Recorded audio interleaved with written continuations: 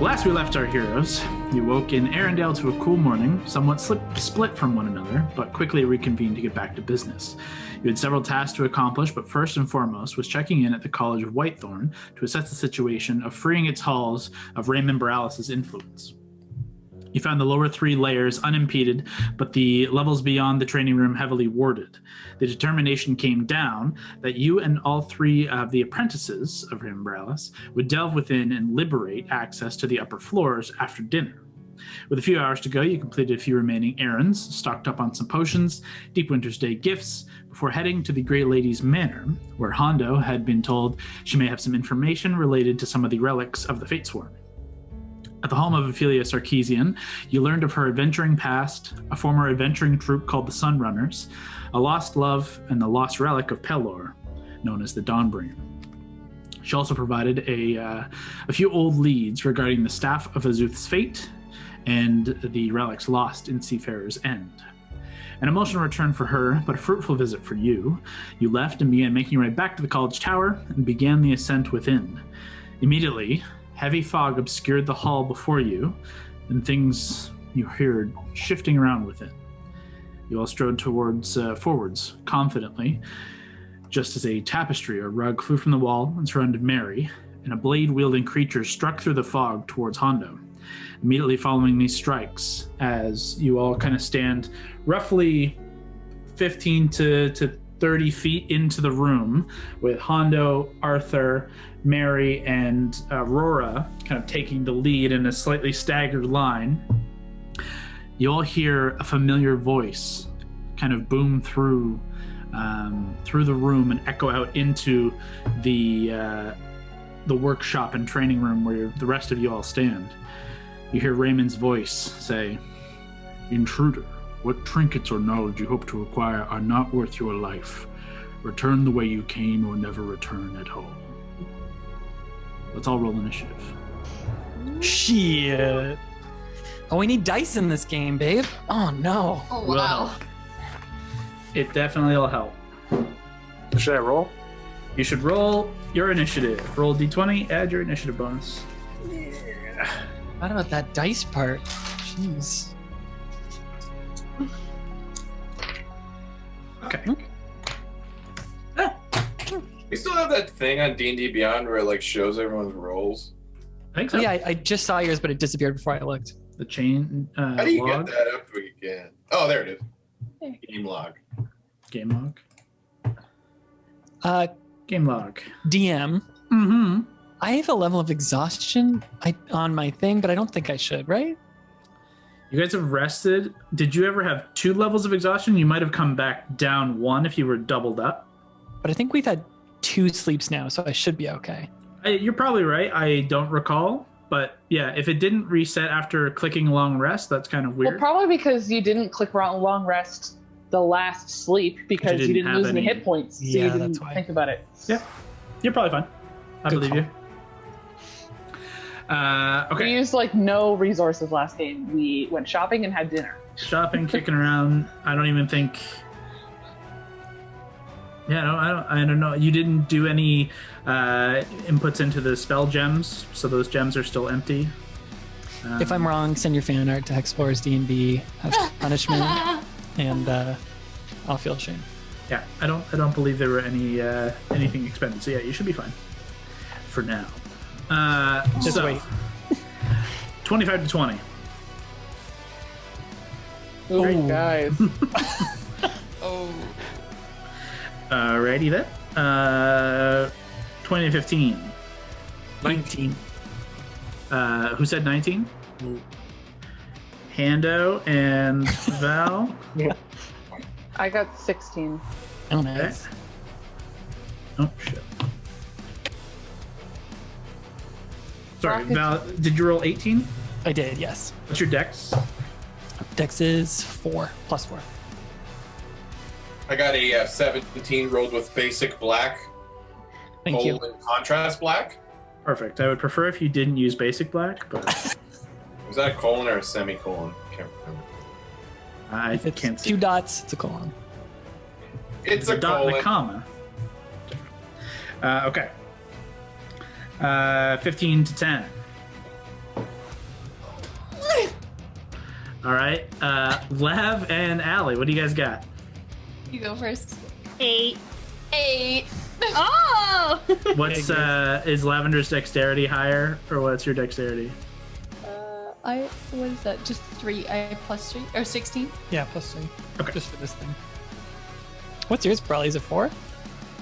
What is mine? I think your dex is only I think it's or just a 1, 2. yeah. Oh, wow. Yeah. Probably went strength and constitution over that That's it. dexterity. Oh, God. You're such an idiot. I hate you. Write your own guys and your own initiative. Yeah, I always fucking do that. This feels so weird. I've been editing with the D&D battle music on so much, and it feels weird to not have it right now. Blasted into my headphones. Mary, what'd you roll? 16. Okay. Yeah, sorry. I wrote my monsters, my enemies, but not my 3 wizards that are with you. Into Oh, it. they didn't say against us. Jesus. They did not roll great. But then again, I mean, neither did most of we, you. so. I mean, we only have to decide on one of them, so it's fine. Good point. So, current battle map looks as such. Reminder that the halls, the room before you, is obscured with heavy fog. Yes. While within the fog, or trying to perceive, you cannot perceive anything within this fog. It is completely opaque. When you are within, you are considered blinded, as in the condition blinded, where your attacks have disadvantage. All, like I say, perception and visual cues are non-existent. You can't, not even at disadvantage. Just you've automatic fail, and attacks against you have advantage provided the opponent can see you through whatever means they have. So, as we kick things off here, not everyone has entered the room fully yet. So you can see at the forefront here, Hondo, you're kicking around at the very front with this large kind of armored creature. As you can kind of vaguely see, there's what looks like a suit of armor, like an armored knight, but you can see this kind of faint red glow from within the chinks in the armor and coming out through the helmet where there should be a face. There's just this dull kind of red glow as it kind of brings the sword down, as you manage to dodge out of it previously. You are faced with that. Also keeping in mind, if you are not basically within 5 feet of any of these creatures, you do not see them unless something has dispersed the fog or dispelled the fog or got rid of that visual cue.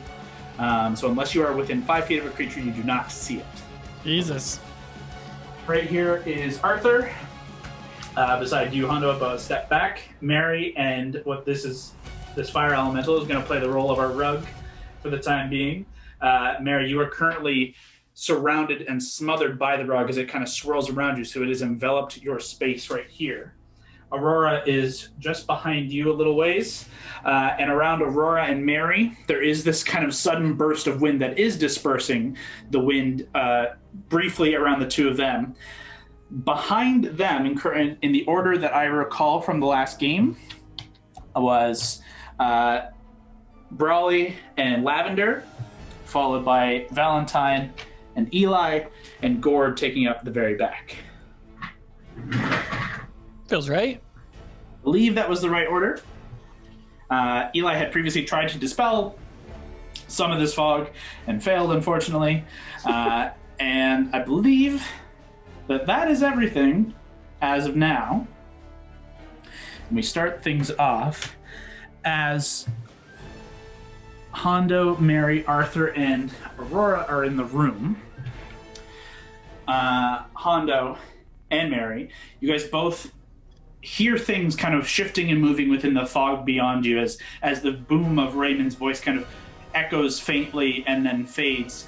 You can hear a kind of slight fervor of activity begin to pick up, some tinkling of glass, some shifting of wood, a heavy creak and slam, some shifting of metal, like armor pieces or kind of shifting pieces of metal beside one another, all kind of off in the distance of the fog.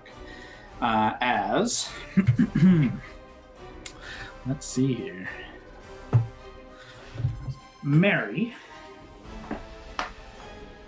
So you're in the thing, so not Mary. You're surrounded by that. So Hondo, Arthur, and Aurora are all attacked by Hondo. You watch as this armored figure is right before you. From your right, you just see a book swoop by and come to careen into your head out of left field, out of the fog.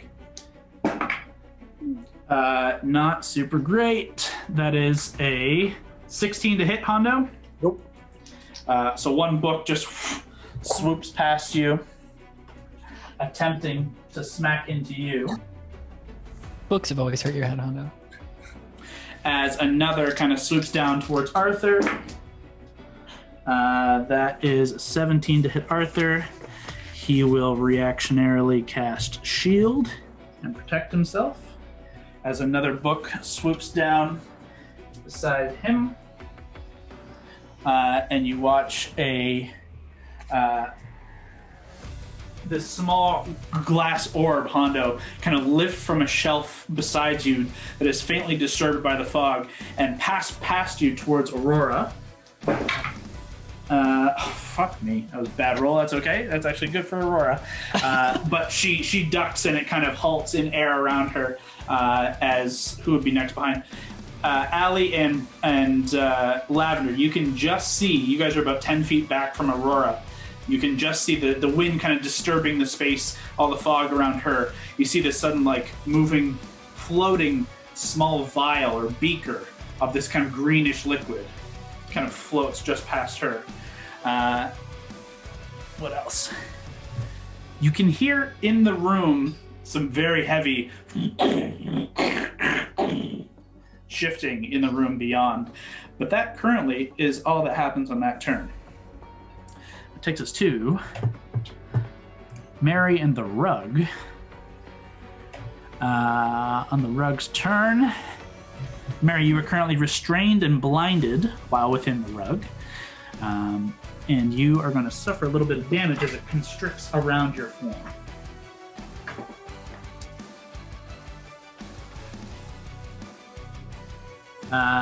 Mary, you take 13 points of bludgeoning damage as this rug just starts to squeeze the life from within you. That is way more than I thought this rug would be able to do. It's a powerful Nice rug. It's a nice rug. And it's just gonna stay there. I suppose it could move with you at 5 feet. So it begins to kind of drag you slowly further away and into the fog. That ends its turn. Hondo, that takes us to you, as you can faintly see this red glowing armored figure to your left. And now there's a book kind of slightly in the fog beside you. You can just barely make it out. And Arthur, you can see, is now kind of glowing with this faint bluish arcane shield just about 5 feet to your back right. What are you doing? I'm going to cast Gust of Wind. Okay. H to the rescue. Yeah. Maybe some bulb bearings? Smart. Which direction are you casting the Gust of Wind?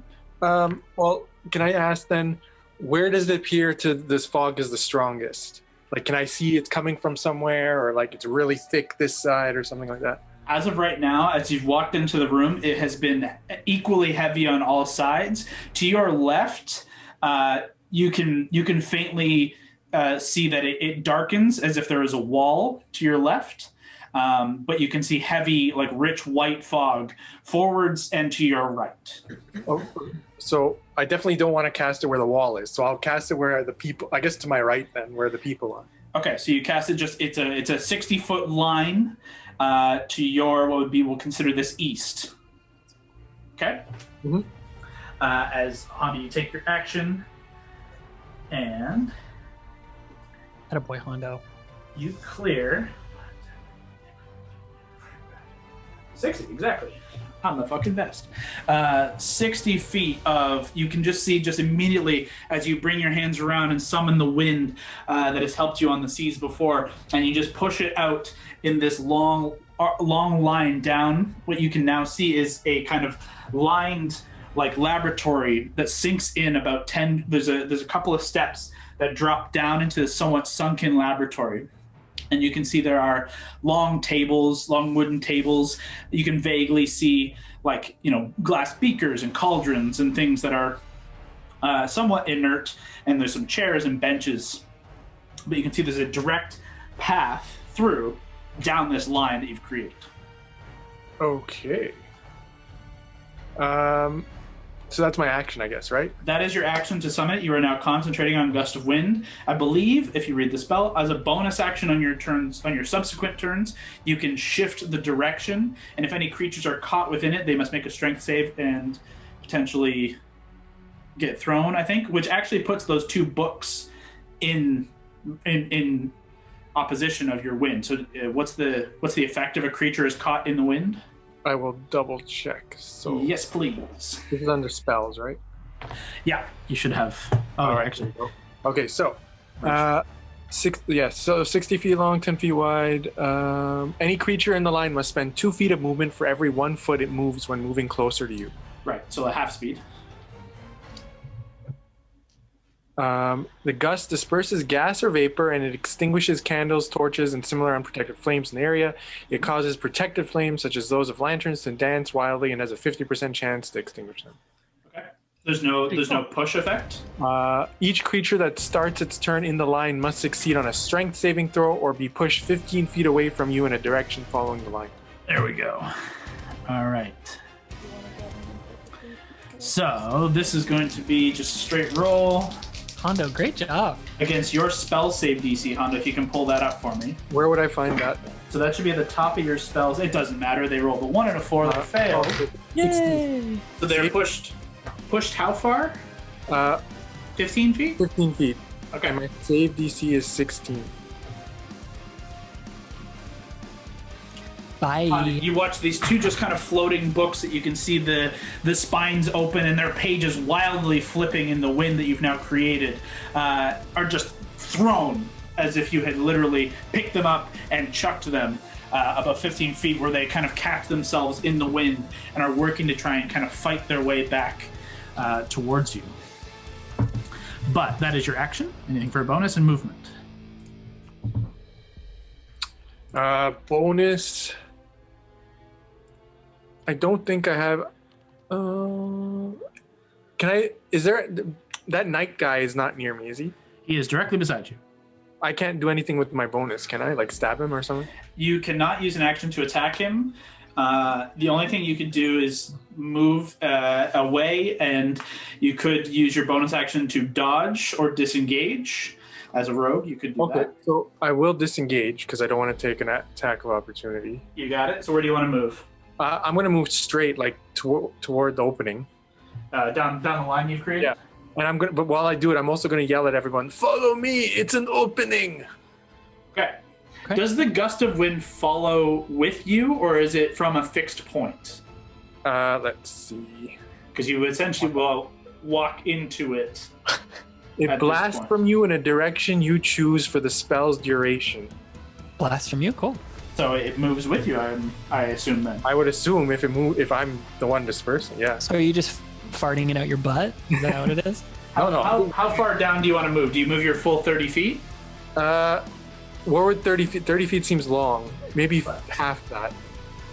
30 would be right there. Oh yeah, that's okay. That's okay, right there. Yeah.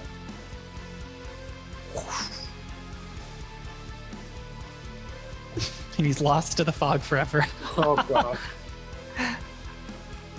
But I can change the direction next turn, right? That's right. As a bonus action, I believe, on your turn, you can change it, but you do also see that it just kind of creates a further line down the path. Cool. Man, we really need these guys to dispel this shit. My boy Eli fucked up. He tried. You rolled Failed. a natural 1. Yeah, Poor guy. I think was it a 1 or was it? I rolled It was very badly. it was natural 1. I don't know if you said it on stream, but you told me after. Come on, Eli. We've all been Okay. there. Poor dude. That is Honda's action, bonus action, and that's it. So it takes us to Valentine. Bonus action. inspire Mary.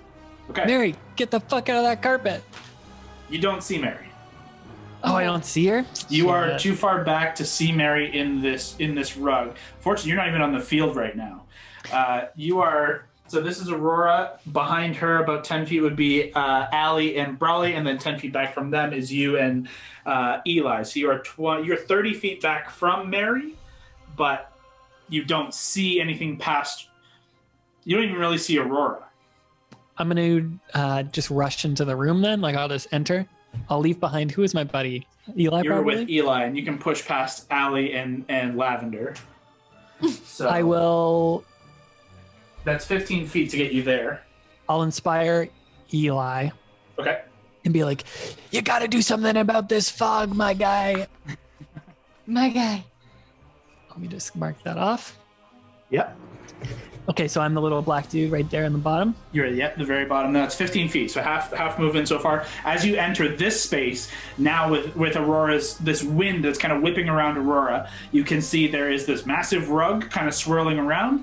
You can see Aurora is kind of she's kind of swirling her hands in motion with this whirlwind that's kind of surrounding her. And directly in front of her, you can see this floating like beaker of greenish liquid.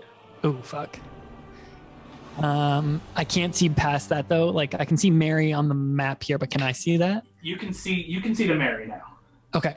You cannot. Actually, You don't necessarily know I'm in there. Sorry, I though. see a It just kinda carpet looks trying like to a rug. strangle someone. You see a carpet surrounding what looks like a humanoid form, but you can't make out that it's Mary. But you did hear Hondo yell. You haven't heard Mary say anything, and you do see Aurora and Arthur. You do not see Mary. I'm far enough away from that scary vial to do Eldritch Blast on the carpet. Mm-hmm.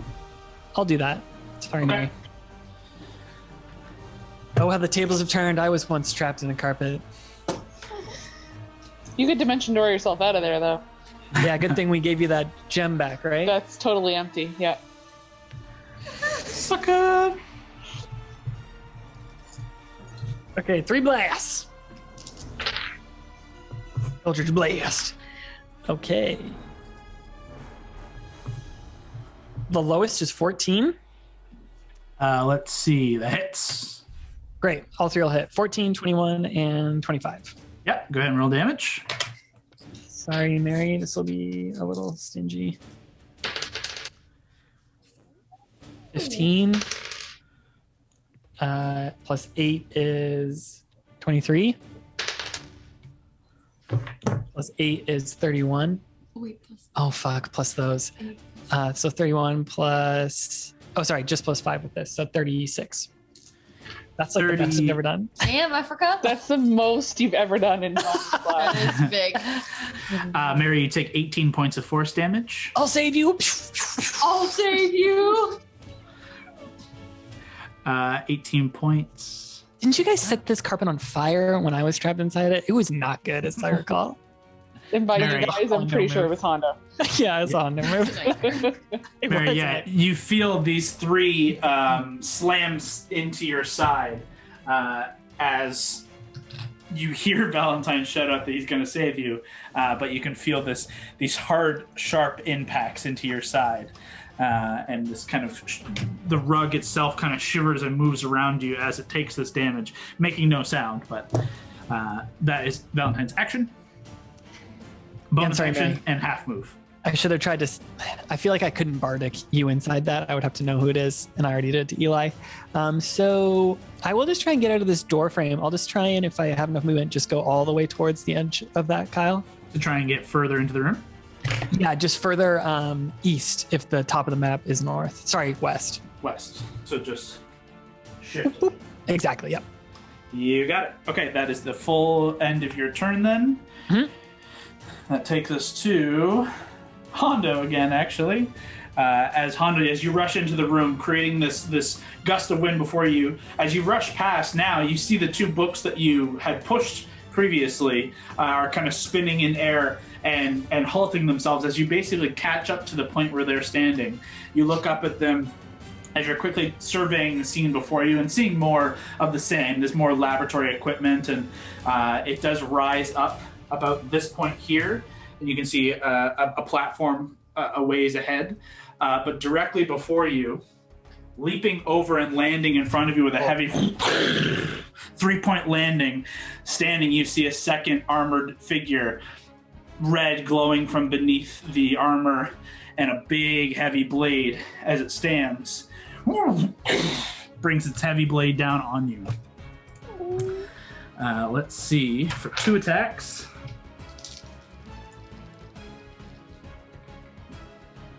Okay, one is only a 10 to hit. Nope. Other is a 24. Yes. So that one does hit for 13 points of slashing damage. As the first, he comes down, he slams, 3-point landing, and just brings his sword, this long sword, up, heavily striking upwards in like an uppercut motion. As you kind of skid back and dodge under it, he kind of stabs forward and stabs through like your thigh and like cuts deep into the front of your thigh as you kind of had it outstretched to hold. That is going to end his turn as he holds his position there, not saying or doing anything, just staring you down heavily. That is him. Takes us to Gord. Gord, you are currently in the very, very back of the line, not on the map. You are about 10, 20... You're about 30 feet from the edge of the room in terms of speed. From the bottom of the map, I mean. Am I in the frame? No. So you would be 30 feet from this point right here just to walk to here. It'll take you your full move to get to this point right here.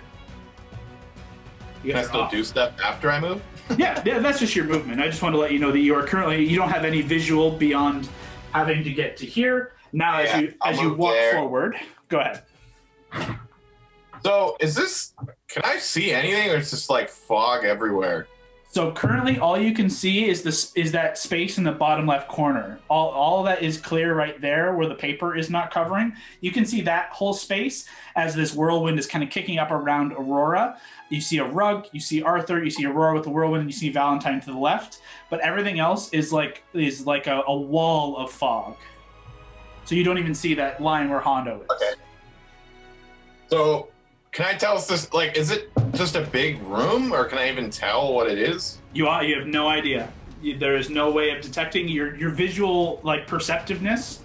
You're typically a very perceptive figure, and it is fully failing under this. You are essentially flying blind here. Okay, from where I'm standing, yep, I'm just gonna shoot it right out of my body. I shall cast Wall of Light. Ooh! What the fuck is this? Okay, that's interesting. I didn't know you had Wall of Light. Okay, read out what that does. Oh my god, it's so long. Oh, we're stalling for Leah to go. A shimmering wall of bright light appears at a point you choose within range. The wall appears in any orientation you choose, horizontally, vertically, or diagonally. It can be free-floating, or it can rest on a solid surface. The wall can be up to 60 feet long, 10 feet high, and 5 feet thick. The wall blocks line of sight, but creatures and objects can pass through it. It emits bright light out to 120 feet and dim light for an additional 120 feet. Okay. Where do you want to position it? Just straight down this line ahead of you from here on? No, I was thinking more like... I don't know, I like that now. I was going to say to the right, but now I kind of like that. Yeah, go straight. Okay. Holy shit, this spell is crazy. So, Creature I don't feel like reading all that other shit. Creature that ends its turn there takes 48 radiant. Until the spell ends, you can use an action to launch a beam of radiance from the wall at one creature you can see within 60 feet. Ranged spell attack, it takes 48. Whether you hit or miss, reduce the length of the wall by 10 feet. Oh, cool. If the wall's length drops to 0 feet, the spell ends.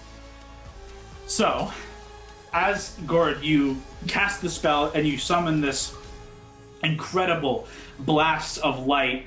It is just like the heavens have opened up and a mini sun is illuminating the room. It is like if you weren't blind before, you're definitely blind now. It has illuminated the fog into this beacon of white. However, it does now cast kind of shadows and shapes within the fog. I would say you are not considered blinded, but you would still have disadvantage on perception-based skill checks while in the area that it's shedding light to. But you can now see it is more or less a rapidly kind of open room. And I would say, yeah, I will illuminate this section.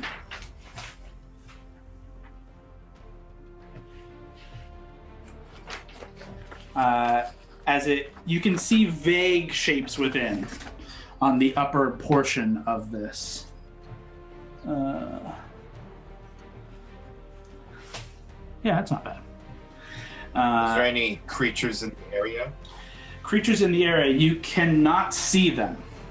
There's this fog is still persisting.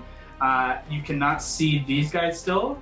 As of right now, you can see there is this creature here. There's like this vial here, and on the left side, you do see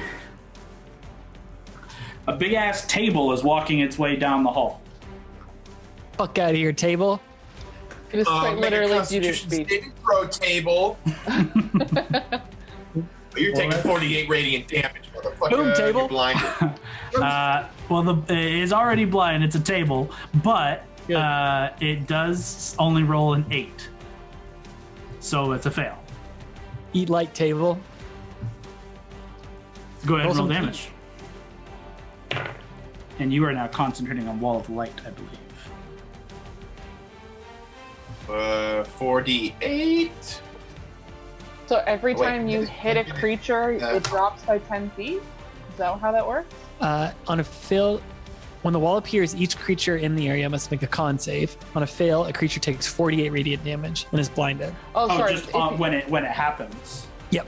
So it doesn't reduce this one at all. This is when it first happens. So yeah, that's And then you can use your action, and then that's when it reduces it. I understand. That's right. Do I roll for damage then? 48? yeah, roll get this damage guy. for sure. This table is in the space and suffers the damage. 19.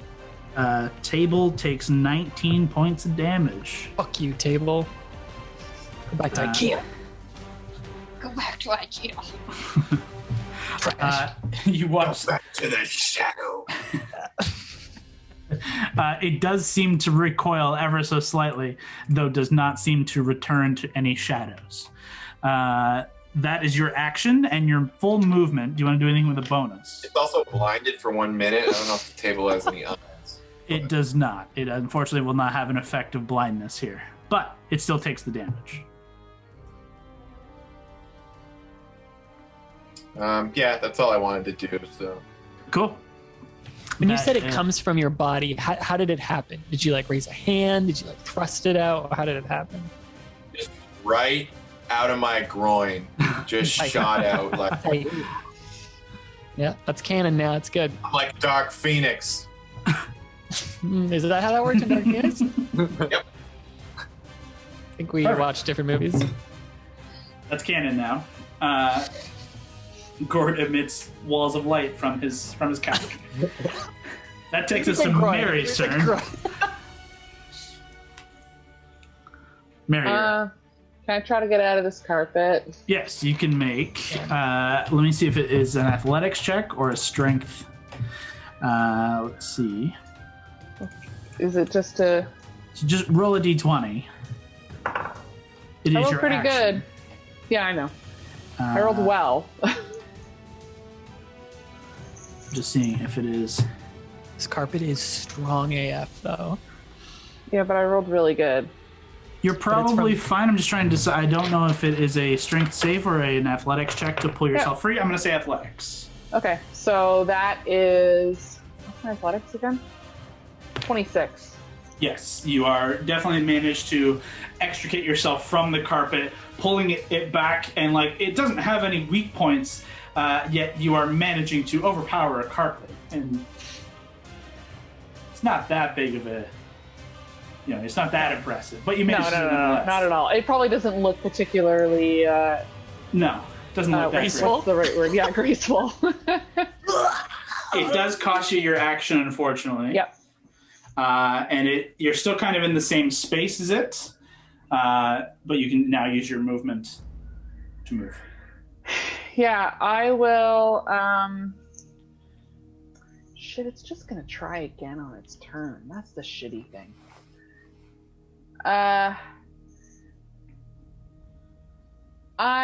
Shit. Yeah, I mean, I'll move out of so I'm not in its space anymore. Where do you want to move? Can you clarify? I would say just you would feel to your right. There is a wall directly to your right. Oh, okay. To your left is open space that you can see with this wind.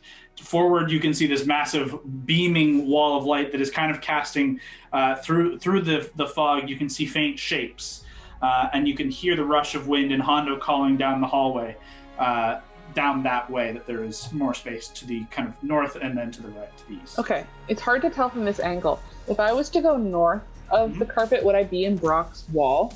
No, Like, it is the space to your left. So you would be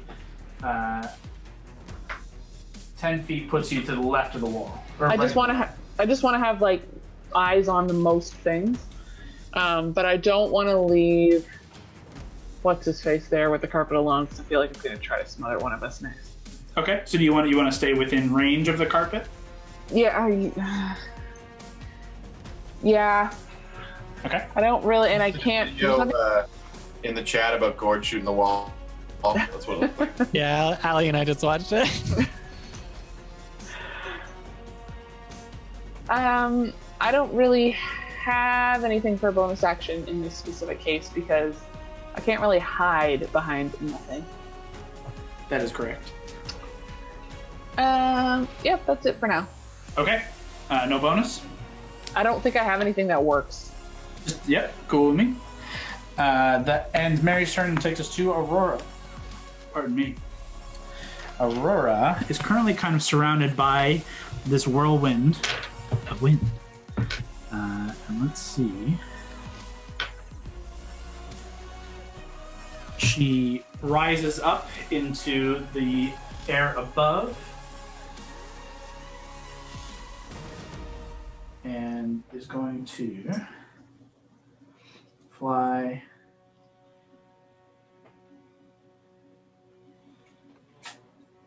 to about there.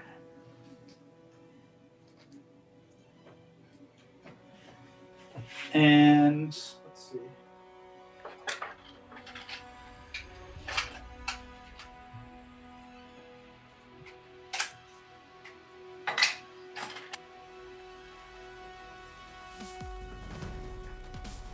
Going to stay pretty high up in the air, about there. And you see Hondo, let's see, 15-foot cube.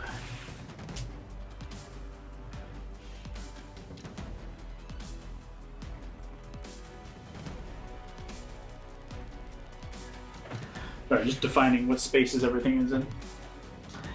Yeah, she's gonna get everyone, those two but Hondo. Okay, that's fine. So, Hondo, you watch as, you don't actually see, but Mary, you watch as Aurora kind of spins her hands and you see this direction of wind, this kind of whirlwind kick up over by Hondo. And Hondo, you watch as one of the books and the armor in front of you suddenly gets caught in this kind of whirlwind as they both attempt to try and kind of pull themselves out of this. Let's see. Con save. Well, the armor manages to resist. However, the book does not. And the book gets...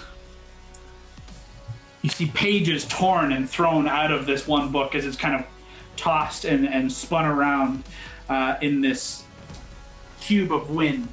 And this one is pushed away into the fog. So the suited guy could withstand the wind, is what you're saying? Yeah, he managed to hunker down heavily enough to not be impacted by the wind, and he manages to hold himself firm in place. That is her action and movement. She does not have anything for a bonus, and that will end her turn and take us to Lavender. Oh my god, Brawly, there's so much stuff going on in there. What the heck? I don't know. Let's get in there quickly. Okay. And then can I see the carpet? That's not off Mary, but You can at disadvantage at this range. Can you You're walk in? technically- Where are Yeah, you? you're still technically off the map by about 10 feet. So to get in 10 feet onto the map would put you beside Gord. okay, I'll get in there, and then I'll be like, I think I'm gonna use a firebolt, Brawly, and then I shoot a firebolt at the carpet. Okay, make an attack roll. Come on, baby. Come on, baby. Great. Oh, I rolled a 16 Plus. plus 11, so Okay, you don't have to worry 27. about adding shit to a 16 to it. It's a carpet. It's this a carpet? carpet. And then I also got 3, 10. Is that just straight? Yeah, just straight up that one. Okay, so 11, 13? It is 13 fire points of fire? damage. What if Wait, it'll oh, burn? 14, sorry. 14 points of fire damage. You fire forth this ray of fire from you, and now with Gord's light, you can see, though the fog is still heavily impacting you. The light that Gord has created has cast such like heavy shadows on everything that you can make out a pretty clear identifier that this is not one of your friends. And you do impact it for 14 points of fire damage, though you don't see it seem to catch fire or do any further impact. I hate those friggin' carpets. I keep falling off those. Oh, hi, Gord. That was interesting magic he did back there. Pretty cool. Does the carpet catch fire? Just the tassels. You see, yeah, maybe some of the fringe, but not enough to actually catch fire. There seems to be where this is not necessarily. An object? It technically is, but it is magically imbued, and obviously is resistant to simple effects as basic fire. How dare you? You're basic, all right. It was pretty basic. Okay. Okay, well, Gord, I'd like to see how you did that later sometime. Do you move any further, or do you stay there? I think I'll just stand beside Gord. I'm pretty interested in what he's up to. You got it. Anything for a bonus action? I will just inspire Brawly to be like, now it's your turn, girlfriend. Okay. Inspiration to Brawly takes us to Brawly. Awesome. So I'll just be like, all right, thanks, Val. Lav. Oh my god. Ew. My brain. What did you say? Did you call for me? I can't see with all this fog. It's making me confused. That being said, what needs a pounding? What is in front of me that I can see? So again, you have to get into the room, and as you make your way 10 feet in, and then it costs you double move to kind of get through. Actually, it's half move to get through your allies there. So 20 feet to this point here. I would say you can see there is this kind of beaker of this greenish liquid kind of floating in the space, and you can see this rug both within 10 feet of you right now, so you can get to them both on this turn. Okay. First I'm gonna rage. Bonus Just in action, case. fly into a rage. And then I'm going to attack the vial. Might as well since it's there. You got it. Go ahead and make an attack roll. I'm terrified of this file. I'm so scared of it. 17 to hit. Definitely hits. Okay. Oh wait, sorry, 17 total? 17 total, yeah. Oh wow, that actually misses.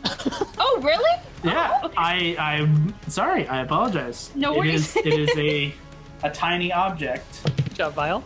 That I couldn't see.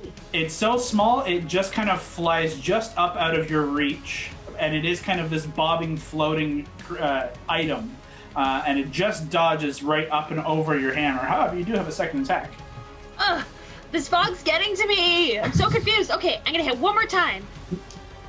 And then I'm gonna attack. 18. That's the AC. Yeah. Perfect. Okay. Fuck this file. All right. Ooh. Let's do some maths. 26 damage. Yeah, with this first strike, you kind of swing and it does kind of bob over, and that just accentuates your rage, and you get frustrated. There's a little vial evaded your massive prowess, your hammer. The second definitely strikes, and it shatters and erupts. Unfortunately, as it shatters and erupts, the acid within splashes back towards you, and you suffer 7 points of acid damage, Okay. which is reduced further to 3 for you. That's what I was counting on. And it is easily destroyed. 1 down. That is your action, bonus action, and your full movement, so I believe that is the end of your turn. Yeah.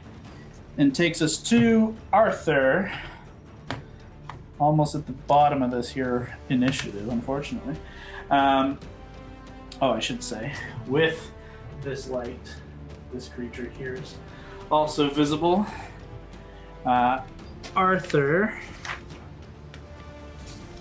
the initial armored figure. Arthur, what are you doing, huh? Let's see.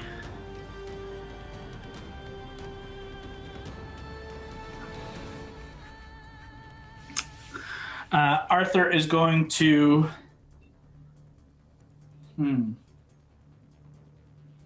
Yeah, Arthur's going to step forward into the room, looking at the...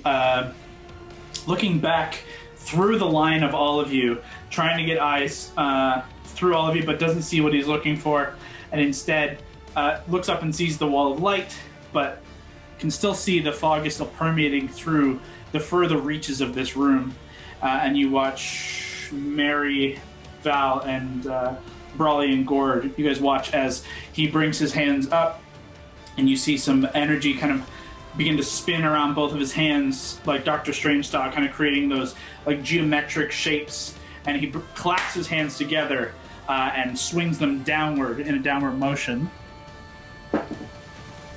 That's better. And you watch as a rapid blast of energy kind of sweeps through the room, and the fog is dissipated entirely. As it is, trying to get rid of that glare. Get out of here, glare. Keep that glare. Adds to it. As it is, Looks like fog. Yeah, it's good. I should have just used that. Our budget keeps getting higher and higher on this stuff. Why are you hitting a vape right now? And Trying to move this back ever so slightly so you guys can see yourselves. The room is suddenly illuminated before you. Allie, Lav, Gord, and Valentine, you can see there is a wall directly to your right, and it kind of leads down this room over here, where you just see kind of, in a quick glance, as the fog is dissipated, you just see what look like small, study, cubes, cubicles, little individual desks. You can see some books. There are some torches on the walls that are unlit, and it just seems kind of like a study room or something to that effect. Hondo, Mary, around you guys down this main hall, you can see this sunken floor, where, as I described earlier, it's kind of just a couple of steps down in this laboratory area. You can see more beakers, you can see cauldrons, you can see places for fires and spell components and potion elements and stuff like that. However, all of you now see, as with Gord's light as well, but with the fog completely dissipated, this room is immensely tall. Above you is a second floor of thick, rich mahogany banisters, behind which you see hundreds of rows of books. And above that is another floor of books, this kind of balcony, wraparound balcony library. And it seems to stretch for 8, 9, 10 stories of books above you. This massive library. Kyle, it's an arch to the right of Lav and Gord, right? It's not like a door, it's like an arch into those study cubes? Absolutely, it's an open arch. There seems to be no door there. Gotcha. That is Arthur's turn, and he is going to move away from this motherfucker and this motherfucker. Actually, do I have Misty Step? I don't have Misty Step. I'm just gonna walk. He's gonna go to there, risking an attack of opportunity from both Fog and Armored Fella. Ooh, okay. Helm 21. Arthur is going to shield but still get hit. Protect himself from that, but still is going to suffer.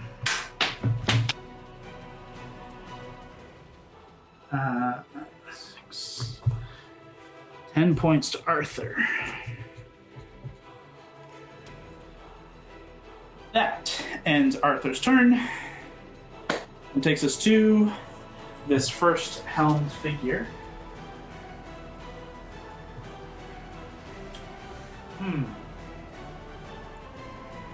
Well, at this point he doesn't see Mary as the wall is blocking that line of sight, but he sees Valentine, he sees Gord, he sees Lav, and he sees Brawley. So I'm going to roll a d4 and see which one he decides to go for.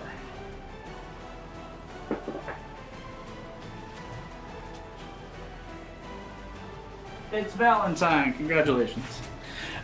This guy rushes forward with this, as I described, this kind of dark plate armor and kind of hooked horns on the helm with this large this massive longsword and shield, and he makes his way forward. This kind of red energy connecting all the places where you should have human tissue beneath.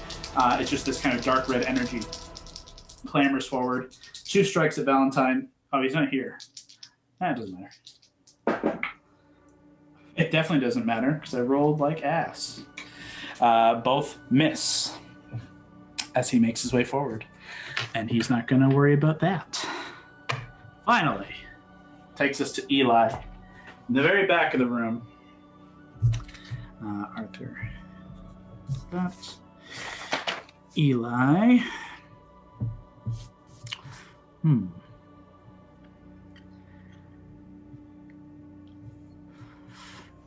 Eli is going to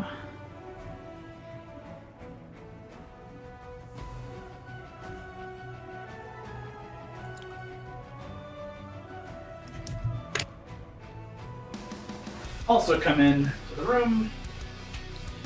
So Eli is flying into the room. 5, 10. 30. Puts himself there.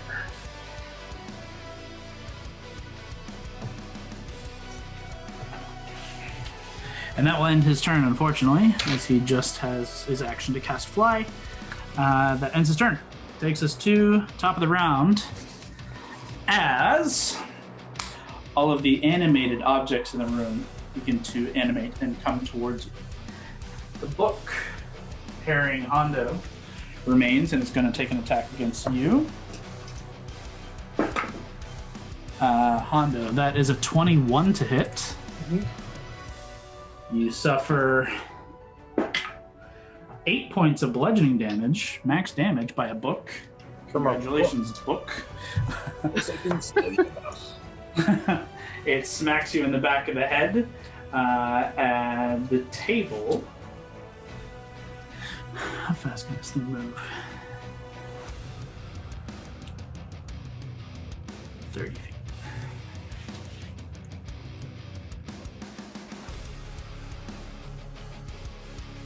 Gonna move forward, can't get anywhere closer, so he's going to hit Mary. The table against you, Mary, that is an 18 to hit. This is... As it just slow and lumbering, you hear this heavy... and you turn back just in time to see just this massive table leg come swinging down towards you, and you easily move out of the way. I do like a very slow and casual sidestep. Yes. Give it a look. You definitely do. As from out of this room towards Brawley, Another 2 books swing out towards Gord and towards Brawley. And 2 vials, one towards Mary and one towards Hondo. You just see things begin to float up off of the tables and just begin to animate and swing forth to attack you. Hondo, actually, you also see another one of these tables begin to rise up on this side. So, a vial of acid against Hondo. That is gonna hit with a 25.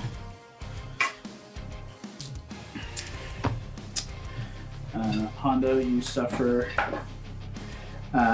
6 points of bludgeoning damage, and some of the acid spills out, dealing an additional 6 points of acid damage. Against Brawley, 17 to hit. Yep, that hits. Does hit. Yeah. Same deal. You suffer 8 points reduced to 4 points of bludgeoning damage, and 4 points of acid reduced to 2. While on the back side of you, this book swings back around and clocks you in the back of the head, or tries to, but it only rolls a 13 to hit, which I believe is a miss. It's a miss, yeah. My AC is 16. And finally, one book swings around and comes towards Gord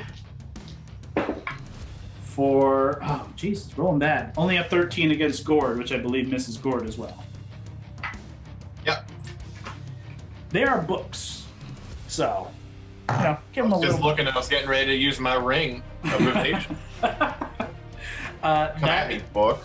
That is going to end their turn and take us to the rug. Jesus, it's still me. I have 8 turns in a row. Okay, the rug. Mary's still there. The rug's going to try and attack Mary. Fuck you, Mary. The rug is going to... I can't move around to get flanking on you, and it's not smart enough to do that, so... Attack. Oh, yeah, all right. Go rug. That is a 24 to hit Mary. God damn it. Mary, you are once more smothered and surrounded by... I've done nothing! This rug, though. Sorry, I'm eating a Tim Tam. Ugh. You're eating a Timbit? No, Tim Tam. They're like these little chocolate-covered cookies. Oh. They're the best. Fling flan. A tuna can. We are welcoming any kind of food and bev sponsor, by the way. Yeah. Please Tim Tam sponsor us. I don't even know who Hey, makes Kurt, them. where you at? Sponsor us? Oh god, no. No one wants that.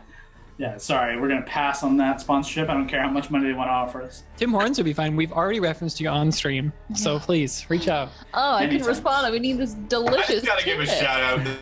The new egg sandwiches, you guys killing it. Hey, what the fuck? That reference is gonna age really well Gonna be triggering for some people. when it finally comes out. And Like 6 months. yeah, Okay, that ends my 12 turns in a row and takes us to Hondo again. Come on, Hondo. So, reminder, Hondo, you have a big armored villa right in front of you. There's a book and a vial harrying you on all sides. You are currently basically surrounded, though still concentrating on your gust of wind. did those guys make saves at the beginning of their turn? Those guys didn't have to from where they were. The helmed, the armor guy did when Hondo initially did it, I believe.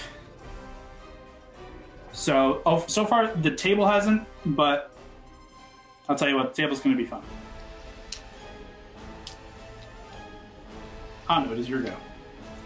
Okay, I'm thinking. So I see the table. Mhm. Where are the other objects? So the book is directly behind you right here. It's very small, I know. Yeah. And then on this side, there is this kind of beaker vial of acid kind of swinging around. And then obviously directly in front of you is the big armored fella. So I'm thinking I'm going to create a wall of water. So dropping the gust of wind. Yes, Okay. because I assume I don't need it. Okay. Yeah, sure. Wait. Wait, before I do that, Mhm. can I do something with the gust of wind before dropping it, or would that count as the action? You have to read the spell.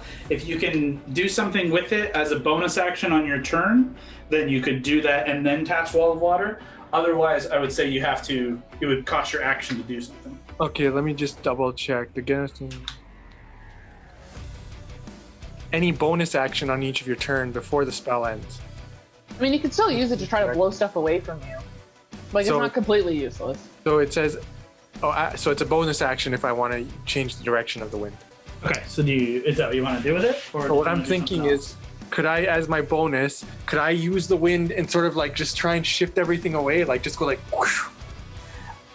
You could definitely try that with the smaller things to your, like, on the other side of you, and basically turn the wind back around towards the west, and it would have that effect. Okay.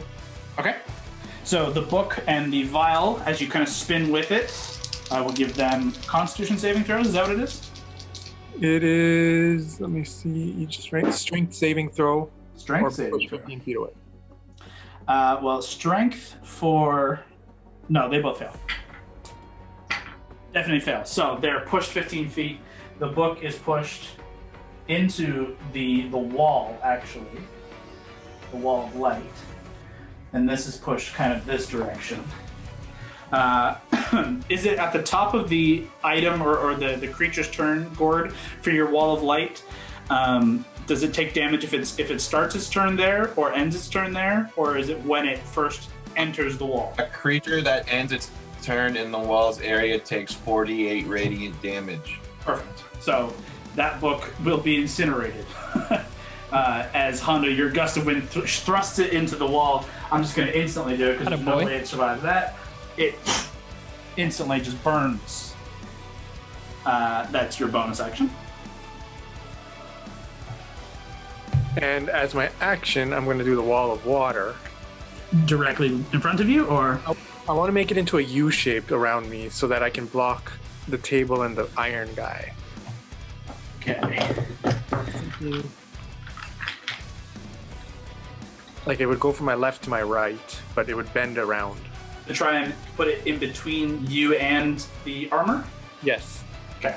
So, like that. Now this is a big wall. Yeah, something like that. Good. So keeping in mind, it will extend, catching this vial in it, and also this vial. That's a cool wall. It's technically a wall of ice, but we're going to use it for water for the time being. And I'll let you go there with it instead of drowning Mary, because I'm being nice. But both those vials are caught within the wall, and I'd say the armored guy directly before you, he was kind of in the space with you, so he's half kind of the front section of him. He's a relatively large creature. He takes up 10 squares, 10 feet on 10 by 10 feet, I should say. So he is half in this wall and half out of it, and he doesn't seem to be impeded directly by it thus far. But you have at least put a barrier between you and these other figures. Is that the end of your turn, or do you want to move? I will move. Well, I'm right now really up against the wall, right? You are directly on the opposite side of him right here. Can I move back maybe 1 square? Yeah. Yeah. As you do, the armor guy does try and take an attack of opportunity, but at disadvantage through the wall.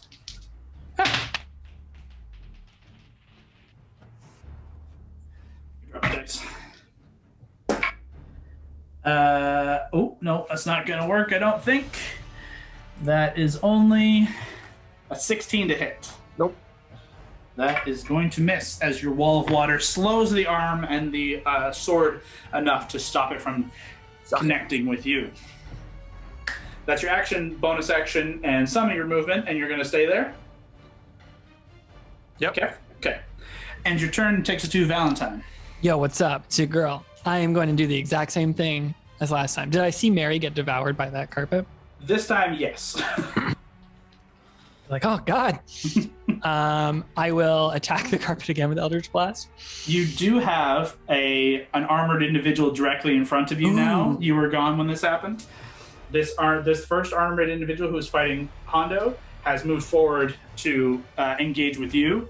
It missed both its attacks against you, but it is currently in combat with you. You would have disadvantage to shoot out of this space. No worries. I'll take out Aetherius and I'll attack this guy. You got it. Go ahead. Aetherius, be true. Where's my dice? Oh. It's pretty good. 26 to hit. Damn. Yeah, definitely. That'll do. He's literally right in front of you. I should have said I was going to do the booming blade, but I didn't. So this is just 10. 10 points of... Is it any different kind of damage? It's just slashing, right? Aetherius is There's no just special slashing damage. Okay. 10 points of damage. You got it. You managed to... You see, again, as this figure is before you, you can see there's like arcane energy connecting the pieces of the plate together. And it's kind of weird to try and find a good point to attack. What is going to hurt this individual? And you manage to bring Aetherius' thin blade beneath some of its armor plates and pierce into this kind of reddish energy as if it was flesh. And it does seem to recoil, not so much in pain, but like there's no expulsion of pain, but there is a recoil. So it seems to have done some damage. And then if I can see past it to Mary, little guest star appearance by Lily, I will inspire her. You cannot see Mary as she is completely smothered and surrounded by this carpet. Isn't it just a But she can hear you. Yes. Yeah. She I can will still just hear you. quickly double check. I believe that is Yeah. correct. That can hear you gains an inspiration. So yeah, Mary, you are not deaf. You are blind and restrained, but not deaf. So you can hear Valentine. Mary, get out of there! And are you going to stay? Trying. Are you going to stay where you are, Val? Me. Do I have room to? Where is Brawley? Like, how could I make it easier for her to get advantage? She's Probably. there. Unfortunately, this creature is so large it takes up this whole space. So it would take you. There's no way to give her advantage on any of this. Unfortunately, you could move through that space at half move. But you're not going to get very far, unfortunately. You guys have kind of clumped in this tiny corner. There's a lot of enemies really quickly clumped in this area. Could she get on the other side of this thing if I stay here? Yes. Perfect. Then I'll just wait. Yeah, I'll just wait. Okay. That is Valentine. That takes us to the armored individual in front of Hondo. Armored in front of Hondo is just going to walk through, burning the movement it takes to push into the space in front of Hondo, and he just watches the water pours over its armor and kind of douses some of the light of its internal combustion of like this red flaming interior. But as it kind of moves through the wall, bringing its blade up, you see it kind of unimpeded by the water. Do I get attack of opportunity? Unfortunately, no, as he moves into your space. No sentinel? No, that would be if he attacked somebody else around you, or if he moved out of your space. Unfortunately, not walking into your space. And he will take 2 attacks against you. I didn't roll great, so that's a 10, but the other one is a 23, so 1 hit. Dealing, ooh, not bad, 12 points of slashing damage to you. Well, that ends his turn there. Takes us back to Gord.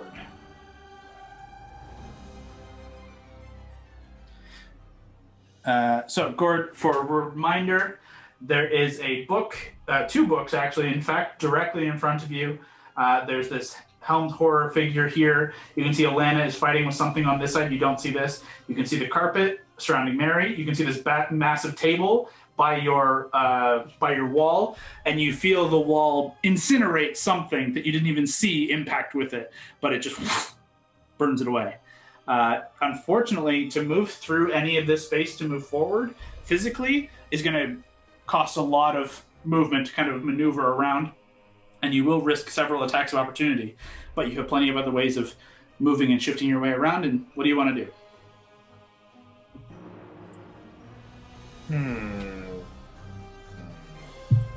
Is there any enemies near the wall? Several. This table, this carpet, both of those are within 5 feet. Because it says as an action, I can launch a beam of radiance from the wall at one creature within 60 feet. Every creature is within 60 feet. So, like, you've got... Okay, whoever's closest, I'll just attack them. Well, you've got your choice. There's the big armored guy, there's a table, there's the carpet, and 2 books are your obvious targets. Go for the big armored guy. You got it. Okay, so is it an attack roll that you make? Like a spell attack roll? Oh, As until I spell have it ends, here. you action to launch. Make a ranged spell attack on a hit. Target takes 48 radiant damage. There you go. Roll a d20 and then add your spell attack modifier at the top of your spells page.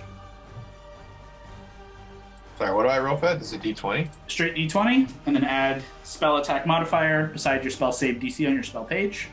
Well, fuck. Ooh, what was it? Can I use luck? Yeah, absolutely.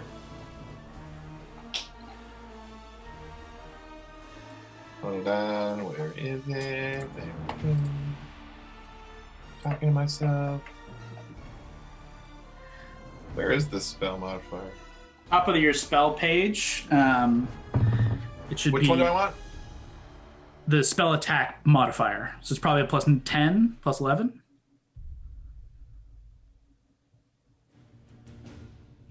Plus 300. Should be next to... So? I don't want to say it wrong. Hang I'll on. bring up your sheet. I can pull it up too. Light glasses. I need blue light glasses. So if you go on your character sheet and then you look at your spell page, at the top, underneath like the action spells. Oh, equipment, 11. Yeah. I got it. So I rolled an 11. Oh, so 22. That hits, and remember to mark off that point of luck. Mark off point of luck, and then roll 4d8 radiant damage against this fella.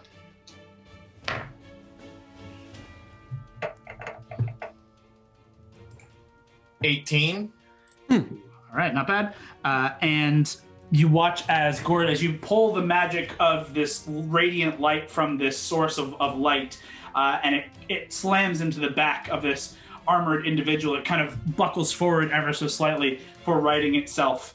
You watch as some of the light in the room kind of fades ever so slightly as the wall is slightly reduced on the far end that you cannot see on camera, but I pulled one of my things away. But it takes 18 points. And that is your action. Anything for a bonus or movement?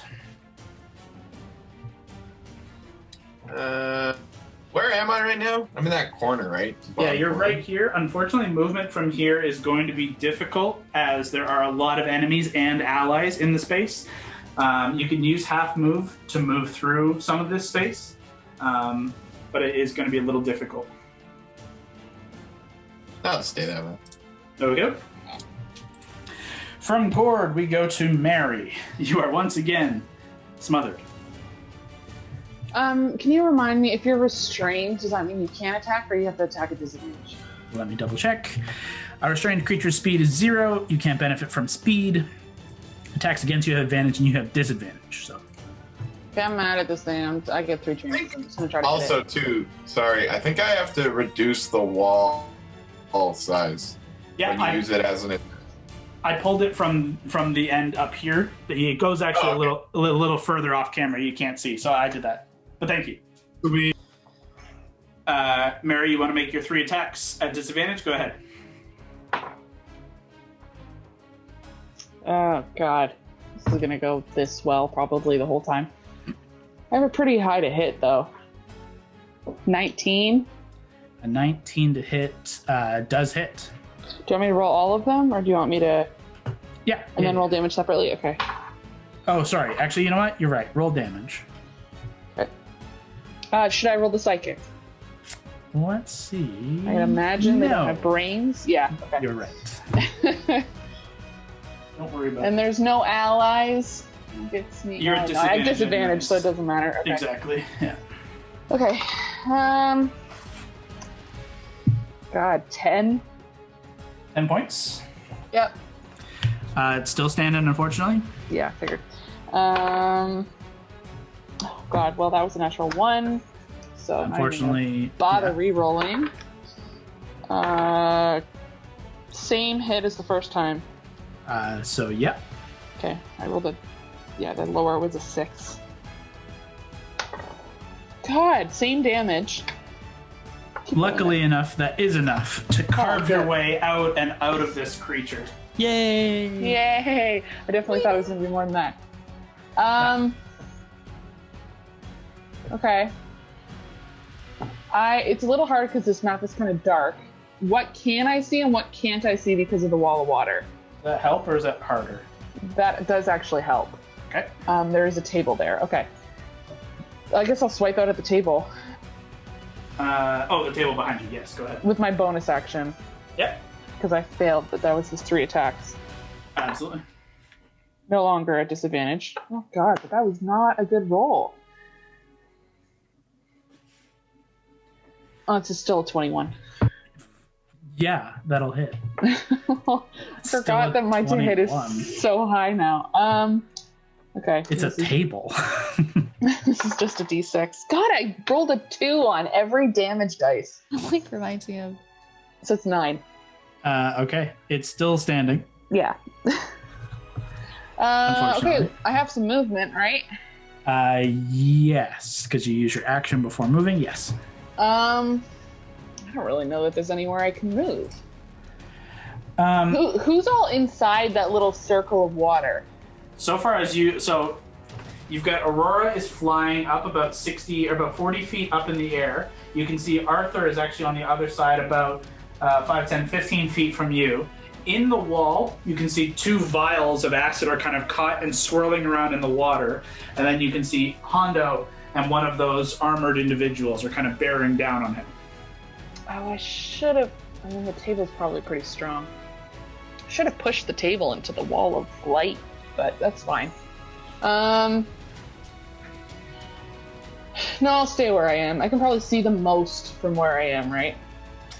Yeah. I mean, with the fog gone, you guys can see pretty well throughout. Right, but there's like a and wall there, right? This massive wall of light is also helping. Yeah. But I mean, like, there's a wall to my right, so, like, if I moved Yes. towards Alana, I would lose sight of all that. Okay, yeah. So I'll just stay where I am. You got it. All right. At the end of your turn, it is now Aurora's turn. Aurora is still surrounded by this whirlwind of wind. But she can see this armor is bearing down on Hondo. And Aurora is going to try and help Hondo out here. Let's see.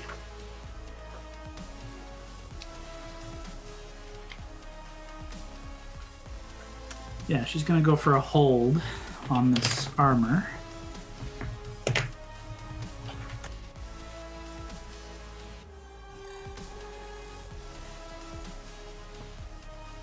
So, hold monster.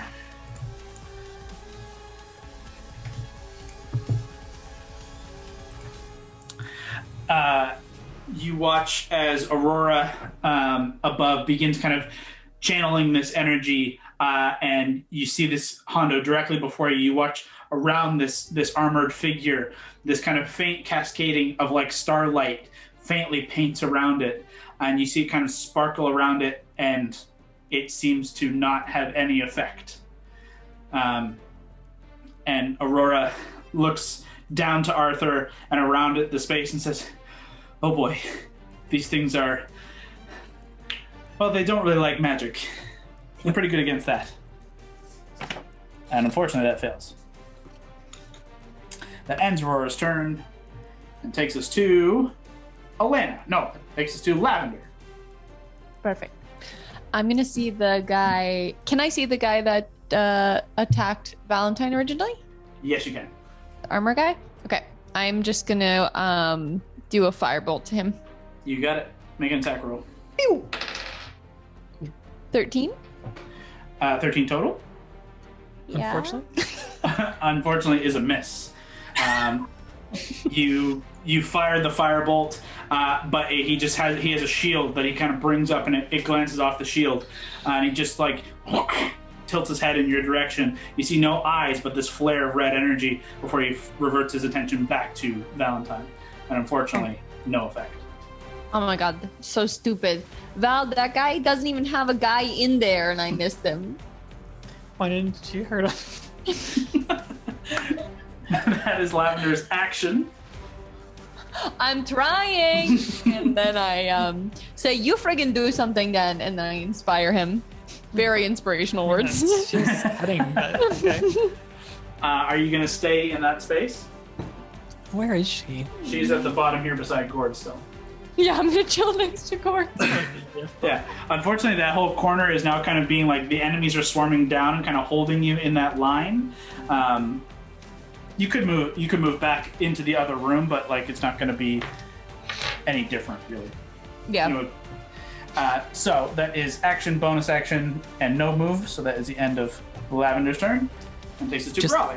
Just the hall beyond, pure light, fucking water wall, just like a carpet that Mary just got out of. It's fucked. What's crazy is like, look at the size of the map, and then look at the used space on the map. I know.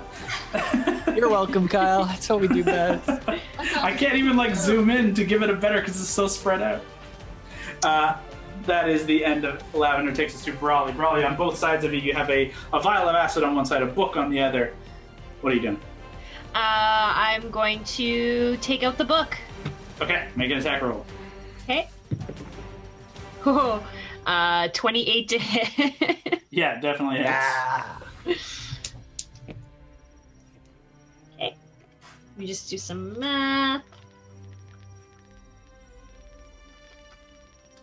18 damage. Okay, you swing your hammer back at this book, and you like uppercut it, and the binding just splits in half, and it just paper is flying up into the air in a spray as it is destroyed. Okay, and now I'm going to go for the vial. You turn your attention back towards the vial. Go ahead. 21 to hit. Definitely hits. Okay.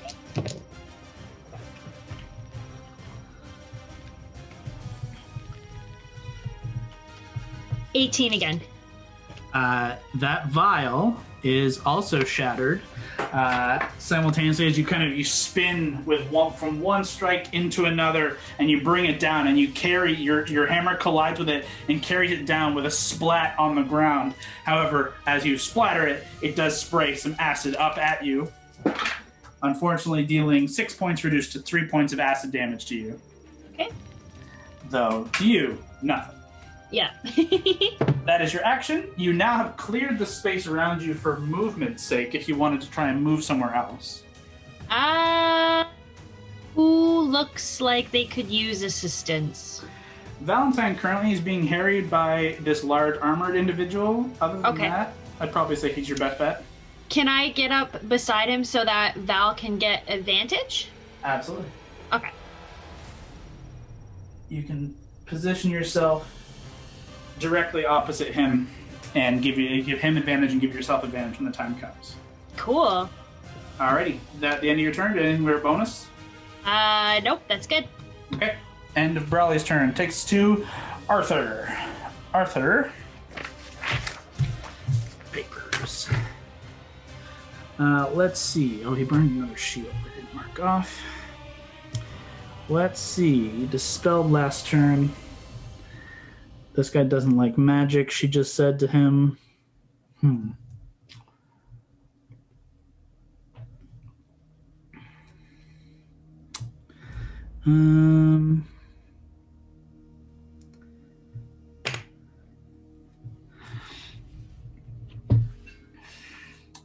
Arthur looks up to Aurora as she said he didn't like magic, and he kind of looks up and says, well, let's test that theory.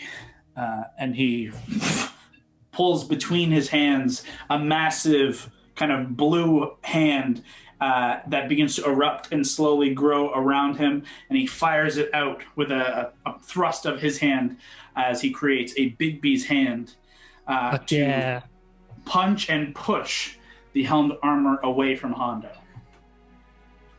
I'm going to use the elemental again, because fuck it.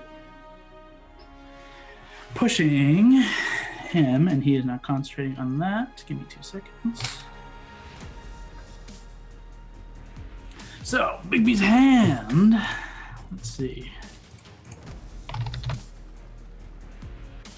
Bigby's hand, I'm going to do... Not interposing hand.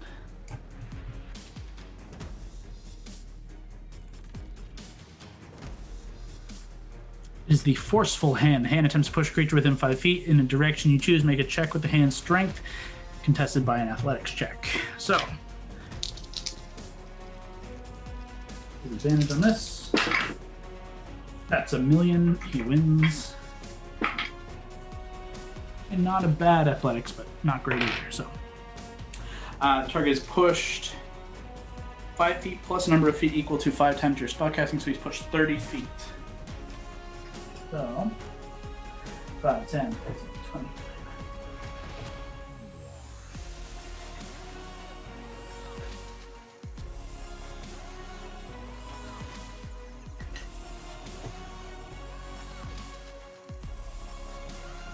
Cool.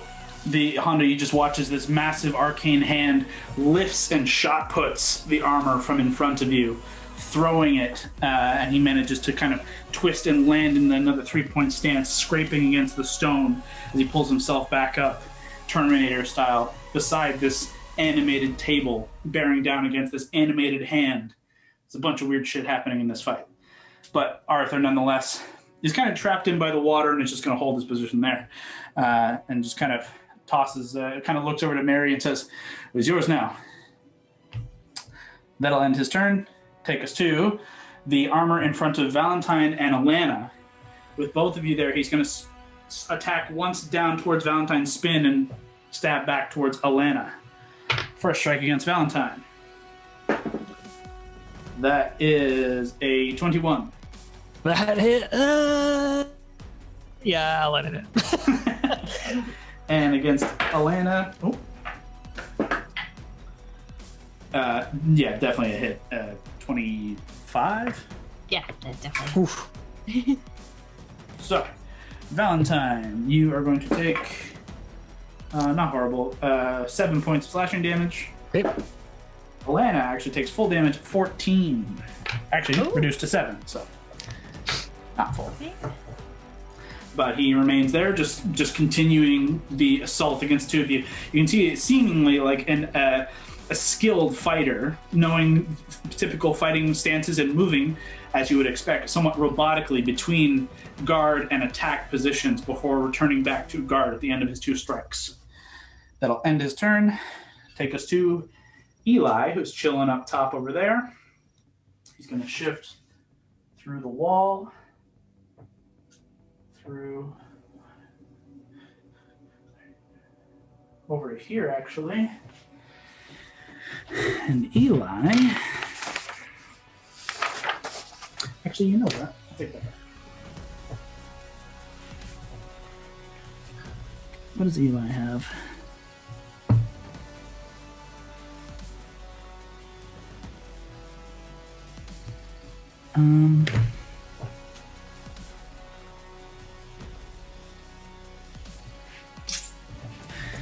Eli doesn't have a whole lot of ranged stuff.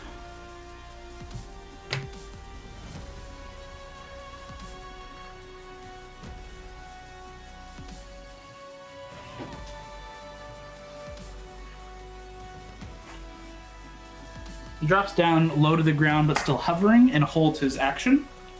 And we'll see what happens if that comes up. That ends his turn, takes us back to our animated objects. The book attacking Gord is going to attack Gord. Okay.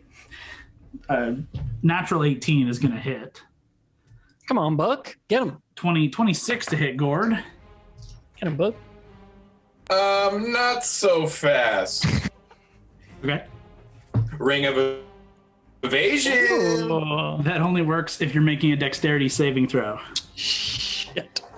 Yeah, you're right. As I said it before I read it. if it makes you feel better, you only take 6 points of damage as the book just kind of smacks you on the top of your head. That's it. And it just kind of continues hovering in the space. The 2 vials that are surrounded in water here, one swings out. I'm going to roll a d4 actually to see who they go to attack. 1, 2, 3, 4. Mary. 1, 2, 3, 4. Mary. Oh, you're having a bad day, Mary. Everything wants to hit me. Yeah. Both of these vials swing out of the wall of water, and from 2 different sides, you're kind of beginning to defend, expecting one thing, but they both move relatively quickly, even through the wall. Okay, well, one's a natural 20. Oh my god. The other is only a 10. Yeah, the 10's not gonna hit. The 10 doesn't hit. However, the first one, not horrible. You take 10 points of bludgeoning damage and 8 points of acid damage as it That puts me you. exactly 100 hit points. Yeah, you're all right. It smacks into you, and it kind of cracks its own glass, and it spills acid down over and kind of gets under your armor, under like your neck, and like kind of burns and begins to bleed its way down your back, under your armor. You just can't get at it, and it just burns and stings. But you will be fine. I hate this fucking tower. I mean, I'm down 49 hit points from this fight. I've taken a good amount of damage. Oh, remember, Valentine fucking- did 18 of those. Yeah. Some of that was Inanimate from me. objects. And also Valentine, yes. You're welcome. The table moves towards... These tables are just so funny, just picturing a table moving down the hall like that. Just like, Yeah. dun, dun, dun, dun, dun. Big claw as it moves towards Eli uses his reaction to use his held action to shocking grasp. Christ almighty. Actually he still hits. That's okay. Table's big. He still hits.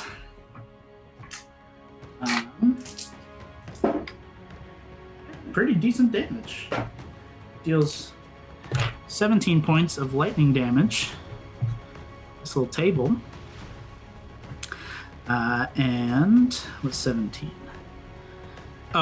Gort, can you give me a Constitution saving throw, DC 10? Come on, Gordo. Ooh, that's a 5. Ooh, okay. Did you roll like with your con save modifier, or does that just I be just D20? clicked the saving throws con button. Okay, unfortunately, as that book claps you in the head, you lose concentration on your wall of light. Unfortunately, it just rings your bell enough, and it just kind of pisses you off enough, you forget that you are concentrating on this wall. And suddenly the room is darkened. Not pitch black, but definitely not as luminous as it was a moment ago. That ends. It's from before that I just remembered. That was Eli's reaction. It is now the table to attack Eli. Here we go. That does not hit. Eli is fine. As the table very slowly swings down towards him, Eli kind of flies up and around through its leg and dodges the attack. That ends their turn. The rug is dead. Hondo, we're back to you. Come on, H. All right. So now that the iron guy is gone, Mm-hmm. I'm thinking I can leave this wall. Who would be the? Is it? So I can go just 30 feet, right? you can go 30 feet, but you could bonus action dash for a 60 if you needed to. Let's spread this out. Let's spread this game out a bit. Yeah, I'm gonna go as far as I can. To this side? Yeah. Okay. 5, 10, 15, 20, 25, 30, puts you there. If you want to go past him, you'll risk an attack of opportunity. You cool with that? Okay, then I'll attack him with I'll go with Whisper. Okay, you got it. Go ahead. Alrighty. So D20. With your swashbuckler feat, Bigby's hand does not technically count as a creature, so you are 1v1ing this guy. So that'll hit, and you get sneak attack on this. Oh yeah. So that's I get an extra D6 now, I think, since I leveled up. I believe so. Or whatever. Yep. So I get. Let me just double check. Sneak is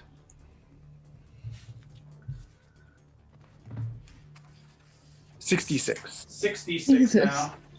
And your 3d4 for Whisper. 2, 3, and 1, 2, 3, 4, 5, 6. That's not great. And it's plus. And I can do that. What is it? That psychic. You want to add your bardic psychic blades? Yeah. So if you add an extra 2d6 to that. Okay. And I add plus 8. No. Plus 8. Yeah. Yeah, okay. plus 8. Yeah. So I can see 27 plus 8 is 35. 5. Yeah. Okay. As you rush forward, this guy is just standing back up after being thrust to the ground, and you are very, very quick, and you manage to jump right in, and with Whisper extended, you stab into this kind of empty space, kind of in between the groin and like the abdomen, and Favorite spot. yeah, there's no audible reaction, but you can see the energy within the leg kind of buckle for a second and then reform, and he begins to stand up. That was a significant blow. I'm gonna bonus with frostbite. No, not with frostbite. With my other one. What's it called? The one you never use? Blink Yeah. or Gamblers? Gambler's blade. Oh, okay. Second time, baby. All right. So I have to roll for that, right? Yes, you do. Okay. So it's that 10 plus Okay. 10. 20 total? Yeah. Just hits. Ooh. And no sneak, or do I get? Not on this. You've used it only once per round, so this is Okay. just the straight attack damage. So 1d8 plus 5. So it's 5. So 10 total. Excellent. So yeah, with your first excellent strike in this kind of abdomen, like lower abdomen into the upper groin, you bring Gambler's Blade for a slash across what would be the throat of this creature, though it seems not to draw any blood. But you do feel it deal some extra damage. That is your action and bonus action and all your movement. So that is the end of your turn. That takes us to Valentine. Hello. I'm going to attack this guy right in front of me. You have advantage. Let's do it. 27? I think that hits. Yeah. Can this be Booming Blade now that it's hit? Sure. Tight. Let me cast that. Booming Blade. Okay. On a hit, the target suffers weapons at normal effects and then becomes sheath and booming energy, blah, blah, blah. So I'm just going to press this button and see what happens. I think I rolled this. So 2 plus 8 is 10, and then 2d10 for Booming Blade. Oh, cool. I just used the D&D Beyond one. So that's 10. Okay. So 20 damage. Perfect. You stab true as its attack. It's just kind of coming back in this guarded stance after striking into Alana behind it. And as you strike, it's not so much a deadly strike as it is to connect. And you watch from the tip of Aetherius, like a tuning fork, this kind of ring of energy kind of surrounds the creature, and it just kind of is ringing off of its armor plates, and it seems to kind of hold this kind of faint hum as it connects. Cool. And then I'll stay there. That's really all for my turn. I'll give Brawley advantage too. Cool. I forgot this other table over here. So the other table is going to attack from the animate round. So it is going to between Allie and Mary. I'm going to roll, see who it goes for. 1, 2, 3, 4. Kill Mary. She's low. Unfortunately, it chooses to go for Alana. spinning around to Elena, giving it advantage with the armor. Does it leave my range? Unfortunately, it is big enough that no. No. Good call. It is to hit Allie a 20 total. Yeah. Dealing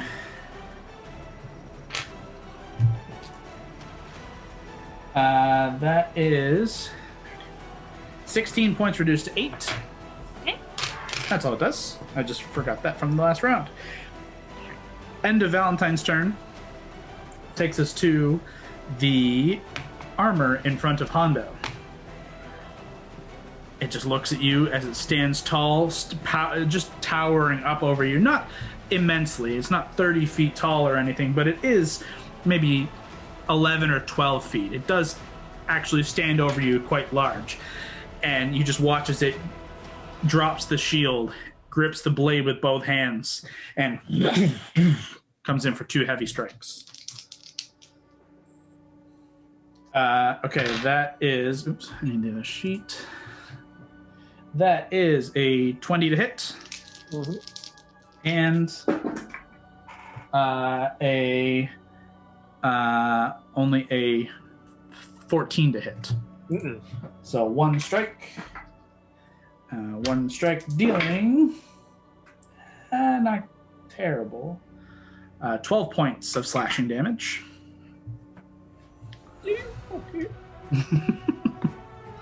Honda's starting to get a little pained over there. A little dangerous.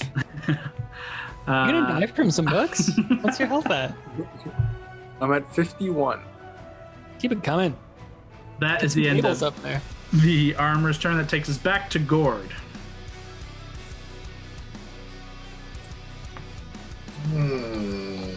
So you still have technically a book directly in front of you, floating in the air in front of you. There's the armor to your left. There's the table a little further to your left. And unfortunately, you currently have no line of sight on anything happening over Hondo's way.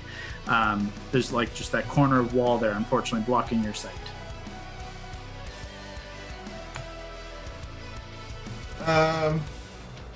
Okay, I'll just shoot some Eldritch Blast at that armored guy in front of me.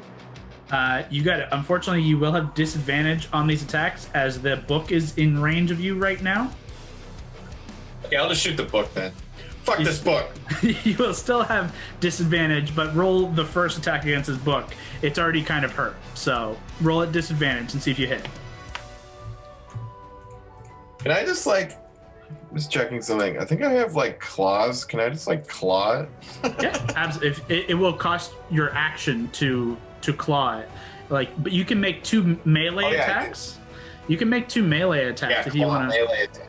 Yeah, if you want to do that. Let's do it. Okay, go ahead. That's not a disadvantage. Straight. I just click the +4 in the hit DC thing. Absolutely. Yep. First one. That's an 8. Unfortunately, that is going to be a miss. As you strike out, it just kind of flies up out of range. Second strike. 17. 17 will hit as you jump up a little higher and claw out. Roll damage. It's barely hanging on. 1 second. Get this book, man. Get it. How did you roll that? How did you roll a 0? I was wondering if I clicked the right button. I guess I did. Was that for your claws? 1d4 -1, and I rolled a 1, so I technically rolled 0. Well, as you jump up, you do connect, and your claws do carve through the pages, but not enough to like carve out of them. You barely, one page pulls out and is hooked on one of your claws as it kind of comes back to rest. I've never seen anyone roll 0 damage on a successful hit before. Yeah, unfortunately, claws use your poor Brock. strength instead of dexterity, which doesn't make a whole lot of sense to me. I would say, if it was up to me, I would make it a dex attack, but I am in charge of everything, so I should have changed that. But I am God. that's a straight D&D rule that is stupid, but whatever. Unfortunately, that is your action, and this book has bested you. Is there anything? Is this the same book that made you lose your con Yeah. save? Yes, it is. Yeah. It's personal. Oh, fuck this book. Anything for a How far bonus? can I Sorry. see like 60 feet ahead of me? Yeah, you can see everything now that the fog is dispelled. 60 feet would Okay. be. I will use. Yeah, you can see all the way to here. Yeah, I'm gonna cast Far Step and go over there where you just You pointed. got it. You teleport, disappearing from the space and this book and reappearing over here. You are now concentrating on Far Step. And that is your action, bonus action. Do you want to move from there, or are you comfortable there? How much can I move? You still have your full 30 feet of movement if you want. Actually, you know what? So as you teleport into this space, you see this is kind of a smaller office, but you can see to your, what would be to the east of you here, there is another room similar to the one at the bottom down here.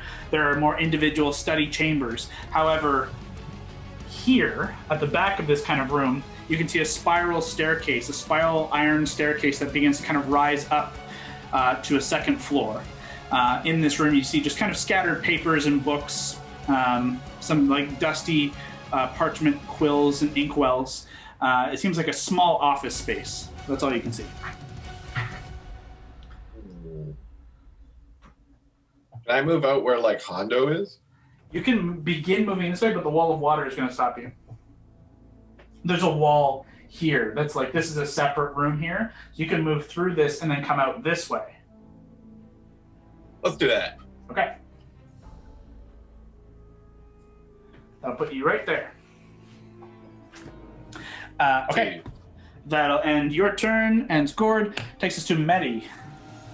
Okay, can you clarify, what did Bigby's hand push down towards me? Nothing. Oh, for some reason I thought he said something about something being up to me now. Yeah, he just didn't want to go and fight the big armored dude. Oh, okay, I understand that. So what's right near me now? You've got 2 acid vials that are right near you, and then directly to your back, you got an acid vial here, and a big ass table. Okay, question for you. Mm-hmm. A shove counts as an attack. Yep. Would I be able to just try to huck these acid vials like at the table or at a wall or something instead of attacking them so that like it doesn't explode on me? Yeah, I would allow essentially like the same rolls, like a contested roll. Yeah. Yeah, you can try. I have 3 chances and 2 baddies. I just want to huck them somewhere so that if they bust, that it's not me that they hit or whatever. Does that make sense? Yeah, if you roll high enough to beat if you beat the strength that I roll by 5, I will give you the full throw and impact. Okay, cool. By 5 or more, I should say. Yeah, that makes sense. Okay. For 1. Yep, I just rolled. Athletics? For this, we're just going to go straight strength check. Straight strength. Okay, so the first one's a 22. This one is, not that good. Definitely beat it. Okay. So you grab, we'll say this one out of the water. You jump up, you grab it, and just right back, and it smashes against the wall. Cool. Second one? Yep. A natural 20. The other one, you jump up and like backhand it with like the flat side of your sword, and it goes careening off, chips on the wall, and just kind of cracks and leaks all the acid out before kind of slowly slumping and cracking and falling apart on the ground. What a waste of a natural 20. Okay. Can I move around to the opposite side of the table of Alana? Yep. And can I use my last attack just to swipe at it with the sword as I'm walking by? Oh, you want to pass it? Well, I mean, like, as I'm moving around it. Yeah. Okay. That's a 23. That hits. Okay, and I get sneak, Yep. but no psychic. Yes. Jesus, I'm rolling the trashiest damage tonight. 17. 17 points. That's Yeah. enough. Yay! It had taken some Oh wait, let me previous- roll again to see if I get another natural 20. I should have had advantage on that. Well, you said you did it as you moved instead of when you positioned. That's true. I guess it didn't really matter. Yeah, but regardless, you do deal enough to, as you you cut through and like chop its legs apart and kind of pin it to the wall. It just kind of falls apart into pieces, but is more or less still intact. But it does kind of slump away. This Stops being massive half hunk alive. of wood. Yeah. Okay, so can I use my bonus action to do eye for detail? Sure. I just want to look around and see if there's like more of these things, if there's like new books coming off the shelves, like if this seems like it's an ongoing thing, or if like this is all that we're going to get to try to figure out if there's something we need to stop, or if this fight's going to go on for literally ever. You got it. And I still have inspiration, so I'll probably end up using it. I'll definitely end up using it. I rolled bad on that too. I only rolled a 2 on my inspo. Oh my god. I know. And a 10 on the dice, so that's 12 plus 6. Unfortunately, as you are trying to take in the scope of this is arcane. This is beyond, simple triggers and traps and mechanisms. There's something here that's bringing these things to life. You're not sure if it's finite and it will stop. You're not sure if it is constant until there are no things left in this room. You're not sure if it'll just keep going until you're all dead. You're not sure if there is a stop pull to it. Unfortunately, it is just beyond your skill set. Yeah, and I probably lose a giant wall of water, so I can't see everything from where I am anyway. Yeah, you don't have a great spot to even start that check, but... Yeah. I'll just call out to the group of wizards and just say, there's a lot of shit in here that's going to keep attacking us unless we do something. Okay. I guess I have a little bit more movement left. But there's already a lot of people at the bottom of the map. I might walk more in towards... I'll walk in underneath where the wizards are flying. As I say that, just finish my last few squares of movement. 10, 15, 20, 25. Yeah, you can get basically kind of right underneath, just ahead and underneath Aurora. Yeah, because I can still move through that wall of water. It just costs movement, right? That's right. Okay, because I saw Hondo went that way. Yeah, the wall doesn't... It causes half movement to move through it, but it doesn't impede movement. It doesn't cause any damage. Gotcha. Okay, yeah. So I'll just start making my way towards wherever the fuck Hondo last time I saw him was. You can vaguely see through it as well. It's water, so you can see faint shapes of Hondo fighting, but you also see these massive other creatures moving around. Yeah, can see that there's probably more things to hit over there. Great. Yeah. That's my turn. Okay. That ends Mary's turn, and it takes us to Aurora. Aurora, in response to you, looks down and just says, "I can't keep it up forever. It must have some end at some point, I hope." And just begins looking at the battlefield herself. Let's see, what is Aurora going to get up to over here?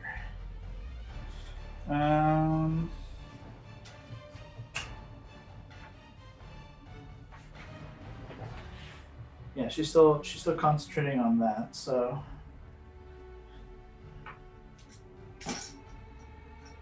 She flies up and over the wall of water and is going to attempt to hit the table with a blast of wind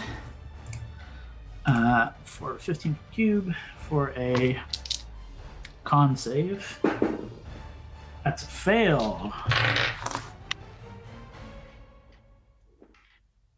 Ooh, pretty good damage too. It is pushed 10 feet away. Table is pushed back away from Eli as she moves forward.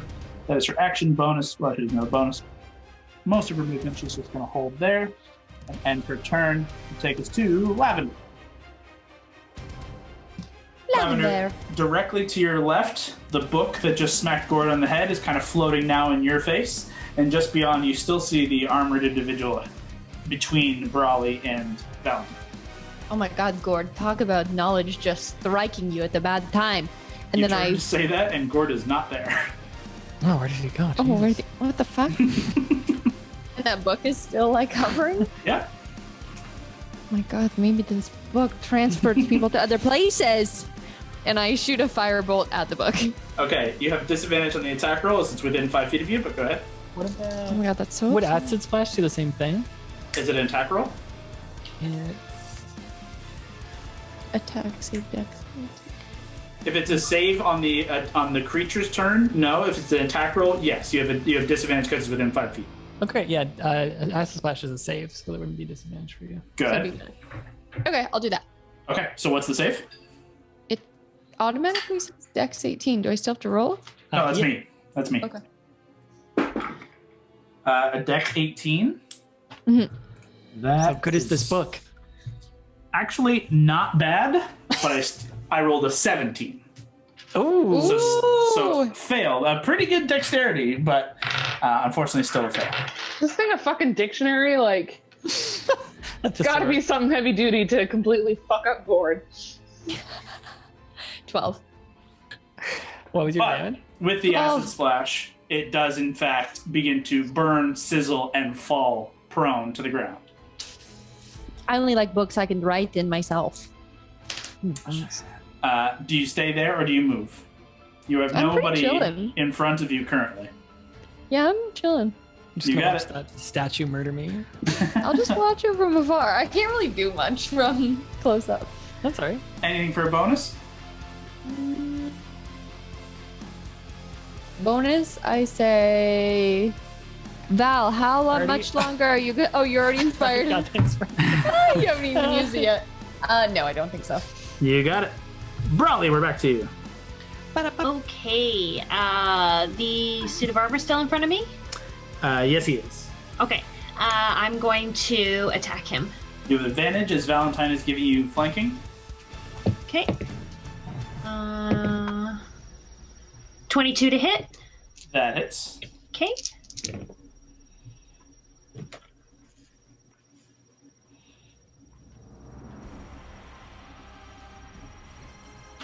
$18 damage. Okay. Nice. Still hanging on, not by much. As you slam your hammer into its back, you can see you dent the shield, and it's completely buckled in. And he's forced to drop the shield, and is holding the sword now in two hands, and is kind of standing in this low squat stance between you and Valentine, and is trying to defend as best he can. But you have successfully broken his shield and lowered his AC. Okay. Sweet. Second I'm going to attack. attack him. Yeah. One more time. 26 to hit. Definitely hits. Okay.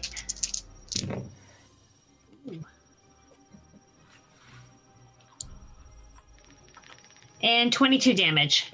Yeah, with that, as the shield is down, he gets low. You reel back with your first strike and leap and spin with your hammer, clocking the side of his helm, and it just flies free of the form entirely and careens into this room over here. And the red of the armor kind of fades as the armor just Nice. breaks and Yay. falls. Inert. That's your action. Cool. What else is around me that I can... At this point, Prepare? nothing. Okay. You don't see anything else. Everything else seems to be... You can hear activity down this path, but you can't quite make it out through... There's a corner of wall here, and there's a wall of water as well, so it's difficult to see. Okay. I'll stay there for now then.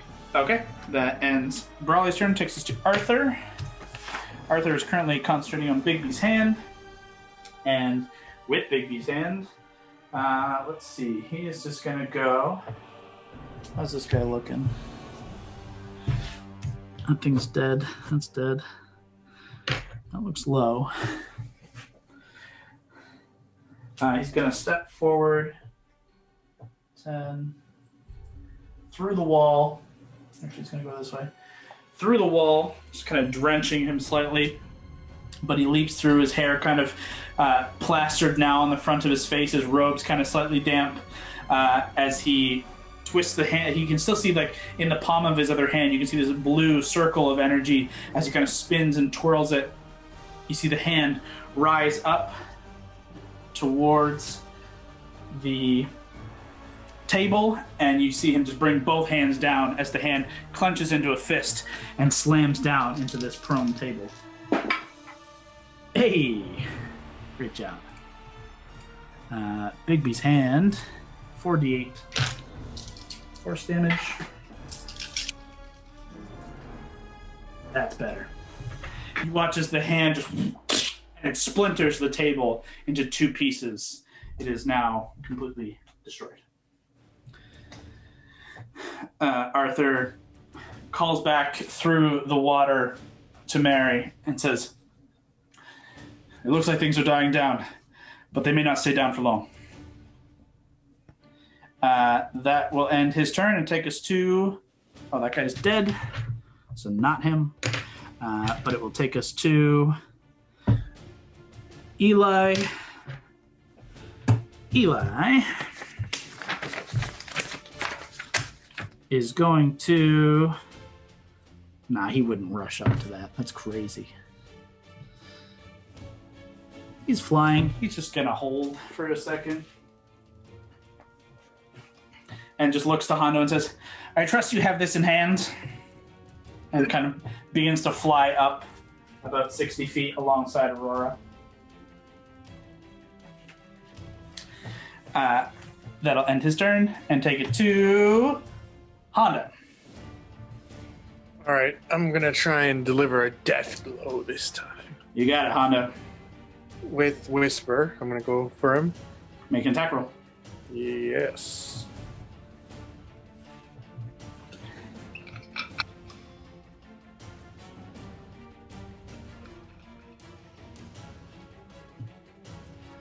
That'll hit Ooh, for that's sure. good. Roll 17. damage with sneak. You're the only creature on this guy. Can I use also my extra blade again? Absolutely. Make sure you're marking those off on your inspirations as well. That costs one of your inspirations. Where is my inspirations again? They should be under features and traits. All right. Let's see. You used one last turn. Oh yeah, on I see. I have 3 and I've just used 2. That's right. Okay. So that's that is 66 and an additional, so 8d6. Yes. That's right. 3, 4, 5, 6, 7, 8, and then 1d4, or it's 2d4. 3d4 actually. 3d4. You're right. You're right. This You're is right. so many dice. And the result is Ooh, that's pretty good. +8. For a total of 43, Hondo, as you rush forward to eliminate the final enemy on the battlefield, what does it look like? I take Whisper out and I do a Superman jump, and I just bring it across his chest. I don't go for the neck. I go right across. It's just like You carve through, and as Whisper cuts down through, the breastplate chinks in half, a second plate chinks, a third plate completely breaks, and the entire chest piece just falls away, revealing this kind of faint glowing core that, as the armor drops to its knees, the core blinks out, all of the energy fades, and all of the pieces of armor just fall to the ground. that's not the end of combat, right? Like, or an end of initiative, is it? It does seem there are no further enemies on the field. Can I? Because I have something to ask or say. Go nuts. So I'm gonna look at. I'll look at Aurora. I'll look at Aurora, and I'll look at Arthur. Mm-hmm. And I'll be like, "Do any of you think you can make use of this core, or this armor? Is there anything we should know? Any magic we can take from it?" As Arthur steps forward, and Eli and Aurora begin to kind of move in the same space towards you, Arthur kind of kicks it over through the armor with his toe of his boot, just kind of poking through it, and looks kind of with like a humming and hawing, just like, well, I think it'll take more time, but I don't think this thing's life is over just yet. Oh, shit. I don't think it's coming back right this second, mind you. But I think when we came in last, plenty of things attacked us. When we came in now, plenty of things attacked us. I get the feeling that this is a persistent charm. Maybe we should move through this, try and get to the next level. Can we either reprogram it or change it to join us, or can we extinguish it permanently?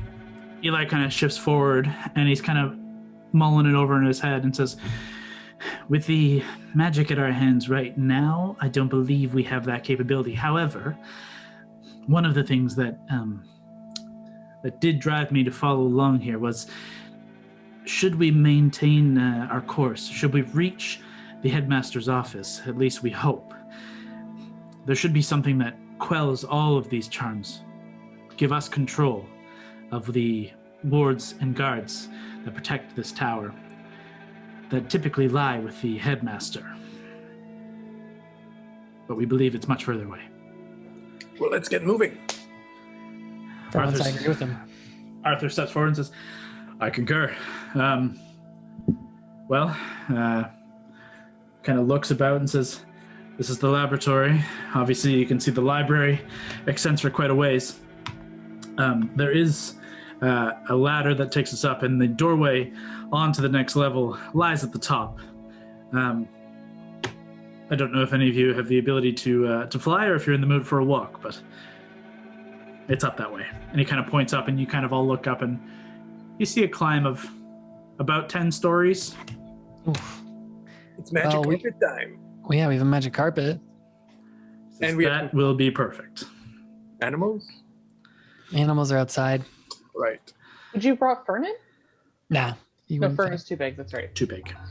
I will. What's your health, Mary? 100. Clean. But it's not terrible. Hondo, you're pretty low, too. Hondo's not doing great. Before we continue, let's take a quick break. Sure. We'll reconvene in a few moments, and we will see where this leads us.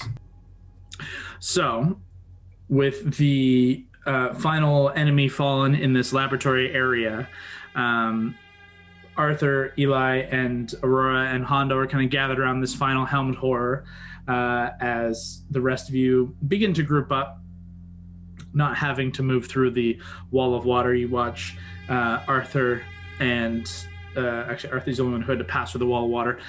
You watch him cast a spell around, and he just kind of brings his hand over his face a couple of times, and you watch his hair dry and his clothes kind of like buff and dry, and all the water is just seeped away, and he's suddenly much cleaner and cleanlier and dry, as he kind of looks around and says, yes, I think we're safe here for a time, but I don't know how long. I think it would be wise to continue on, as it were. So, for a short time, I have this, and he kind of brings Bigby's hand around, and he kind of jumps up on top of it. Says, I can carry 1 or 2 people up, if you wish. Otherwise, stairs, I believe, are in that corner. He kind of points to the far right, and that corner over there, he points to where Gord first teleported in on the far left. It's a little bit of a jaunt, though, if you're in the mood. How many people can the carpet hold? And then 2 are flying. Carpet can take 4. Eli is already currently kind of hovering and flying. Aurora looks and just says, I can do this for a short time as well. Unfortunately, I don't think I can carry any of you. Sorry. We've got ourselves taken care of. So yeah, if Arthur carries Eli, or did you say Eli? Could he just keep levitating Eli's up? flying. He's flying. Dope. Then we're pretty good. Okay. It will take then a minute or 2 to pull the carpet out of the bag. Yeah, so I'll start taking it out. Do you guys want to look around? Like Mary, I think you're still brimming with the confidence I inspired you with. If you want, never mind. Well, I was gonna say Eli is. that while you're taking the carpet out, I would just try to take a look around and see if there's anything that catches my eye in this room that could be worth actually taking some time to look into. I don't want to waste a lot of time in here. Make an investigation check. Go ahead. And I'll be taking it out. It's a 24. Okay. Honestly, it only takes Valentine a minute or so to pull the carpet out and set it up. And in the short time, you take a quick couple of glances around. It doesn't look like anything more than what you've seen in the chamber below. This looks like a more specialized room of study and active practice of magic. But doesn't appear to be. It doesn't seem like this was like Raymond's workshop. This is just like another, a pimped out library. It's just another level of the school. Yeah. There's nothing that immediately catches your eye as interesting, and nothing even that catches your eye as like expensive or like powerful, arcane. Nothing that's really gleaming with intrigue. And you give it a pretty good glance around, and it just kind of seems like nothing of interest. There are some vials of acid. But would they come back to life again? Or do they have to be in this room? You know what? I effectively chucked some of that stuff last time. I could probably do that again even if they came to life, and I could chuck it at something else.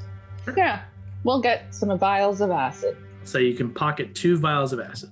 Cool. Pretty easily in that time.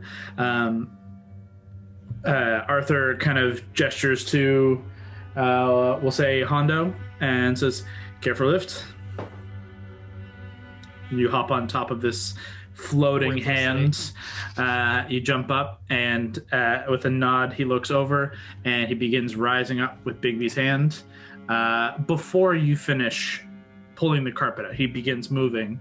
And actually, the other 2 wizards, actually, you know what? Aurora will stay down with you, but Eli begins to fly up alongside. So the 2 begin to kind of make their way.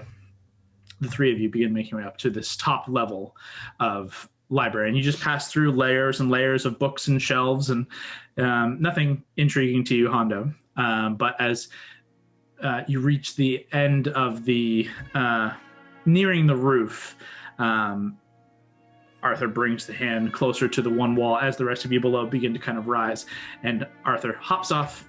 Hondo, you hop off, and the hand just dissipates. He says, kind of leans into you and says, "That was a little closer than I thought it would be, but we're okay." Within a minute, the rest of you join on this upper level.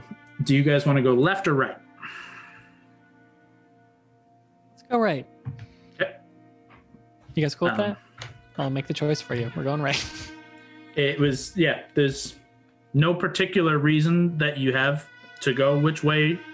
It's just which I wanted to just get an idea where you wanted to go. So as you all kind of gather, and Hondo, technically you were up here first with Arthur and Eli, but as you all gather up here, you can see that you are up on another level of library.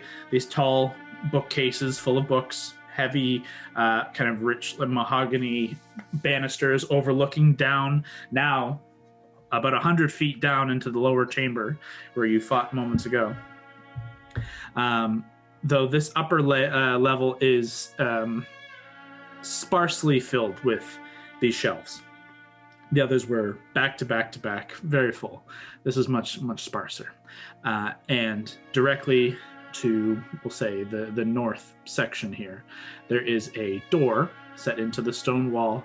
You can see there are some like iron or lead, not bars necessarily, but the wood of the door is bound in metal, in its frame closed in the wall.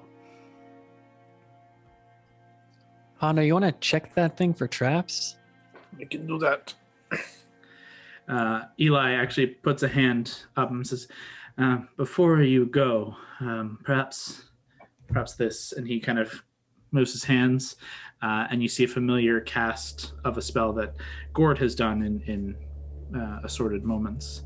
As Eli kind of steps forward with you, Hondo, and he kind of strokes his chin, and says, "This door, and likely many of these doors, are going to be protected with the magic of abjuration. Makes the lock much sturdier, so prepare yourself. This will not be an easy attempt for you.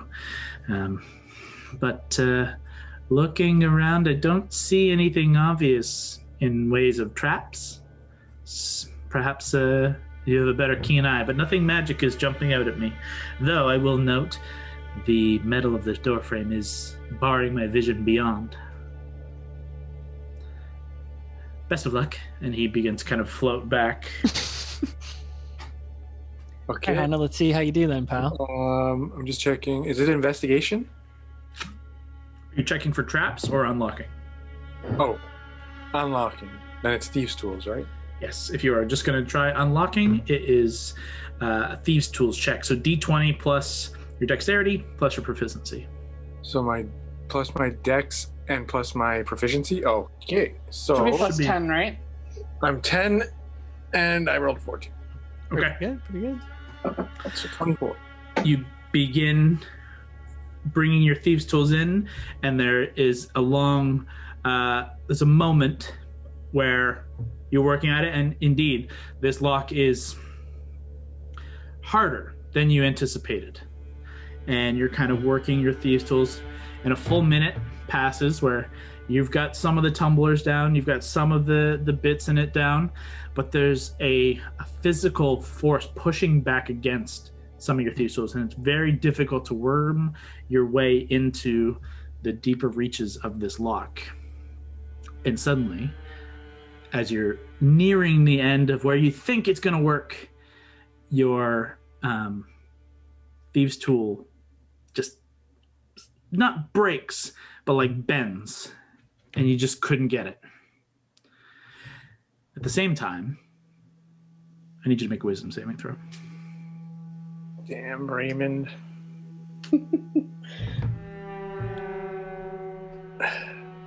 Ooh, pal. There's a 4 for the people at home. And wisdom saving is 2. So 6. Oh no, you're embarrassing me in front of the wizards. What can I do? With Raymond. I just messaged you something. Okay. So should I do it? Like, do I do it then? You are compelled, Okay. and you feel your thieves' tools, your check, not work, and yet you're about to like stand up, and you're just kind of, part of you is like not ashamed, because Hondo would never be ashamed, but you feel like you don't want to come back to the group and say you failed. And as you're kind of working about how you're going to explain what happened here, you reach down and you turn the lock, you turn the handle. I need you to make a charisma saving throw. Oh, you got it. Good. Thought you didn't get it. Bad. Getting higher. That was a 7. 7. To that. And my charisma save is 3. 10. Great. I need you to roll a d6 for me. My God, what the fuck is about to happen? 2. Oh, okay. Oh God. You guys are watching Hondo do his magic. This is what Hondo does. But a full minute passes, and he's still tinkering away. It's a challenging lock, and you heard Eli kind of mention that it's a little challenging, but even still, there's a little voice in the back of some of your minds that's like, come on, Hondo, what the fuck? Let's fucking pick this up. And about 2-3 minutes of Hondo tinkering on one knee down, looking at the lock, and he begins to stand. Finally, there's just like this, all right, here we go. And he reaches out, and he turns the lock, and he vanishes. Where did he go? Hondo?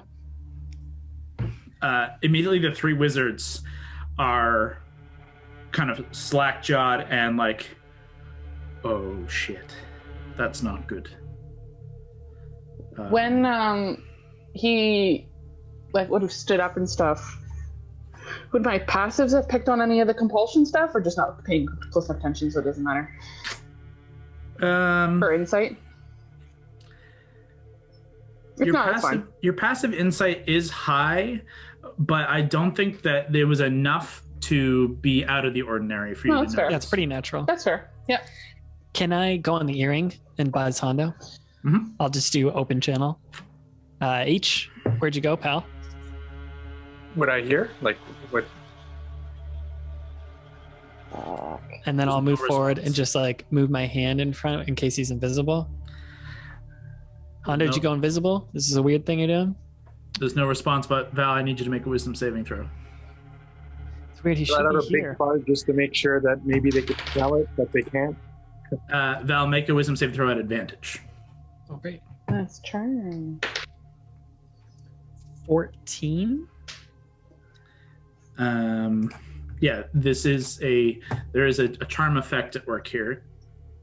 You have advantage on charms, not That was immunity, that was- right? That's right. I only have immunity to sleep. Right.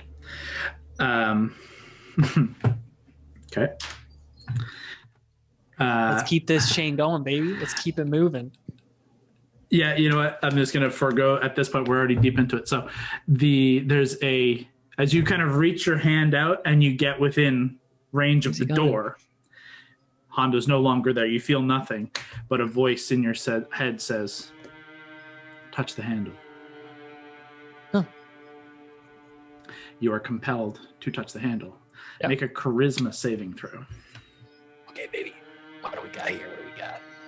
This you have to be good at. You're a bard. 23. Val, you are compelled and you reach down and you touch the handle, and immediately you feel this wrenching twist in your gut, not in your hand, not in a physical sense, but in the same feeling you felt when you've been teleported, or when you have physically teleported, you and your party.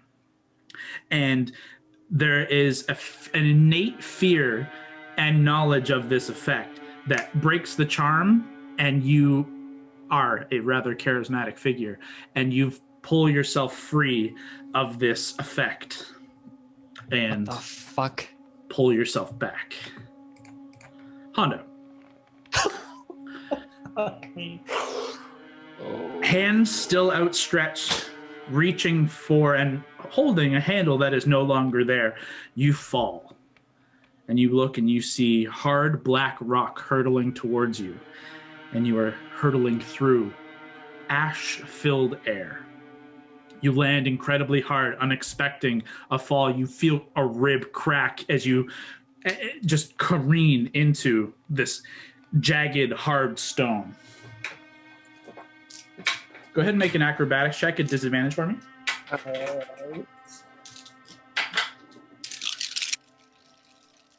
First roll, 14. Okay. And second roll, 7. Okay, so the 7 plus your acrobatics. Acrobatics is 10. So 17. Okay, I'd say that's a success. So 9, 13, 17, 21. You take 15 points of bludgeoning damage as you. Unfortunately, you cannot dodge this. That acrobatics check was taking 15 from 30. As you slam hard into this rock, you feel ribs crack. Your arm is pinched under you. All your weapons are pushed into very uncomfortable places, and you begin sliding down this rock face that is kind of slanted, and you feel this intensely, crazily hot heat at the bottom of this slide. Make a dex save. Oh, gosh. If this is where I end, at least I had a bang before. God. No, Hannah, this is not it. Okay. You add to that 10 on the dice. So I roll again, right? Nope, this is straight for you. Oh, Just so- dexterity saving throw. And my dex save is 10, so 20. Perfect. You manage to slow your slide as the smack hard into this jagged stone shocks you, awakens you, and you manage to you pull Whisper and slam it into the rock, and you kind of skid to a halt as you nearly slid into this kind of edge, this flow of lava. And you look and just see it does kind of scar and scorch at your boot, but you do manage to pull yourself from its edges. And you look across a scorched field of blackened rock and earth, nearly landing in this lava. So far, so good. Back in the tower. Do you want to keep going, or can I jump in here? Do I recognize what that spell was? That feeling in my gut? Make an Arcana check. Not great. But I'm pretty good at that. 21. You can definitely feel it's a teleportation, a forced teleportation effect. But it's not so much just straight teleportation as it feels more like a shift between planes. Oh, fuck me. I think Hondo just got plane shifted somewhere. You just see the three wizards just like, oh. Aurora immediately just says, okay, hang on. I should be able to do this. And Should you want some help? I believe in you. You can do this. If you need some help, I'm here to give you some words to pump you up. I know I shit around a lot, but like if he's gone, I'm probably next up to try all the things and get hurt. So I need him. she says, no, I can do this. I can do this. Okay. And you see some magic kind of form at her fingers, but you see them flow from her mouth. It kind of imbues up the throat and comes out her mouth as she says, Hondo, this is Aurora. We're still in the tower. Where have you ended up? Describe it as best you can. Nice. As she sends you a message, Hondo, you hear this telepathically in your mind. You can respond. I can respond like what? Do I say it, or I'm in my head? You have to physically, you have to audibly say the words. It seems to be a realm with lots of ash flying everywhere, and there's lava. Before you continue, you have a limited number of words. Make a perception check. Oh, I did not know. That's okay. Make a perception check. Okay.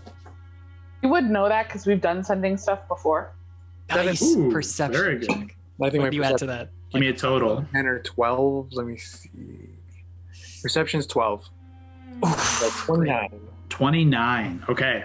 As you stand up, looking across this scorched field of blackened rock and earth, you see these intersecting and winding patterns and flows of molten rock and flame. The temperature is impossibly warm. Immediately you're sweating and you're almost nauseous. To the northeast, you see, just like I say, a stretching field of lava, but something above, a massive floating mass, this kind of domed bottom over the sea of lava that's like reflecting like a metallic dome, reflecting the flame beneath, the lava beneath. You can see what looks like buildings atop this dome. It's immense. A city floating miles across, domed, underlit by the flame.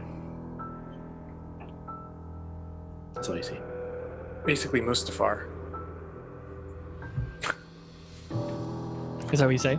I'm basically Mustafa. Yeah. So I have my full 25 words right now, or I've already said? I'd say go ahead. Okay, so I'm going to make sure. Okay. Count it out. Okay. Ash, lava everywhere. It sounds like a Dalek. Big dome in the sky. Holding city above. That's 10. Lava. Very hot.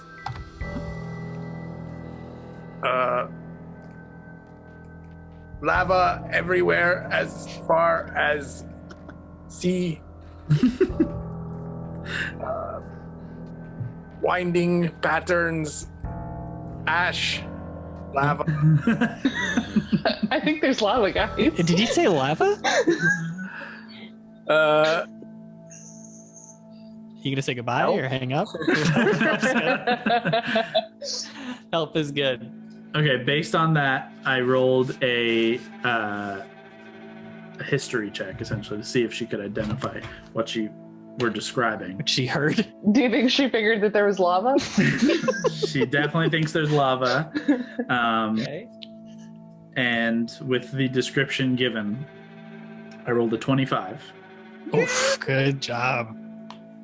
And she has her eyes closed and just like clenched and her eyes tight, hands in like these balls and fists. She opens her eyes and says, "Oh, gods. I can't be certain, but I think he's in the plane of fire near the city of brass." Arthur and Eli just like put their hands up and just like, okay, we don't have that magic to get there. I do. I've never been there though.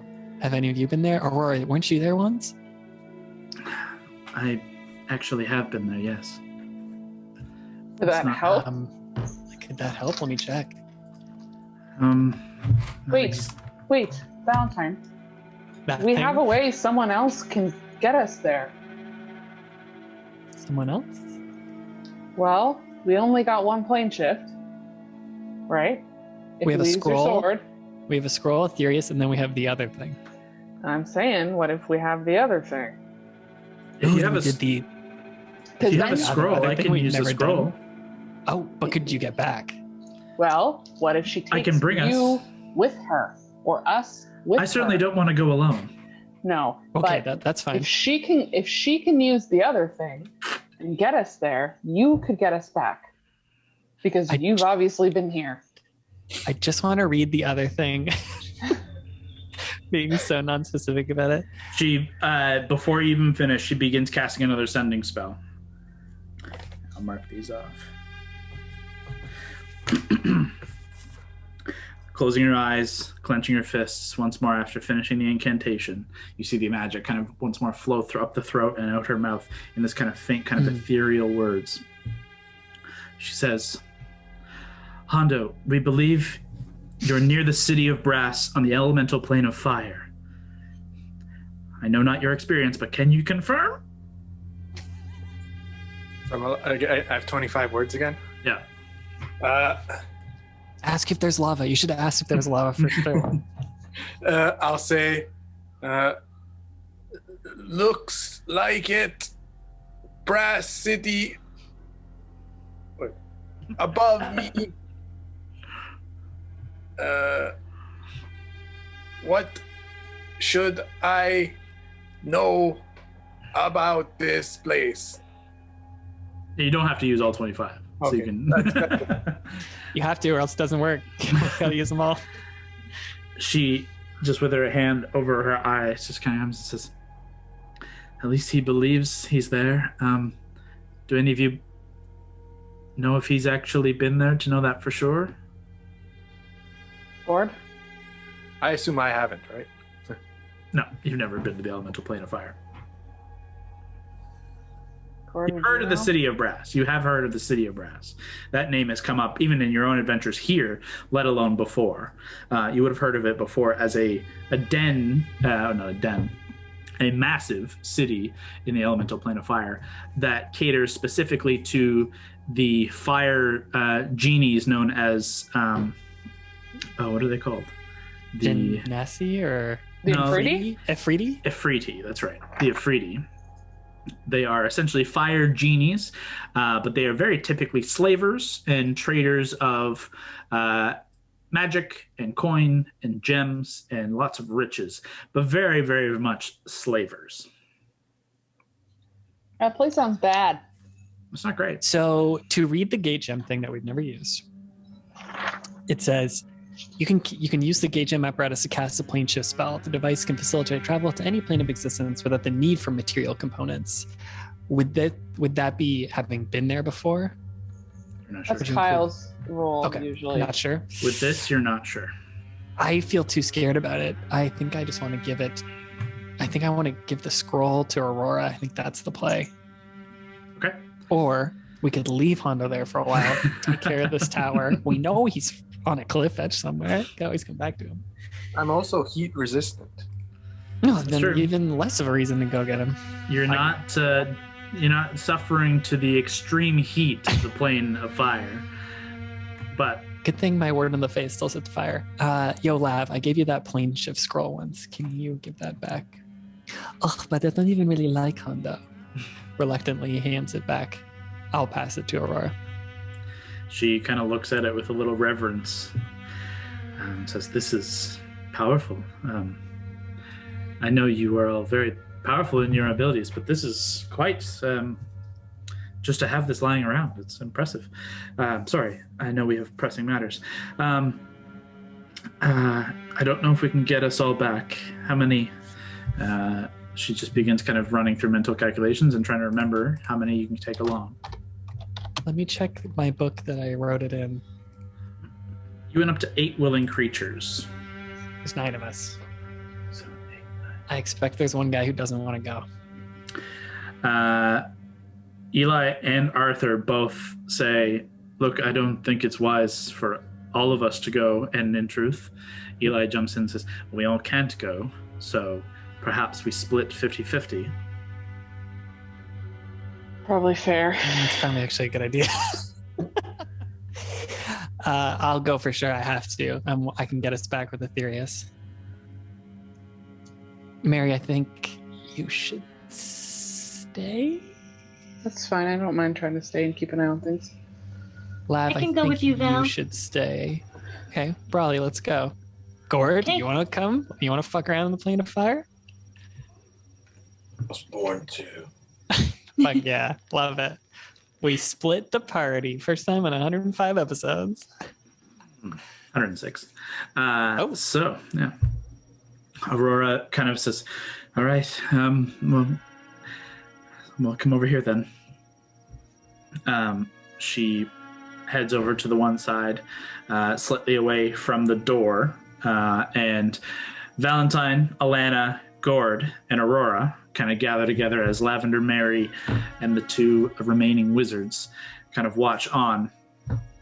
Aurora kind of holds the scroll in her hand. I'm a little nervous, honestly. Whatever it takes. Aurora, we got your back. I'm putting my hand in. I'm getting the GIF ready of Avengers Endgame, where we're just putting our hands in. She doesn't notice the hands as she's just kind of looking at the scroll, but she breaks the seal and says, "All right, let's try this."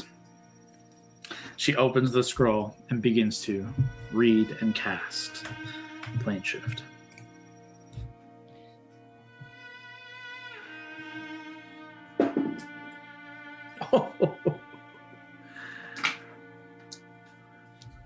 I don't know if that's good or bad.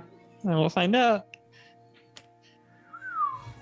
I didn't realize if you needed something there. I should have been paying more attention instead of looking at endgame gifts. Okay.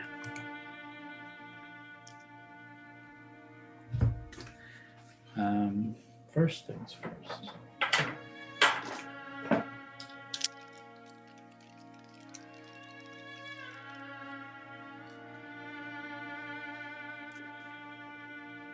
Oh, that sucks.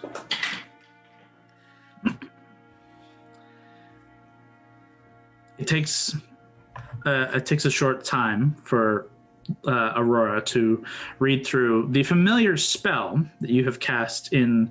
I guess, but you haven't cast it yet, have you? Have you actually cast Plane Shift? Yeah, I have. You've familiar to you, definitely foreign to Alana.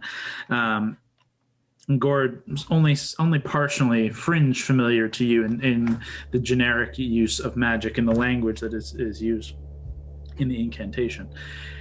The parchment before her just flares, and the ashes begin to kind of swirl faintly, quickly around as she finishes the final words, and all of you just drop through the floor. You feel just your gut fly up into your throats.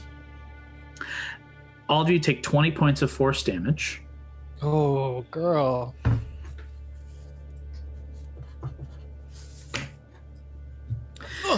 As you feel you drop through the stone of the tower, and you feel like you are pinballed in your soul, in your core. Your energy core is pinballed around in some arcane manner.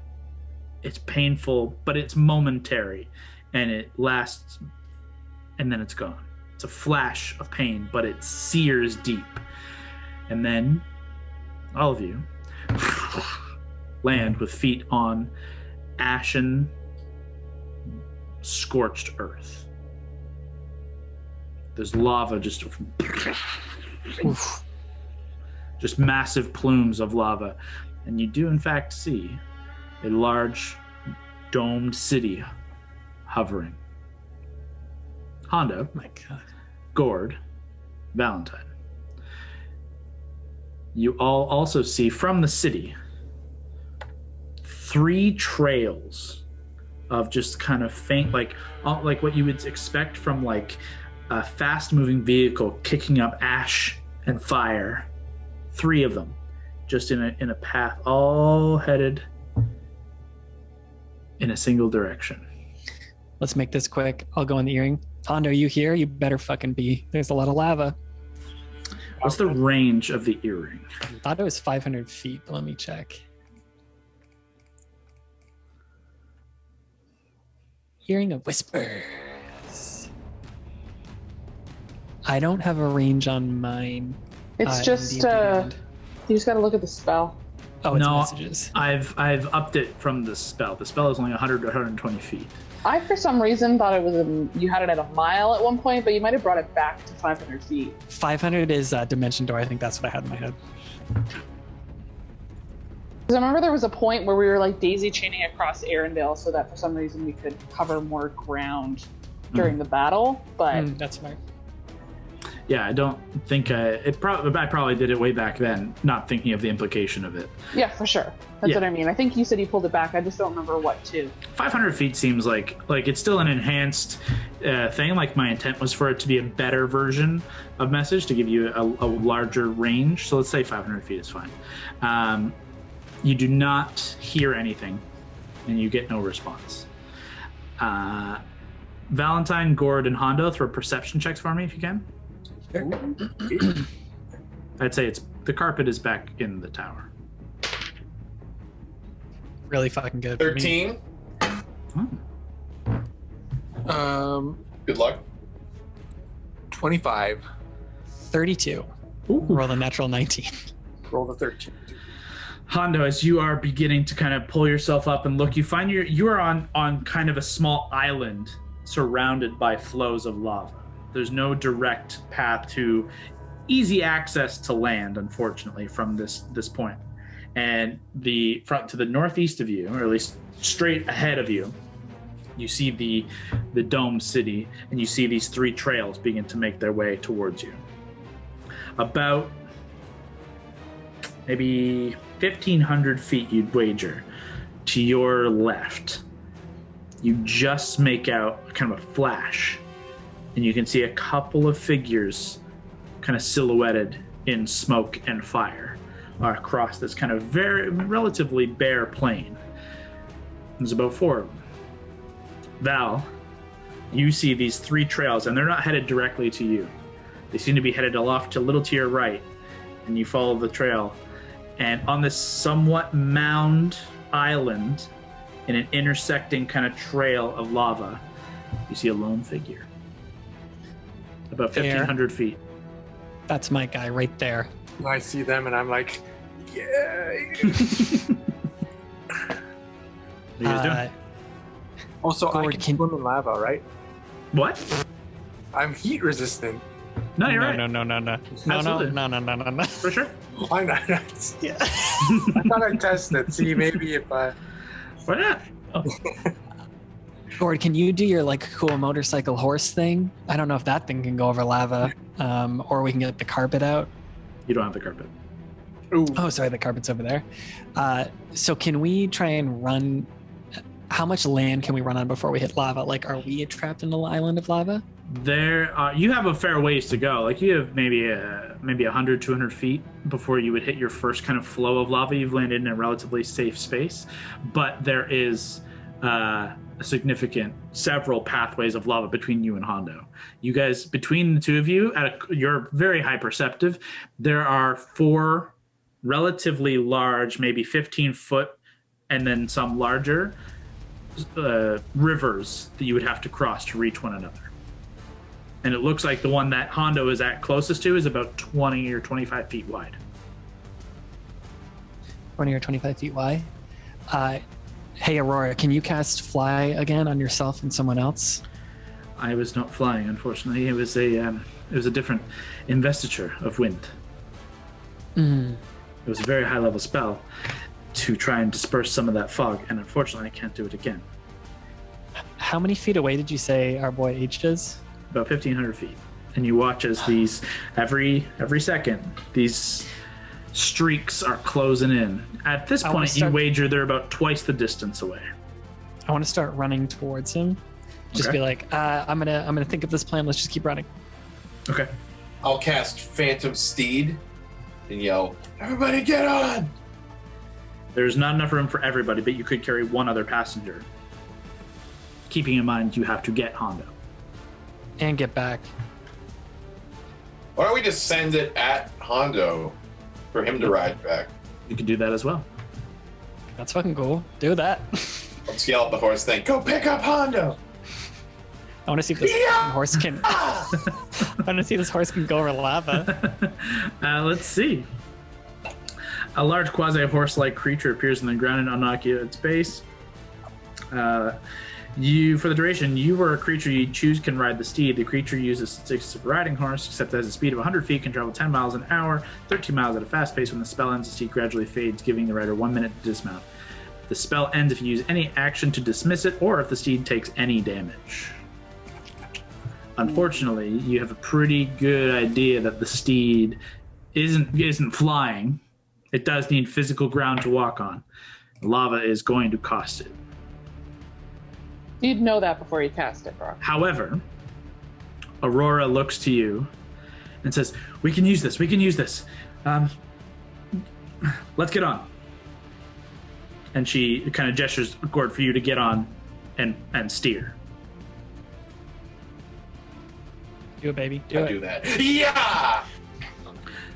You kick off, and Aurora is gripped around your waist. But for a moment, as she's thrust back, leaving Valentine and Allie, you guys just begin hauling ass just on foot.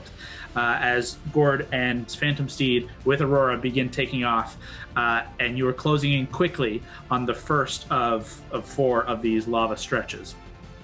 Aurora, you watch cast magic out in front of you, and you watch a 60-foot long bridge just connect over one of these flows of lava. You see it's kind of this purplish, almost see-through energy. And she says, okay, give me 1 second. It's gonna be real, but it's not gonna last. Hit it. And she solidifies the bridge just in time as you careen over top of the first one. I'm going to be running beside Brawley, and then I'm gonna be like, fuck this, and then I'm gonna spread out my cape like that, and I'm just gonna melt into green little wings and just turn into a giant owl, and then polymorph into a giant owl, and then pick up Brawley and take off. Excellent. The two of you begin taking off at a little bit back from the riding duo. What's the speed of the giant owl? Check. I think it's 80, but double check for me. Hondo, what are you doing? I think that's what we said too. So I'm seeing them, or am I seeing a horse figure coming at me? Or Yeah, immediately you can see them. They're faint. They're still a fair ways off, but you can see immediately some spells being cast, and by this point you see a giant greenish owl also flying. So you can see they are coming to your rescue. So I'll go as close as I can without hitting lava. I'll try and get near them without as close? Down this kind of hillside, you're about 10, 15 feet on this kind of mound before you would reach the edge of your first lava, and you can see across about 25 feet to solid ground on the other side of lava. Ooh, okay, wait. I have an idea. Okay. I just need to double check. Hondo kills himself while we rush through. That's gonna go. Don't lose Okay. Whisper. Okay, yes, I will use Whisper to throw it across to the. I said don't lose Whisper. Does it need to hit to teleport? Oh, I guess you can pull it back. I can hit it at the I can aim for the ground or the Sure, rock sorry. or whatever. Right there's always an object I can aim. Sure. And- There are large chunks of rock that like these massive hunks of rock. I would say you can try and aim for one of those. Oh yeah, and you got sharpshooter now, so you got ridiculous range. I can go up to 60 feet apparently. Yeah, you could hit something. All right. let's That dark vision, 60 feet. It's actually pretty well lit here with all the lava. Go ahead and throw a straight attack roll. Okay. Come on. Oh yeah, 19. Nice, buddy. Spinning Whisper around, you throw and I assume you're teleporting along with it. Yes. Nope. As Whisper connects, you disappear into this thin, long shadow, and you appear on the other side, successfully having teleported across the first of now 2 between you and the other party. At this point, Hondo, Val, and Gord, you can see that the 3 streaks have kind of spun and are beginning to kind of converge in the direction now of the 2 of your parties converging. They're still probably about 1,000, maybe 2,000 feet off. It's hard to tell, but they are 3 large figures, red-skinned, and just kind of trailing flame behind them. Okay. Gord, you watch as you are riding forth the bridge from behind, and she sees you guys take off into the air. Aurora kind of twists the bridge, and you just watch this kind of material just whoosh, and then in shadow, she brings it up alongside the horse and throws it out ahead of you once more, and the bridge just kind of reforms over the next section of river over lava. And you guys are still a ways before connecting with it, but she kind of taps you and says, okay, go. And it's solidified. You managed to cross over another one. The owl, obviously, no issues. You're just flying. Hondo, you have one other river to cross before reaching your friends. Make another attack roll if you're going to keep the same idea going. Is it another 25 feet? It's a little shorter, but same attack roll idea. Yep, I'll do it. And we got a 13 this time. Okay, so what's the attack bonus? I think it's 13. Oh, okay, so 26 total is still more than enough. Jesus. Yeah, I would say with relative ease, you're sprinting, throw, and teleport in one. At this point, you guys are a couple hundred feet, and you're closing in on one another, as so are these 3 figures closing in. You wager that they are moving slower than you, but it's going to be close. When you guys connect, they are probably maybe 300, 400 feet away by the time you guys get close. And as you guys, the Phantom Steed and Aurora cross this last bridge, Hondo, you teleport and just start sprinting towards them. You're about 100 feet from the Phantom Steed. I'd say the Owl, 80 feet. Did we confirm that? Mm-hmm. You would be about, we'll say, 160 feet off of the group, but you're slowly descending towards. You guys are closing in as you see these 3 figures begin shouting to one another, though they're too far away to make out exactly what it is they're saying.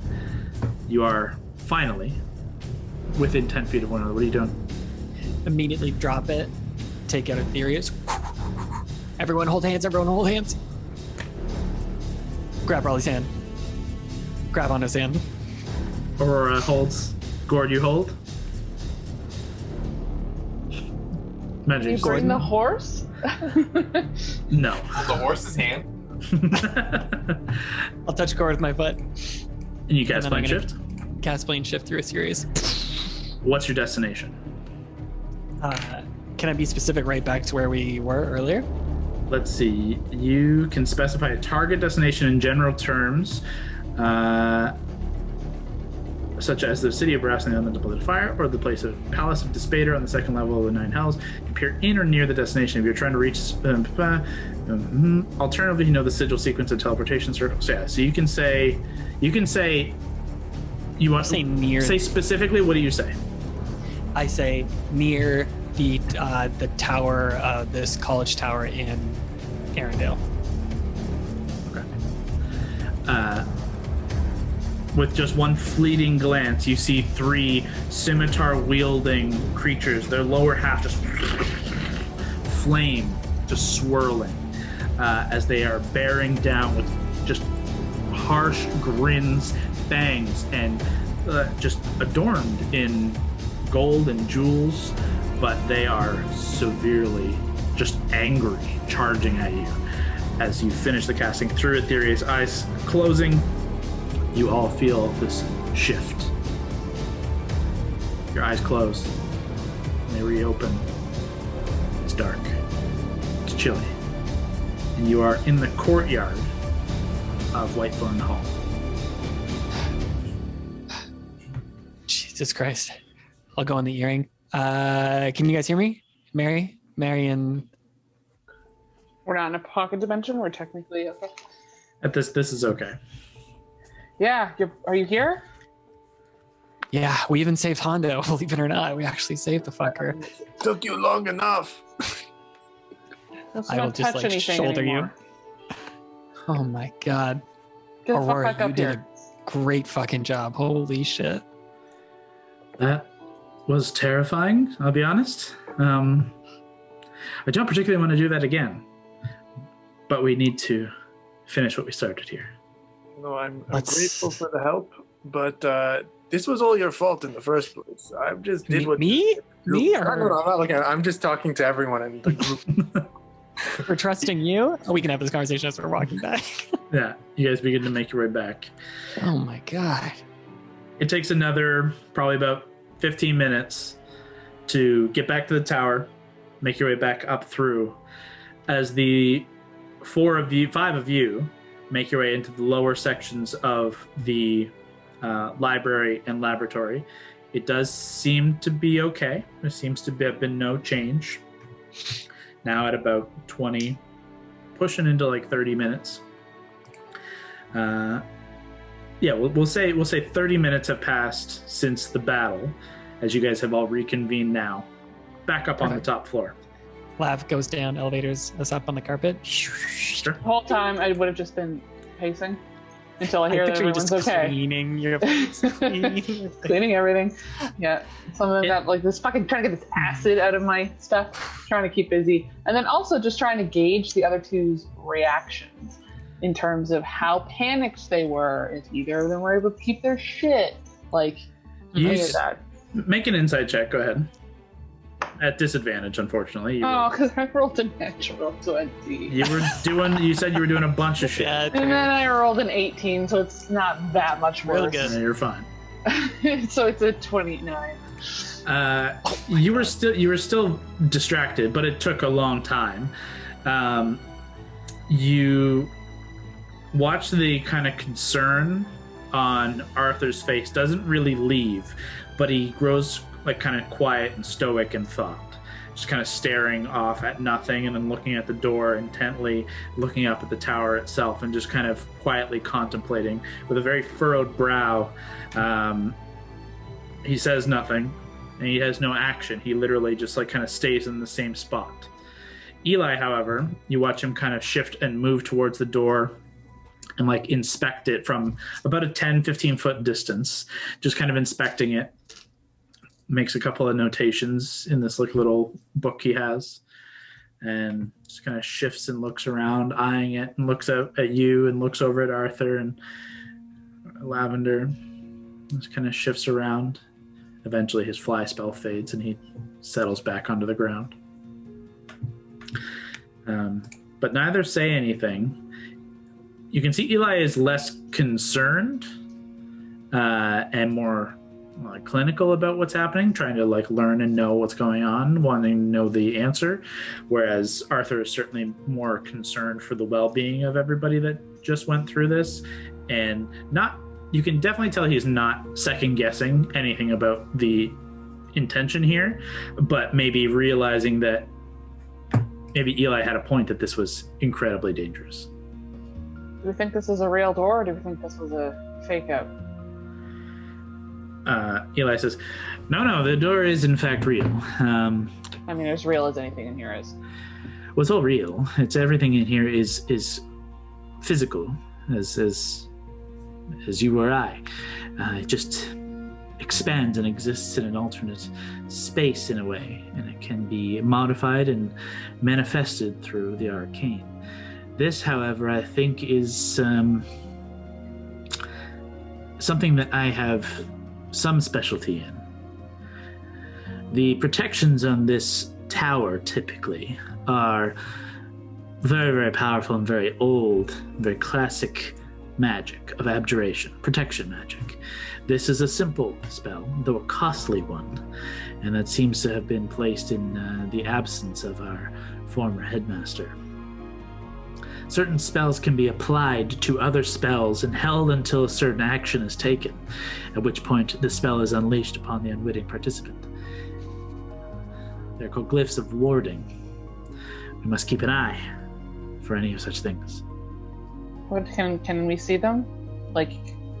Is that something that any of us can keep an eye out for? Could you point to an example?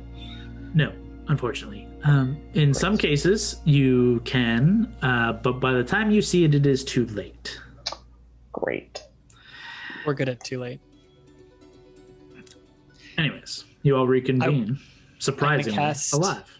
I cast, for real this time, 3rd level Cure Wounds on Hondo. Just give him a little pat. Good job keeping your cool there when it got a little steamy. Arthur kind of claps you on the shoulder. Says, just kind of nods, actually doesn't say anything.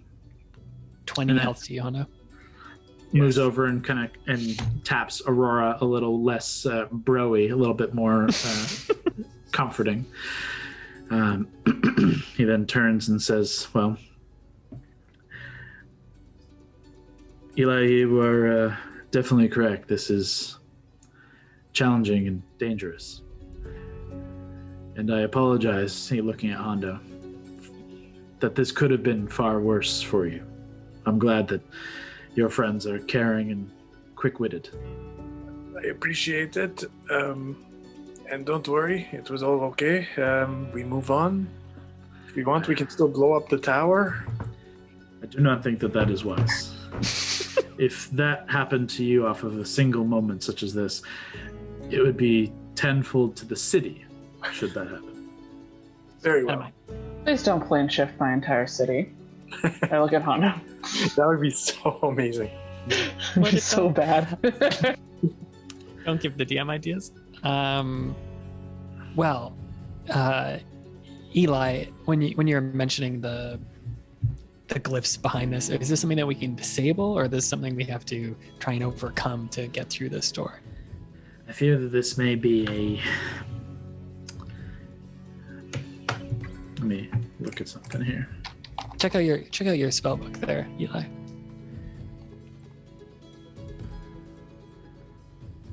Oh, okay, yeah. He says it could be something that we could dispel. It's a little more difficult without being able to see it, but we know its effect now. We know roughly where it lies, and therefore we can target it. Though, as I said, the iron and lead that seem to block our detection of magic through this door could hamper that. Likewise, the magic itself is powerful, and I fear that we could be burning through our resources attempting things. Though, it could be worse to have that happen to us once more. So, I What may as if- well try. I may as well try. What if the iron and lead weren't there? How solidly, without getting too close, do they look like they're a part of this door? Or could they? Or are they like an application that could be stripped off in theory with enough force? It's like the door, like Oh. in the door. But Eli puts his hand up first and says, My apologies. When I was describing the glyph previously, it is more often inscribed on an object, and when that object moves, it's when it triggers the spell. Gotcha. I was trying to think if we could get Lav to like telekinesis rip off the lead, but I understand now. So that it wouldn't be a thing. But if it's part of the door, then that doesn't really make any sense. Well, it was when I touched the handle that I felt it, and it's when Hondo touched it they definitely left. But I also felt compelled to do it. Could be like a couple things to play here. Like when I got close to it is when I was like, oh, I can touch this. Yes, it would not be surprising to me to have multiple. The fog of the lower level. That is a separate enchantment from the animation of the laboratory to attack us. There are some things that are part of the tower itself, and some things that have been applied separately. I believe Makes sense. the compulsion may be part of the tower, whereas the glyph is a separate entity. The compulsion may be difficult to alter, whereas the glyph could be dispelled. Well, Eli, I agree with you. Maybe we try and get rid of this. And you know what? Maybe you think about that conversation we had before and how inspiring it was in our previous game. I don't particularly recall the words, I'll be honest. I was pumping you up about last names and stuff. I felt like we really connected there. I think your inspo would have dropped by now, Scott. I'm giving him a new one. I'm going to give him a new one. Okay. Yeah, That's what that was. The old inspiration certainly has. However, he kind of nods thoughtfully. Says, "You are correct, perhaps." Kind of rubs his hands together. Come on, steps- Eli. Puts his hands forth with a spell book in one hand. Kind of works his hand across the page, and you see the glyphs begin to pop. And he gestures his hand out, just kind of twists and turns, and then grips his hand fully.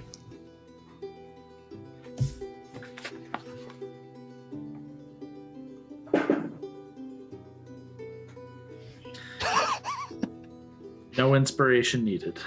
Oh, baby. Eli coming through. He looks to you It's with a nat one.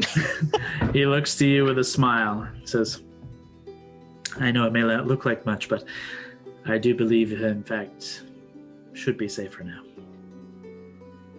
Eli, you look like $1 million, and I trust you here. And I will tentatively step forward. I don't know if is a million deer a good thing or Bucks is what we call gold in Verdantia. It's just there's a lot of stags running around. colloquial term. I understand. Yeah. I'll note that down. He kind of gestures to Hondo and says, "Well, it should be safer this time. If you Wait, would you gotta still do that. oblige us." No sweat. Thieves' tools, right? That's correct. Come on, H. 17. And my thieves' tools is 10, so 27. Hondo, you make your way to the door and prepared for the enhanced power of this lock. You work it in, and it does still take a minute. It still takes you longer than you would like to say, but you have defeated the lock. You feel the tumblers turn, it clicks into place, and though you hear the kind of words begin to kind of form in your mind, as you turn the handle of your own free will, you do not get plane shifted once more. So I'm gonna get up and I'm gonna be like, fuck this door, and I kick it.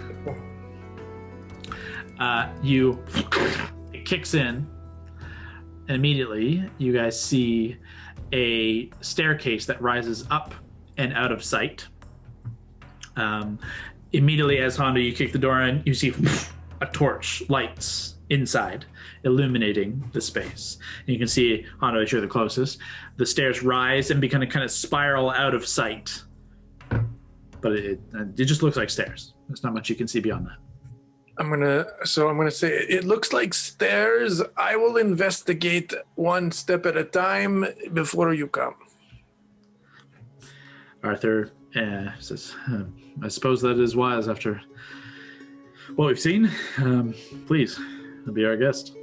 Go ahead and make an investigation check. Can I have mage hand, I think. Can I use the hand to like feel up the stairs?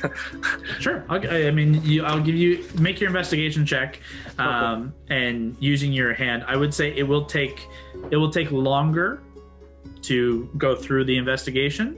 But it makes no difference. Yeah. Great Be Our Guest reference, by the way, Kyle. Great Be Our Guest reference. Wait, sorry, what? Great Be Our Guest reference, Beauty and the Beast, like stuff going downstairs. It's just solid. You got it. You take a decent amount of time, like a solid 5 minutes to get through the first couple of steps before making your way to about a spiral rise of steps that spirals up and out of sight for about 30 feet. And Hondo takes his time very, very slowly as you all kind of begin to file in behind him as he goes with the mage hand ahead by a couple of steps and is poking and prodding and making sure that the steps themselves are not trapped. And Hondo, you're confident as you make your way 30 feet into the room. No traps here. You make your way another 10 feet into the room. No traps. Another 15 feet. No traps. However, at the it seems to be like a 50-60 foot turn in this staircase before you see another door. And the torches are kind of lighting as you've gone along. There are two things you note. One, along the walls, kind of on the left wall, as you've made your way up the stairs, from about 10 feet on either side of the two doors of this stair rise, there have been a handful of arcane etchings in the wall. You've noticed relatively like a foot by a foot square covering a full brick kind of etched into the wall. They're not glowing, they're not doing anything, but there are kind of sigils and symbols etched into the wall every 5 feet as you've gone through this middle section of stairs. They haven't done anything as of yet, and they don't seem to be reacting to you as of yet. So you keep that in the back of your mind. And everyone else, as you begin to kind of climb up, besides the torches, those are the only other things you've seen in this room as Hondo's making his way up the stairs. However, at the end, when you reach, you see the door, and it's identical to the one at the bottom. You see the door. At the door, you see a body slumped beside the door in kind of darker robes, slumped against the door, not moving. I'll turn back and I'll yell, there's another door and there's a body. You guys lost someone, right? Oh, don't yell, Hondo. We literally have Hondo, we have telepathic thinking. You don't need to scream down to us. She says telepathically to you. Sorry. Arthur responds telepathically. Yes, does it look like a young woman? Dark hair. Don't touch her though, Hondo. Just use your eyes. I'll go closer, I guess, and I'll investigate. Do I have to roll? No, not at this point. As you kind of just look over about 10 feet back, keeping your distance, it looks like a small figure. You can see just like the robes are kind of pulled close around as they've kind of like almost like laid down, slumped over on their side. A hood is kind of pulled up and over most of the head. You can just see some like faint blonde curls kind of falling out from under the upper part of the robe. So I'll convey that to them. Was Rena the one you lost? Did she have blonde hair? She had raven hair. Is this... What about It looks about halfling size. this could be your guy Corin? You begin kind of making your way closer. Make an investigation check. I'll tell... I think this is the halfling I was told about.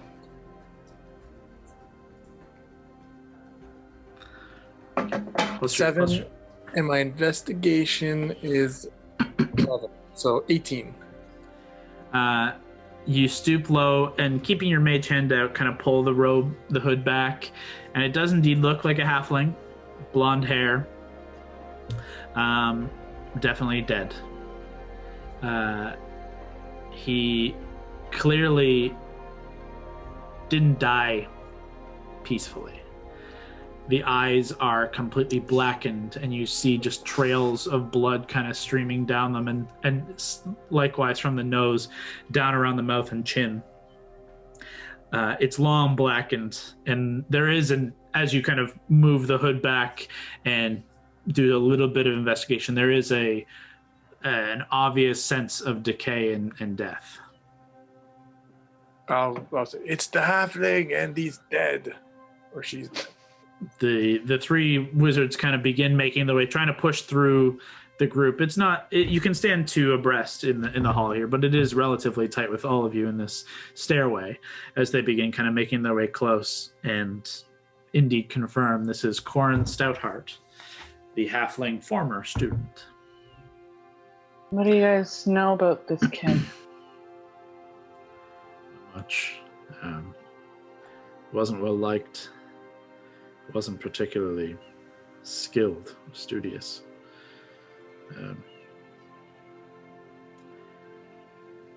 Didn't come from a family of money, but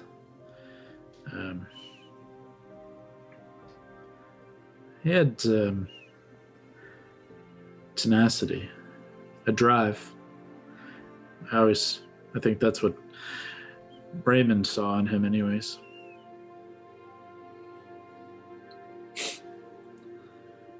This is too bad. This is horrific.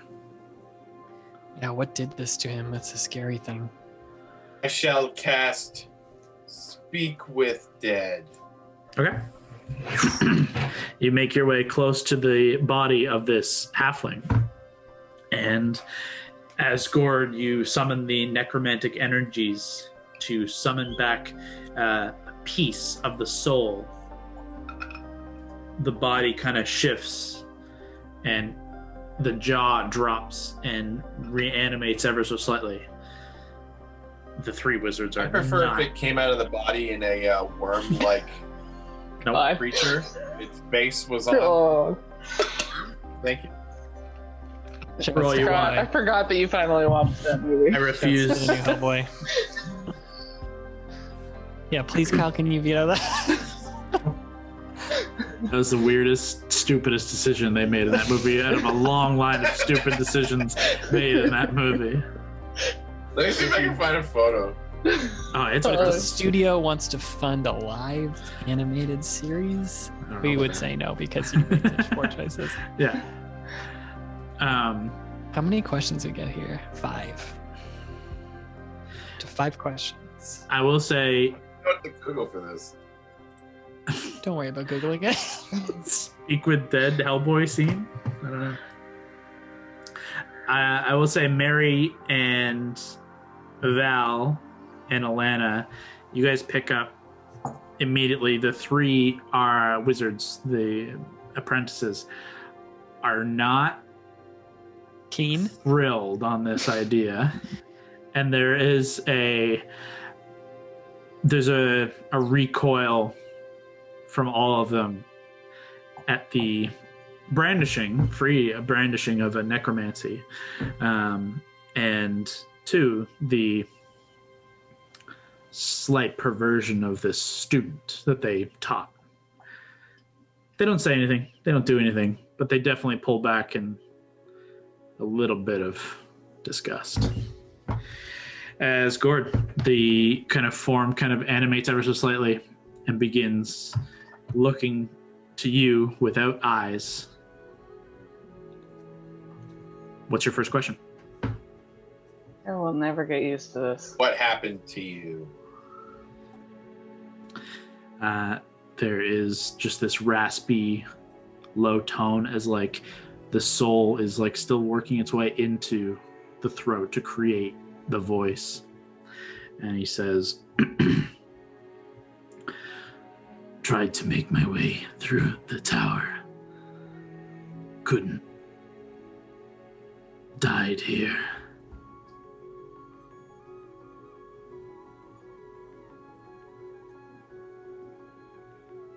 That's all he says. What killed you? He raises his hands, or one hand, and points at the wall in a general direction towards one of these glyphs, these runes. Oh, fuck. And he says,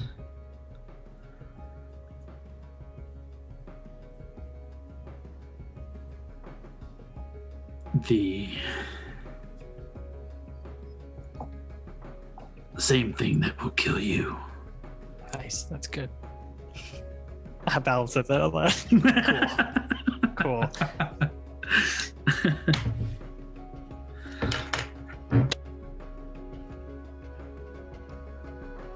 There's some other ideas in the chat there, Gord. What was your goal here? So gentle saying it. What was your goal, would you say?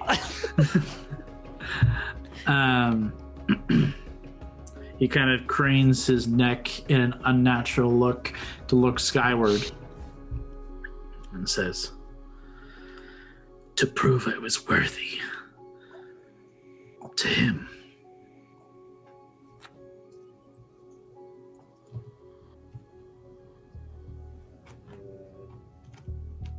Who else was loyal to Raymond's evil will?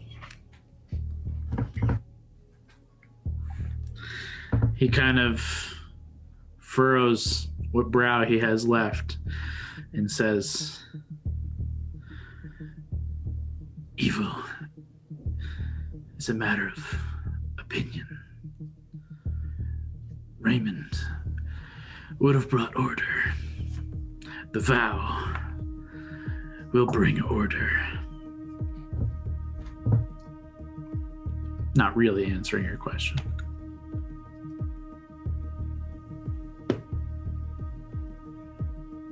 Where is Raymond now? Well, that's good.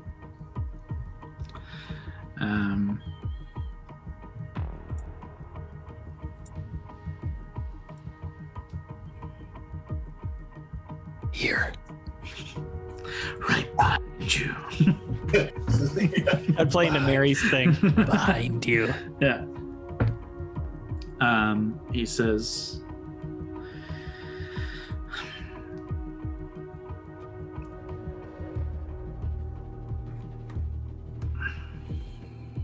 he just looks up skyward once more and just says, carving a path from the hells here. That's all he says. With that, the body falls back, slack-jawed.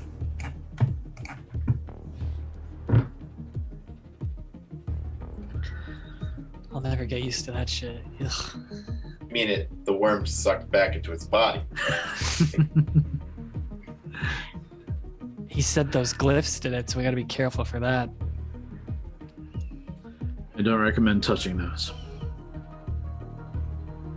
Is Is it there- avoidable?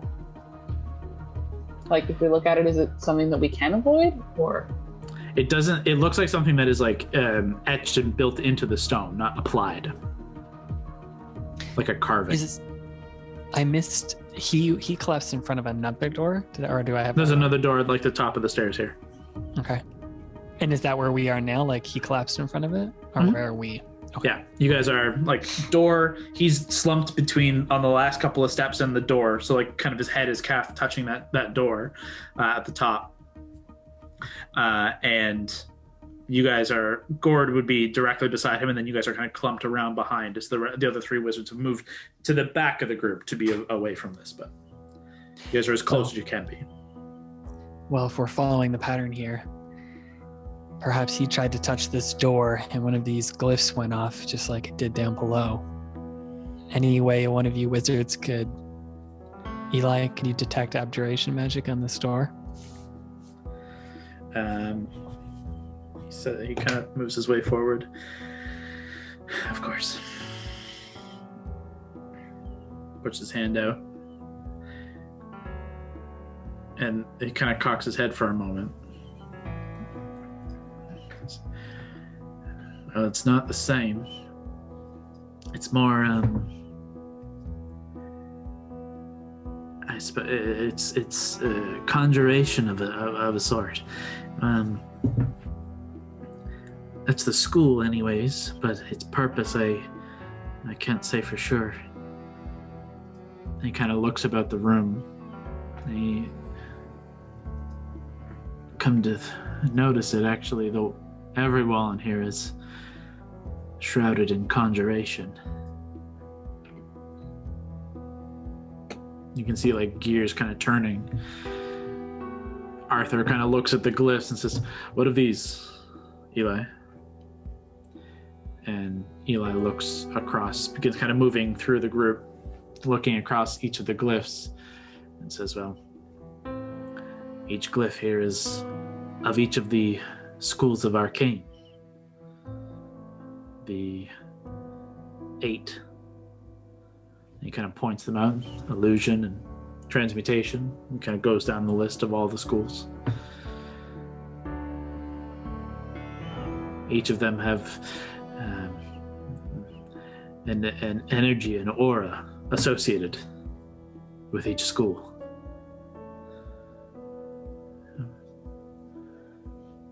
In truth, I'm more concerned about the conjuration surrounding us right now. But I will note that the door at the other end doesn't seem to be arcanely locked in any way, if that is of any comfort to any of you. The door that guy died in front of?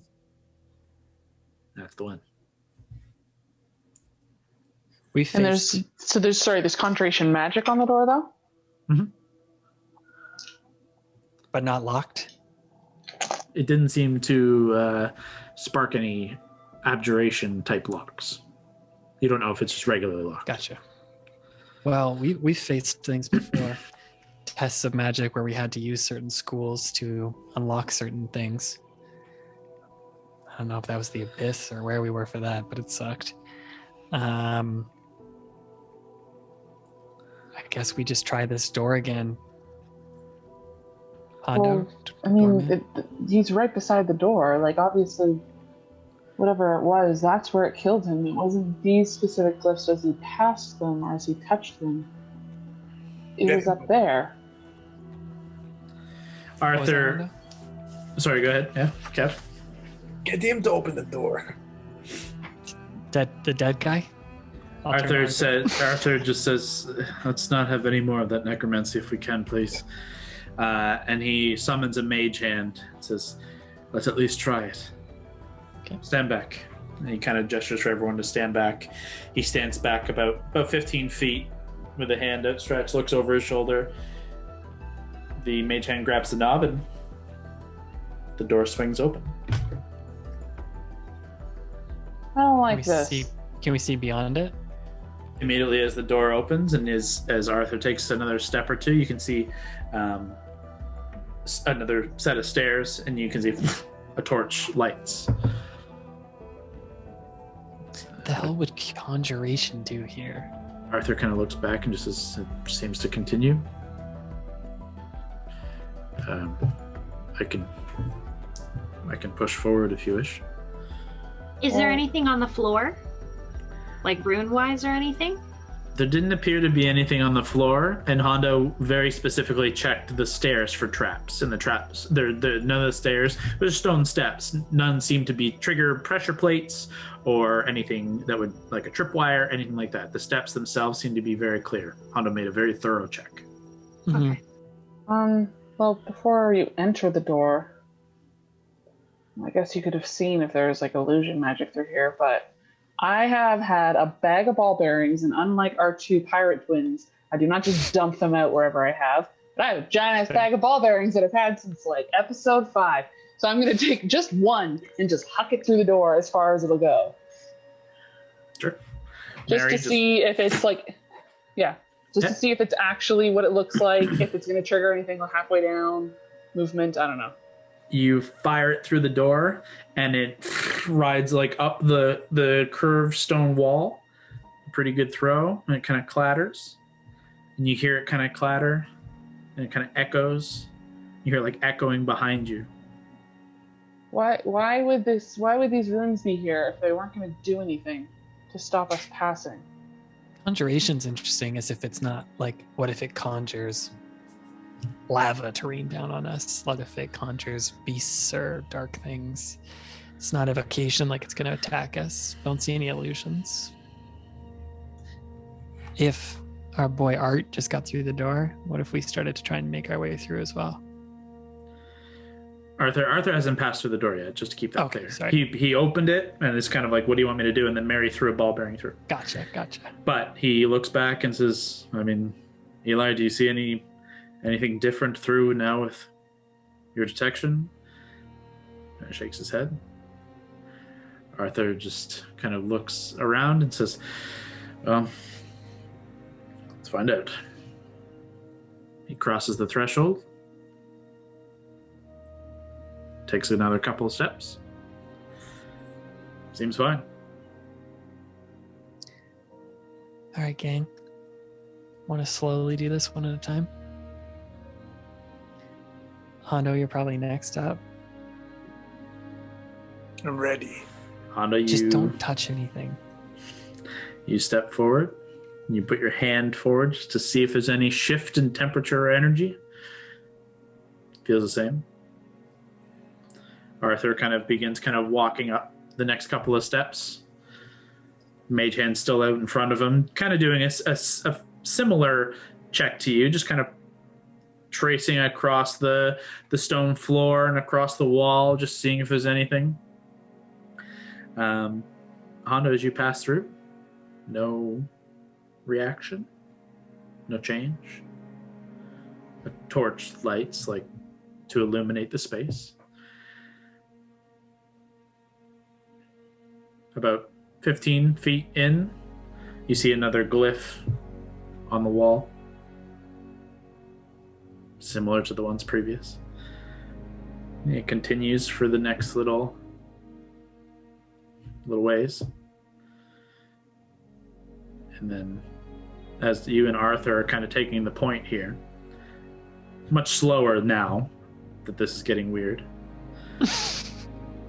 I am so tense right now.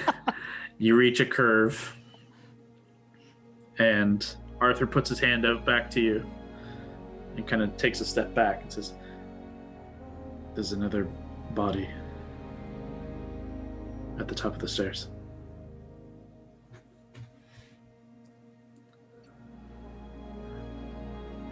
Would you mind checking it out?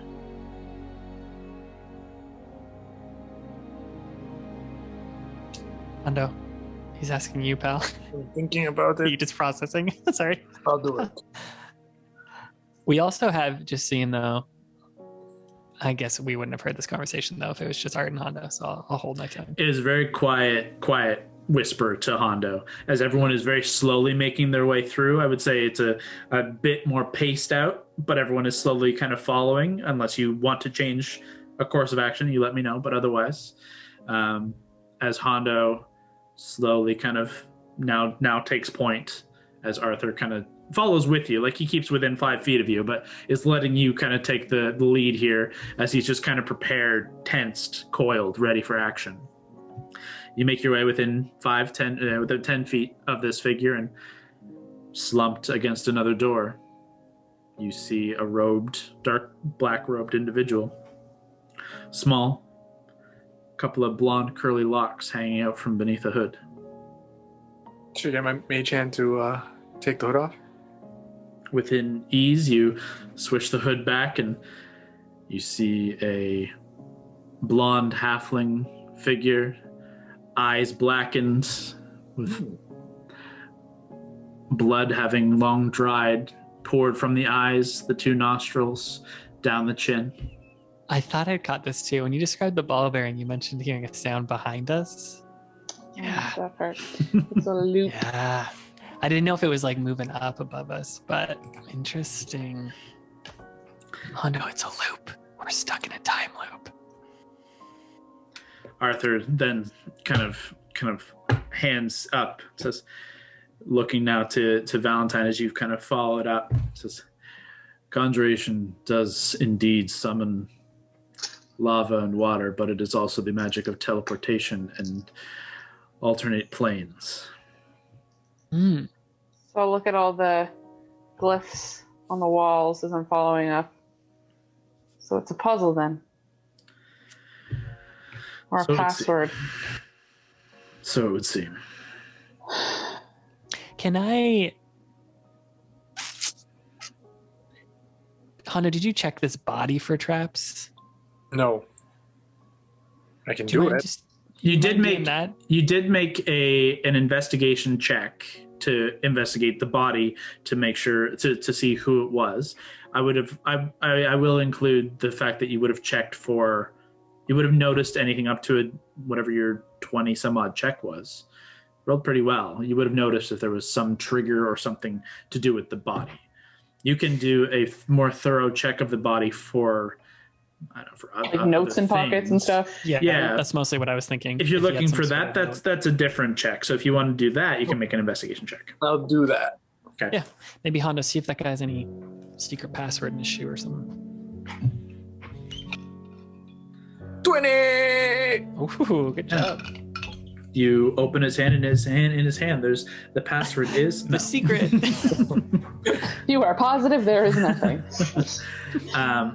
Unfortunately, on his form, you see he's wearing like what most of the other students were wearing, these kind of simple robes and simple clothes beneath. No shoes or boots. Has a simple looking wand tucked in a wand sheath. He does have a small key in a pocket. For like his locker, it has like 2-month-old sandwiches in it. Still, that could come in handy. I'll take the key. Fortunately, yeah, there's the only thing I'll roll in that investigation check just as like a slightly more thorough check of the body. That it definitely seems like there is like it was obviously like a mental trauma that caused the eyes and the blood and all that. Like something has happened to him, other than a physical pain. Psychic damage. Could I include it, or would it be a separate investigation check to see, like, could there be another spot this key could go into? Like, is there a keyhole somewhere? Make an investigation check separately for that. Okay. Can I get a closer look without touching the area with the glyphs? Like if they're buttons or if there's... Sure. Investigation check for that as well. So 13 and 11. 24. Taking a couple of minutes to kind of go over any obvious spots. Like obviously the door doesn't have... The key is a little too small for the door lock, and you know that the door isn't locked, so it doesn't fit, and it wouldn't work anyways. Pardon me. And so you kind of start looking around for like movable bricks and maybe sections of stone that would move, and you could have a little keyhole section, but it takes you, 5 minutes or so of keenly looking at all these kind of little thin cracks and what would be obvious to you as a thief. Where would you stash something? But no luck. Can I actually, Mary? You were going to do something, then I can say something. Mary, what was your check? I rolled a natural 20, so Nice. that is 32. Yeah, it looks like each of these, you can see around them as you take the same amount of time, 5-10 minutes. Each of the 8 glyphs, now you're not exactly sure what's what, as it's not your expertise, but each of these glyphs are separate pieces than the wall themselves. It seems like there is a lining around each and looks like space between where they could be pushed. Do any of them look like they have been pushed? Like this guy tried to, These look, or like it probably resets and then it doesn't matter anymore. they look identical. Okay. It's definitely some kind of pattern. They're buttons. I just want to also confirm that each spell school is represented here. There's not like there's one missing or anything like that. Make an Arcana check.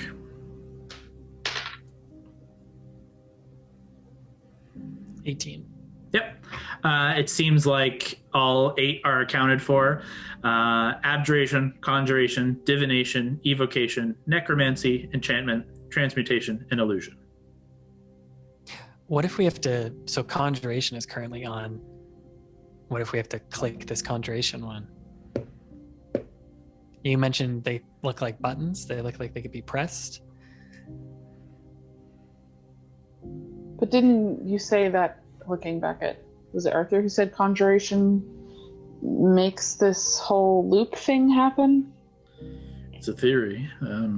I see no reason as to why else we would be caught in a loop. More or less, I believe this to be some kind of demi-plane or an extension of the tower's expansive property. Under such detection magics, you may see a similar aura around some of the sections of tower that are larger on the inside. Well, what? Do we want to just start pushing shit, or do you have to cast stuff at it? Like you said before, Valentine? Eli kind of puts a hand up first and says, if we look to our fallen student here, perhaps just pushing shit at random is not wise. That's fair. Arthur does kind of shrug, though, and says, I mean, experimentation without risk, not a thing. Well, what's, 1 second. What kind of, I'll just tap, like, our earrings. What kind of magic is this? It lets us little messages back and forth. Simple messages. Sending is a evocation. Simple messages fall under transmutation. I mean, this is free to use, right? Like, it doesn't cost a resource. It's using something like that on whatever, I don't know what these symbols are, whichever one that is that going to make sense? Am I overthinking this? Am I underthinking this? Well, Maybe I believe all of it. possibly. It's a slight chuckle. This is your area of expertise, not ours. I'm going to touch I'm saying this out loud. I'm not about to do it. I think I'm just going to touch this Conjuration one. Do you guys want to get ready and we see what happens? Oh, God, that sounds like the worst. Valentine, you're the only one who can bring someone back if they fuck up bad enough. Maybe you should not press the thing. I think we have to press one of these, so we should decide which one we want to press. Buddy over here looks like he died horrifically. Something like attacked him. Haunted Which one him, he's seemed the to closest indicate- to? Yeah, it's a good call. Kyle? He would be... he's at the end, essentially, so he would be closest to illusion. Like, is it the close enough that he could? It's not like the button's here and he's dead here. The buttons are here. He's like 10 feet up to the door. I mean, he could have been running. Like, there could have been all sorts of stuff that. Could have to press all these and survive all of them to break it through. I think the only way we're going to find out is if we touch one of these. So I say we touch one. Which one do you want to touch would be the most fun?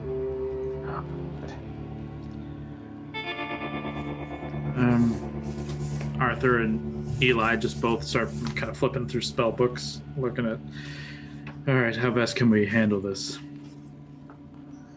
Is there an order that these schools are supposed to go in? Is it like a, I don't know, like are these out of order for anything? Is there any kind of... There's no particular order in which we study or which are preferred. If anything, Raymond thought less of illusion. No offense, Aurora. She kind of shrugs. But he was a master of transmutation, but serves the others serve plenty of purpose and utility in many different avenues. Necromancy is obviously shunned in most circles. Abjuration and conjuration are probably the most widely used. Evocation is obviously the most powerful. Divination, I don't see how it would serve a purpose in this space. Then again, I don't see how any of this serves a purpose beyond, well, protection and trying to kill us. I'm gonna spin up a mage hand. Mm-hmm. Why don't we try mage hand on conjuration? It's conjuration. We could touch conjuration, see what happens. Eli and Arthur just kind of nod and look to Aurora. She's all right. Well, know how to protect us. Take out my fucking swords. Maybe to hit something just in case. That's all I can offer.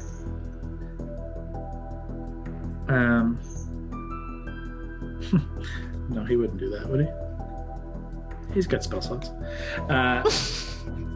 Eli kind of stands back, and you just watch as he's kind of standing there, and he just kind of moves about like 10 feet back from everybody, and just kind of very quietly just like pulls something out of his book and is kind of doing a thing. And as Valentine, you begin moving the mage hand close. You just watch Mary. You see out of the corner of your eye this like ball surround Eli. This like perfectly spherical orb surrounds him. He casts the hamster ball spell. Invulnerable. Great. You guys ready? Everyone ready? No. Ready to have some fun? Ready as I'm gonna be. Hondo, I appreciate you letting me do this. And then I'll use mage hand on the thing. On conjuration? Mage hand touch conjuration glyph. Your mage hand drifts forward, and you see it connect, and there is resistance, and yet it pushes through, and it manages to push the button, and it seems to move, and it indents about maybe a half inch, indents into the stone with a kind of. It's quiet. Nothing happens for a second. A couple more seconds. And then just these little drips start kind of falling down on top of everybody. And people Kind of begin to drips. kind of look up as thick, heavy grease pours down from somewhere, and it coats everybody. I need you all to make dexterity saving throws. Cool. Where's my girl? Okay. Oh, Brock. You roll Yeah, one. I didn't see it. I used I it didn't see luck. it. I just rolled again. You rolled a worse somehow. I have one more. Don't. I don't think you can do it again on It's a dex save. You could use your ring of evasion.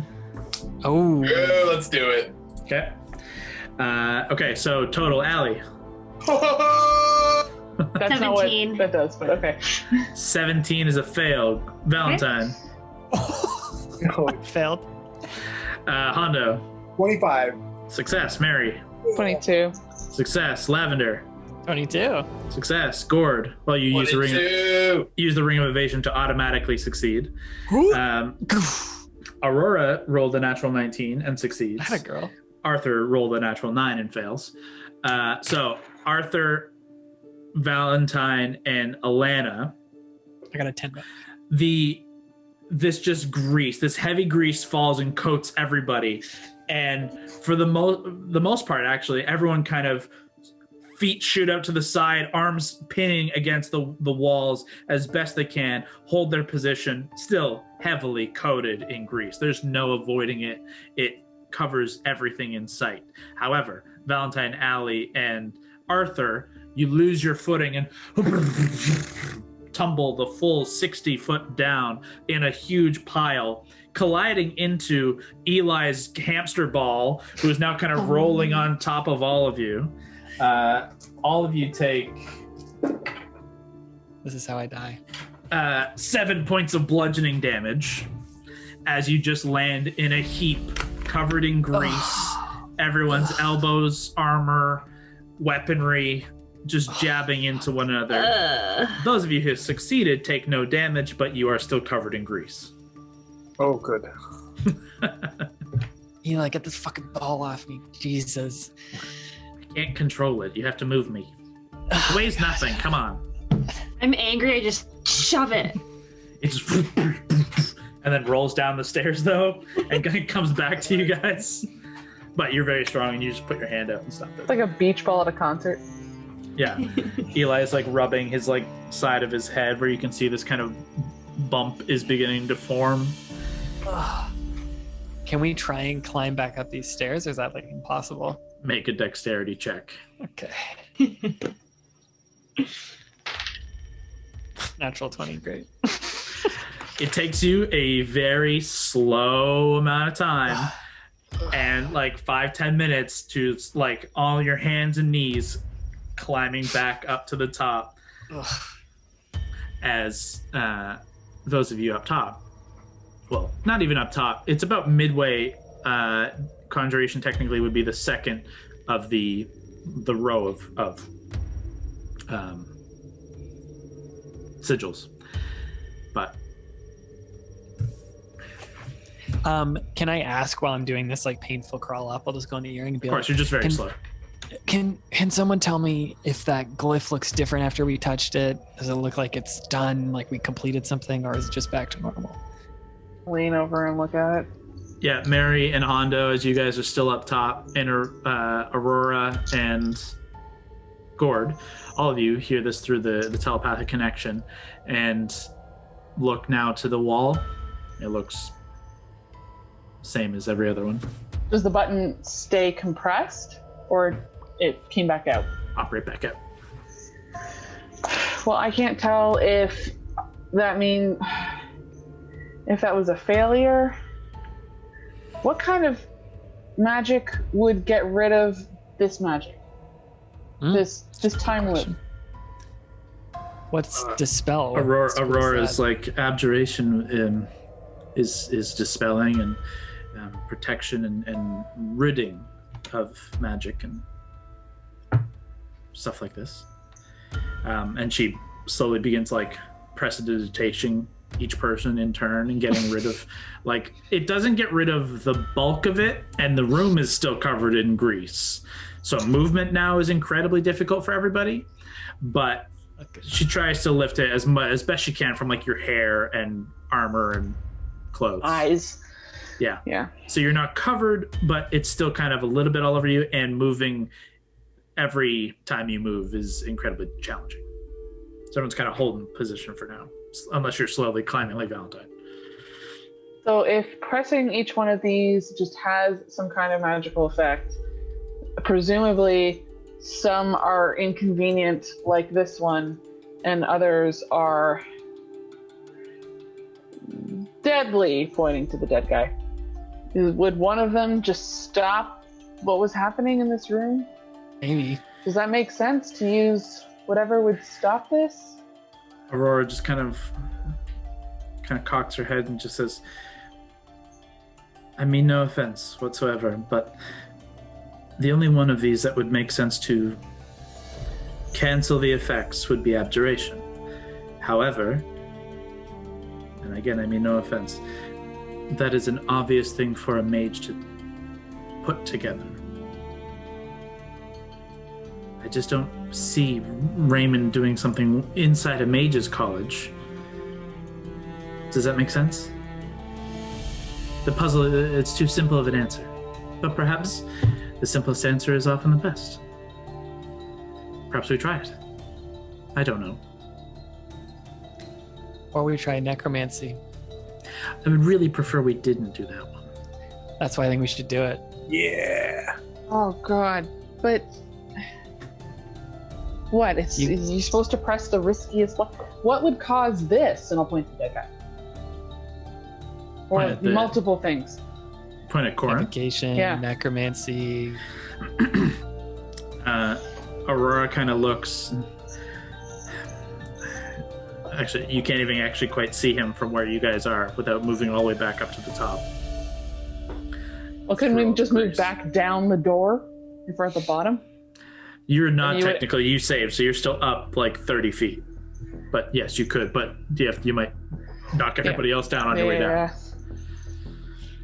But Aurora was still there, so she says, it could be a mental trauma of an evocation. It could be a mental trauma of a necromancy of sorts, perhaps even divination. It has been known to muddle the mind.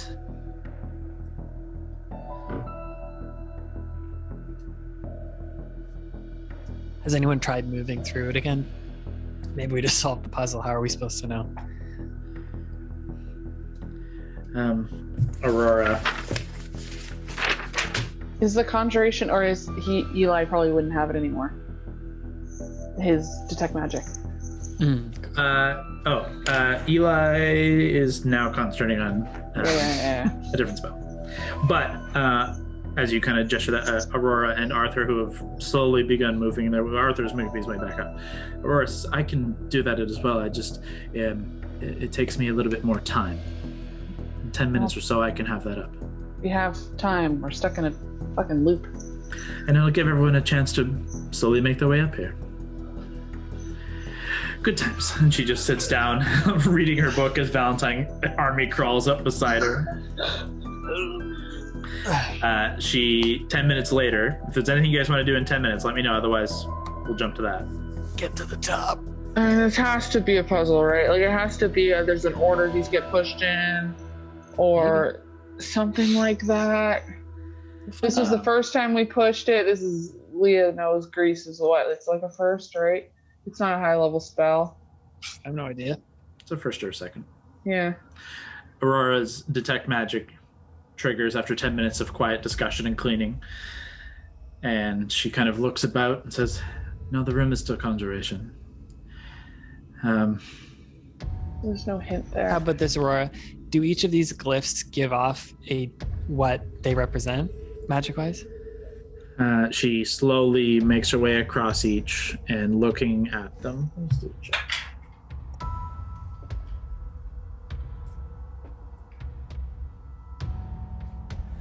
As far as I can tell, yeah. I mean, nothing seems amiss. None of them are So giving just- off the wrong magic. The magic scored under this detection matches with that of the school of the symbol that we, as we know it. Great. I mean, you made a point. Perhaps we try dispelling. Maybe it's just a simple test. Raymond really likes order. Is there like something you guys teach? Like there's a specific order of these? You mentioned that they're not taught in like a certain way in class, but there's nothing like that lines up there. Not particularly. As Arthur mentioned, necromancy isn't taught at all. It is only learned through, there are ways to learn it should you really need to. But typically it is shunned and not taught to students. Illusion is not one that Raymond particularly favors. He was a master of transmutation.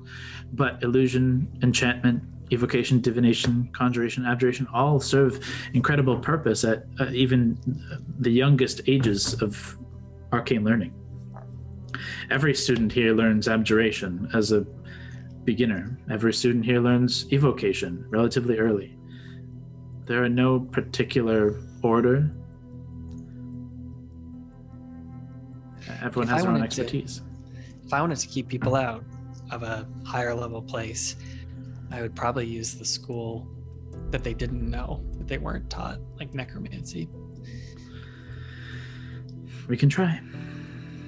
It's also the one that's probably going to really kill us. That's kind of cool. You seem far more okay with that than you should. I think it's like a way to deal with all of the tension. It's just to make light of the impending doom. It's just like something you pick up. So your spells have an order, right? Though, like certain ones are stronger than other ones. Like, you know. We have power levels to them in a way. How many are there? Power levels? 9. How many runes are there? 8 schools. That doesn't help. I was thinking Why don't we? whatever Yeah. level this thing was, if that's this order, you're supposed to push it in, but then you wouldn't know unless you press the move first. That, and in truth, we have burned through our most powerful spells, and none of us are capable of high level. Well, I was thinking more like you would you figure out which one would cast a first level spell, you put that one first. You figure out what cast a second level spell, you put that one first. That's Leah talking. And what happens at 8 or 7? That's what I mean. Like, you don't know though until you press the button first and figure out what level everything is. I think we got to press one next. Do you guys want abjuration, necromancy, or Raymond's favorite, transmutation? I feel like these are fun ones we could try if you want. Or it could be something entirely different. We could be searching in the wrong place. Eli immediately speaks up again and says, I will point out one more time, I am not a fan of this haphazard experimentation that this group seems to be a fan of. And you got any better ideas, Eli? I yell down to the ball. I think he was coming to something. He kind of twists his head and says, not particularly. Do it, Valentine. Do it, Valentine. Wow, I really appreciate this backseat driving after I just pressed this fucking one. Why don't you come up into the front of the carriage with me, pal, and try some of this shit out? I'm ready, but let's animate this guy. Let's bring No, some. oh Animate god, no. this guy. We don't even know if we need to do that, by the way. I mean, you pressed it with your little ghost hand thing. Can't you just do that again to make sure no one's right by it? Yeah, I meant like we don't know if we need to use the school on it to trigger it.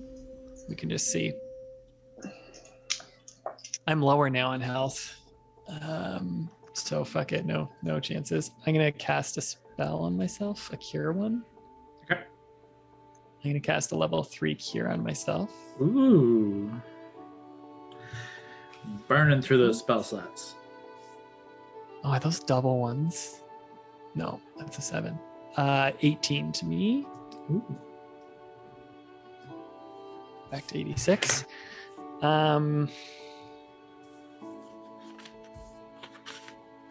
Necromancy, what do you guys think? You want to do it? You want to play? Yep. I don't know, you want to touch it? What's your health at? It's 52, I think. No, it's not. I gave you 20 health. Remember? That got me to 52. Oh, Jesus, pal. What are we doing? What are we doing? Anna took a beating in that early stage. That's me. I'm going to cast False Life on myself. It's my little warlock invocation. Mm. Where the fuck are you? Little temporary hit points. Yeah. False Life. If you want someone who's a little hardier to do it, Oh, wow. I can try. No. Don't like you putting yourself at risk. Yeah, like I said, you can help people if something happens to them. I cannot. So if something happens to you, there's no one here to fix that. We pressed it and it happened to everyone, though. This time,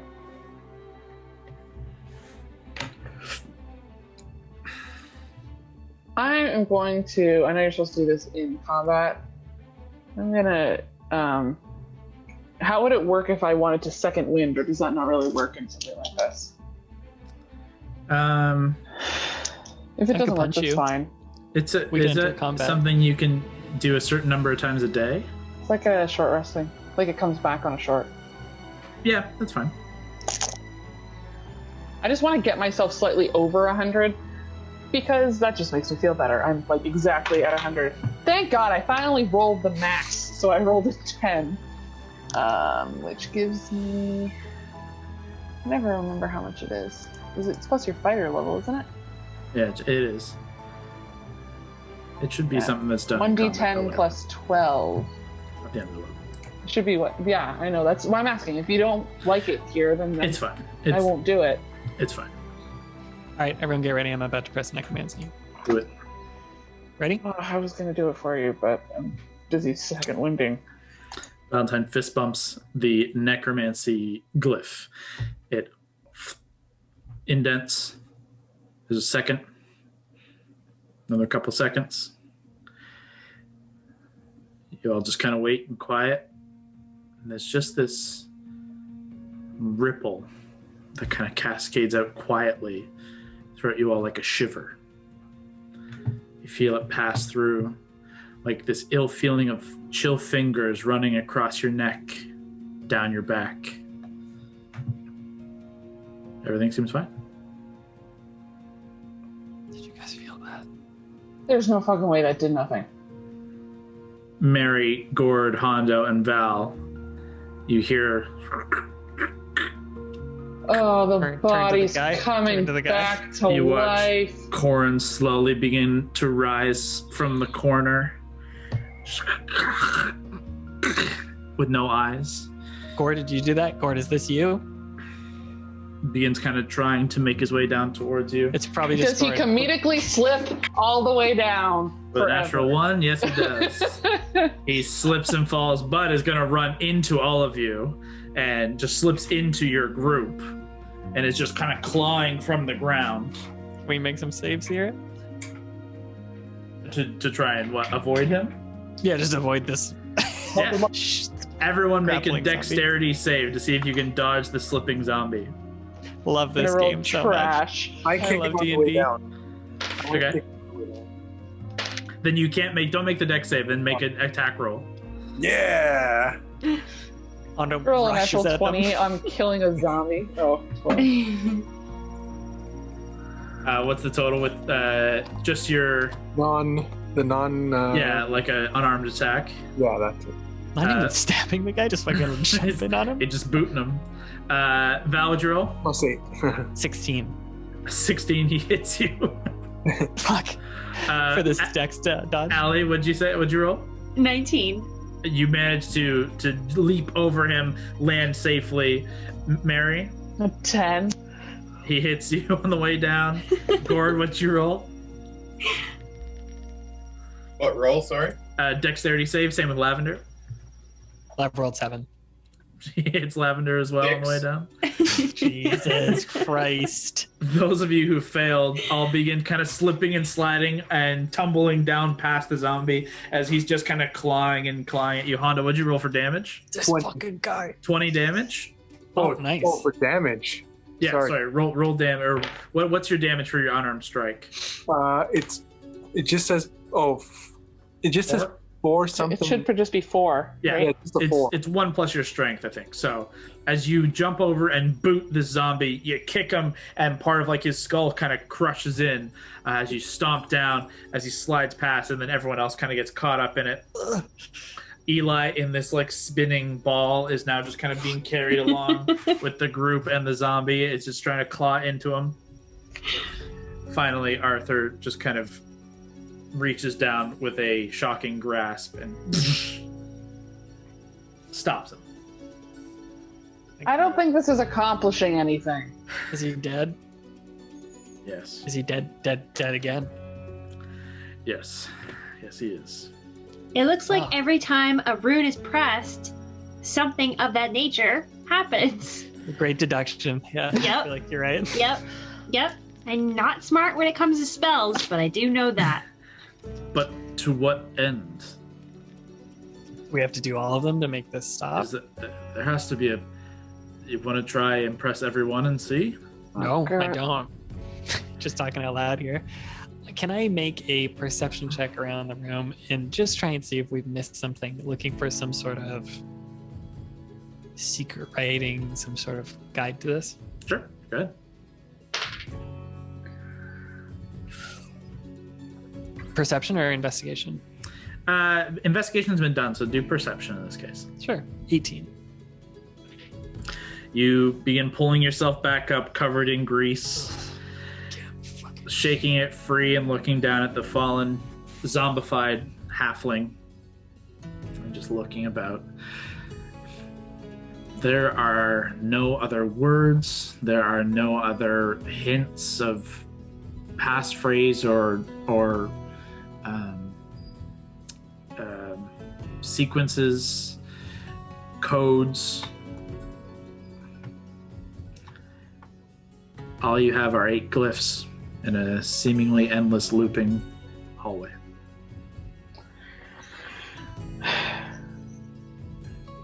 Correct me if I'm wrong, but so far, the magic that's happened when we press these buttons doesn't seem crazy in terms of levels, right?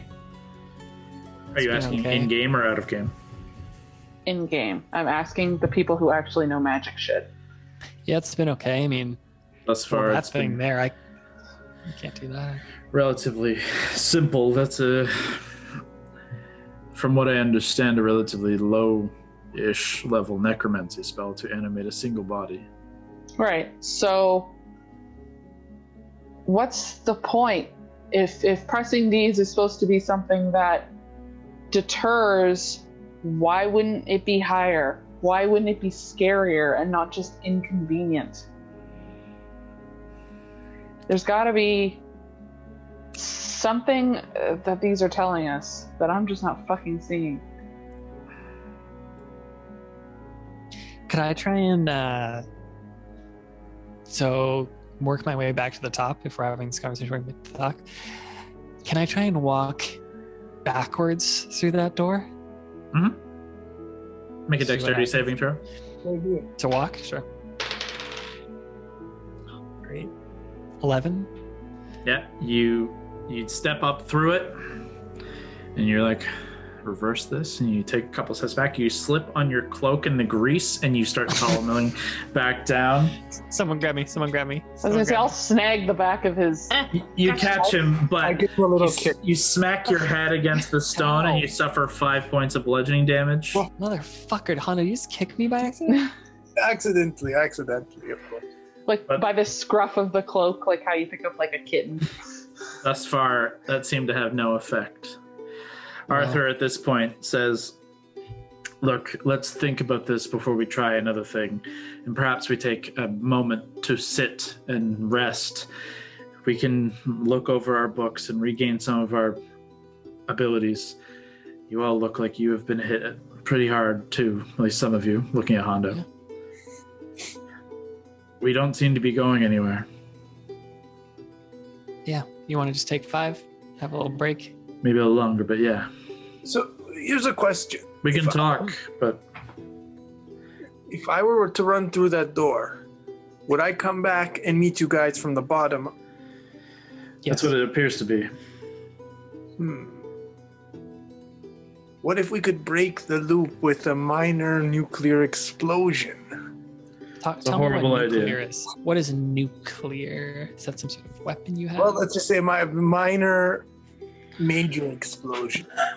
How many times do we have to explain, or do the fancy people have to explain about blowing up something that's essentially a giant bag of holding that will create a black hole that will absorb all of us? It might be worth a try. We don't have to. You were just sucked into another plane. Like it I had just to burn spells happened. to get you back. Oh, yeah, that sucked. We can't do that again. We had to use a scroll that we've been saving for quite a while, and that's gone. Never use that ever again. Aurora, you're a fucking actual magician. Shocked to see it. Well, then what about asking someone like Pelor for help, or the Raven Queen, or something? Could there be Hey, some pal. divine help here? Bro, we're about to take an hour here. Why don't you get on your knees and fucking worship up? Praise up. I'm very pious. I'm not very pious, but you are. I think you should lead the way. Do you recall the Grey Lady saying Pelor visited a former champion in a dream and whispered the words prepare, and then you had a similar dream where the world was on fire and someone whispered prepare to you? That's a good point. Besides, I got my girl, Summer Queen. I'm not very pious, even though I have this like blessing of the Raven Queen moment, and also someone told me to prepare in my dreams, and that's not happened to anyone else. Man of faith. Short rest, anyone? Yeah. Okay. I could use some speed hit points back. You can. Is there any? Do you guys want to try any? Talk through anything you want to try and talk through. That's this. But if you touch any of the buttons, it will stop the short rest. Yeah, let's not touch. No one anything touch a for button. an hour. So if everyone agrees to not touch the button, you can go through the act of rolling hit die and taking a short rest and getting any abilities you get back on a short rest. But we can act as if you can discuss, etc. As I am going to do the same for my fellows who aren't really going to discuss alongside you. As part of being a wizard, they can have some arcane recovery as they review their spell books and just kind of meditate and regain some spells. They do not necessarily join in with you. Let me just roll some D's. Ooh, for fuck's sake. 1. So that's 3. 8. That's much better. I had to burn way more hit dice than I Short wanted rest. to only get back 40 hit points. 10. 6 You know what? Let's fucking roll one more just for fun. Oh yeah, Brock, you get some of your spells back on a short, right? Rockets, yeah. Yeah, I think I get like 2. You get any of those fifths if you burned any of your fifths. Act magic slots. Yeah, you unfortunately will not regain anything from your staff or your luck or the ring or your mystic arcana. What does false life cast? Let me Bullshit. check. Be right back. False life lasts 1 hour, so gonna do before I the same. start, I'll be back before I in 2 start it seconds. again, I'll false life. This is like we used to do a lot of escape rooms, and this is like where you get the one puzzle and you're like, I should fucking know what this is, and it's only like the third one. You know, there's like 12 more. And it's right there, and as soon as you figure out what the answer is, you're like, I'm so close. I'm so stupid. Yeah, that's what it feels like. I know. Yeah. Honestly, the only thing I can think is like pushing them all at the same time, but that will probably be I thought disastrous. about that too. Yeah. Thought about that too. But yeah, I mean, like, it's gonna So we've cause. tried.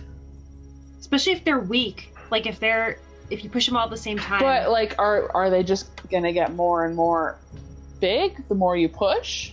Right? Do you Like that's think what it my would concern be- is. Well, that's why if you think it would push them. be- Oh, go ahead. No, you go, Brawley. No, you go ahead. No, I was gonna say that way. Like if you do push them all at the same time, do it earlier, before you push more individually. Before it gets There worse. was okay. What we do know are the couple of things. One, if you tried to use the right magic on it, that did nothing. It felt like it's like magic based, like that one thing. There was an option where when we pressed it, there were seconds that passed. We don't know if that was for dramatic flair or if that was an opportunity to press other buttons. Like, is it a sequence game, like a locker room? What if it's like one of those buttons where you push it and then you have like 5 seconds before it comes back? Like it. Yeah, and then maybe you have to do something else. Maybe we push it and you rush through the door. Yeah. Before it. Another thing could be, Brawley, I hear what you're saying, and I thought that was interesting about pressing them all. But I wonder if this is something that just one person could do. Or else you'd have Oh, 8 people in maybe. there. Well, I mean, yeah, like Raymond would have to have a way to come through. Like, I mean, he would probably just, it doesn't work on fancy, so it lets me through. Like, fuck. The buttons, they look exactly the same after you're done. It's interesting about there's a delay, but it might just Could be that you it go takes through the time. door for the spell to spin up. Yeah. But Or now could there's you go grease. through There's it? no way we're going to do it quick enough. Well, we could get close to it and then do it. Remember that level in Skyrim where you had to turn all those pillars Mhm. with the symbols? Is there any Mhm. symbols like that in this room? They're like all gotta glyphs turn of these shit. things. I'm just Like the temples in Zelda. Did anybody watch Yeah. that scene I sent? I just linked it again. I'm saving it for a nightmare before bed. Wait, what is it? What's it from? Cowboy. oh god no. I'm I've not watching that again. I I've just watched seen it. not that long ago. Seen I've it seen in, that shit. in the movie. Yeah.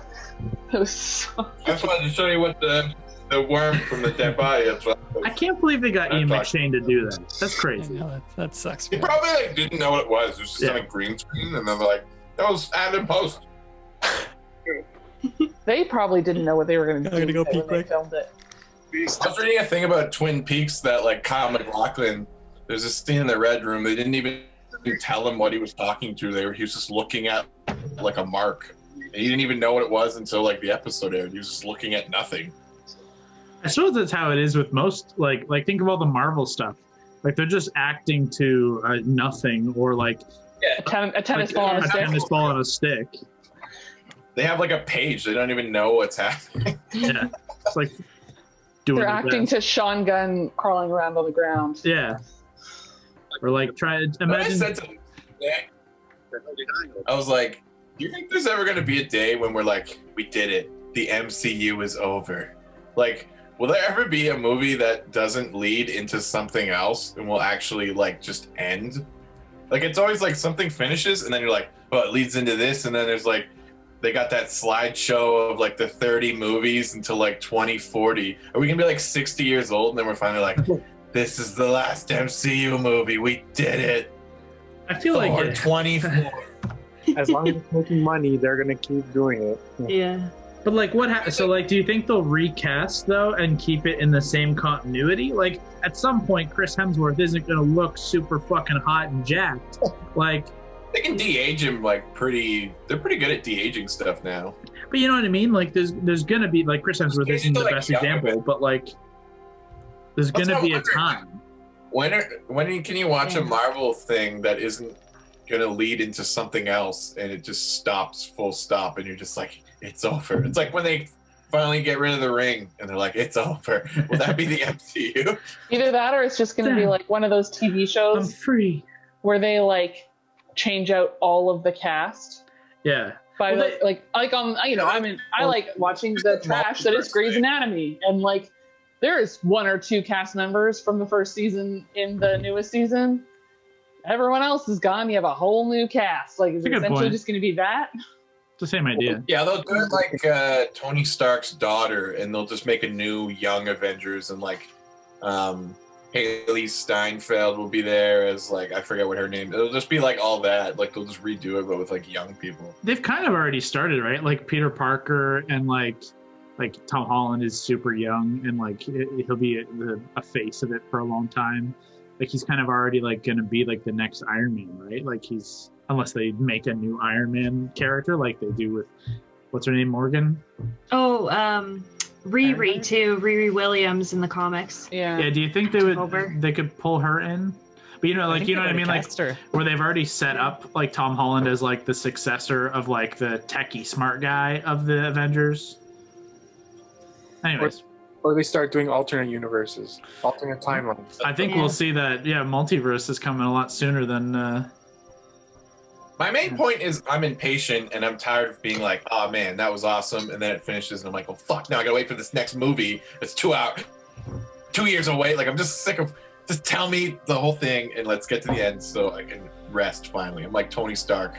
And they're like, you can rest now. That'll be me when I finish the MCU. But can you rest? All right, let's get back into this. You guys got to solve this before we cap it tonight. So God damn it! I'm getting more and more tired. It's getting more and more difficult. Hope you got time, baby. So we tried the push and run. The push and run. There's grease on the ground. I will hop over it. I will leap. And what about the rest of us? What If if it we're works- still here? Well, if it works, you'll join me, of course. Which button are you gonna push? Well, we'll just Push a random one. We know what to do already. So we So check there's- the next one. So there's 8 of them. Sorry to cut you both off from your bickering.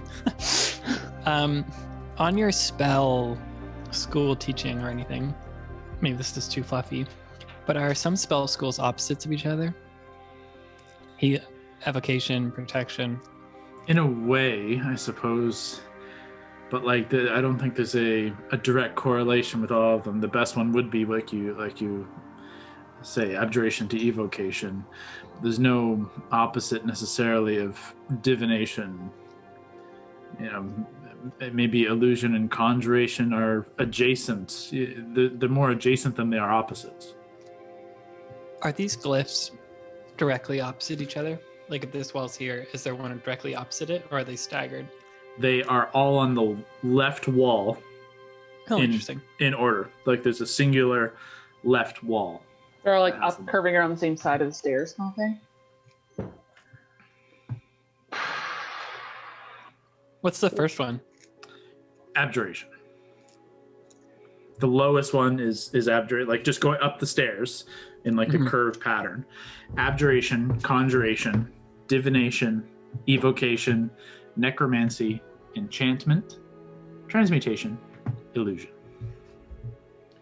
What level spell was the bring the dead guy back one? Third. Okay, that doesn't fall in order then. That doesn't track your theory. Oh, we could press the first one, see what happens. But you're right. Sorry, Alistair. If we don't just want to play the game, if you just press random ones.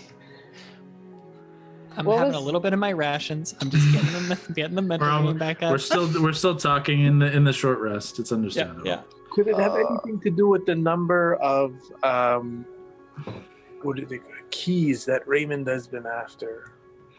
The little gem things? Yeah. I mean, I feel like he probably built this. The gate gems, yes. A while ago, right? He didn't really know about the gate gems until we told him. In truth, we have never encountered this before. I don't know if this is a new implementation by Raymond or if this is an old standing guard. Right, if it's a hidden until you need it. This may not be thing. Raymond's construction. Yeah. How far apart are each sigil glyph? I believe it works out to be 5 feet apart. Are on the ground in front of each one of them, like, does it feel like there's any like stone, like here is the glyph and then there is like a stone slab like directly from it? I mean, in terms of like a step or like something separate. Like a step. There's, I guess just like a step. They line up with like there's a step and there would be a glyph and then there's a step no glyph and there's a step glyph, but that's just for spacing purposes. At least we've just been so spaced out. Like I wonder if it's you have to be on a step, you press that one, you go to the next one, you're on that one. Then I mean, then it's all gonna happen at the same time. And also, that's just pressing buttons. I feel like this is a test of intellect or something, right? Wizards are smart. Does that track? Wink. We are too stupid for this. What spells did you kids get back? Do you have any like dispels we could try, or just regain some abilities that could be turned into a dispel. I mean, I got a 1-try dispel, but I don't know what. I'm not very good at it. Well, that's I was kind of thinking. I was mulling it over in my rest while I was regaining my strength. Eli is obviously our abjuration expert, and should we dispel the room we're in, where would it send us? It could drop us into the astral plane. It could drop us back home. It's truthfully unknown. In theory, it may not even be dispellable. Some things, as he kind of gestures, as he looks, he's like, I could not dispel the magic that is surrounding your armor. It's a powerful permanent enchantment. Some can be nullified for a short time, but I don't believe that will work here. So if this is not the result of a specific spell, then it likely won't work. I would lead me to believe that there is either a key, a cipher, something to be delved and decided upon here in some manner. There must be a pattern to these. Let's hear them again in order. Sorry, you keep going. I will read them out to you in order in one moment. There's something I noticed each time we've pressed. There are 6 seconds from press to active effect. Each time. Precise. We did speak about this, And Kyle's Arthur, when you were just taking a moment to I was very immersed in my reading. We did note there is a particular pause, and we wondered if it was the tower's dramatic effect or if it was a precise time, just like you've noted. I have noted indeed it was 6 seconds. That's enough time to do something else, whether we have to touch other ones and work our way through. Precisely. Or cast the resulting spell in between that time. That's also interesting. One way to find out. Let me run down the list once more as requested. Abjuration, as he kind of gestures to the first. Abjuration, theory of protection and banishment and other wards and guards. Conjuration, obviously, conjuring of items, creatures, effects, but also the school of teleportation. Divination, the school of the mind, reading thought, and mostly with reading thought and viewing things that are outside of your normal periphery. Evocation, that's pretty obvious. Good at that one. Necromancy is the school of handling the dead. Reanimation.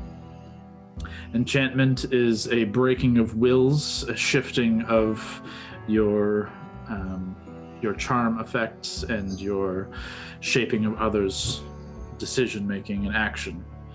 Transmutation is the reshaping and rebuilding of the universe as you see it, breaking and bending the laws that bind us and reusing them for your own will.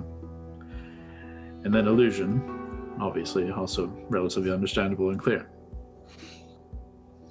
We were close. At the beginning, we started in alphabetical order, and then it came to shit. Thought about that too.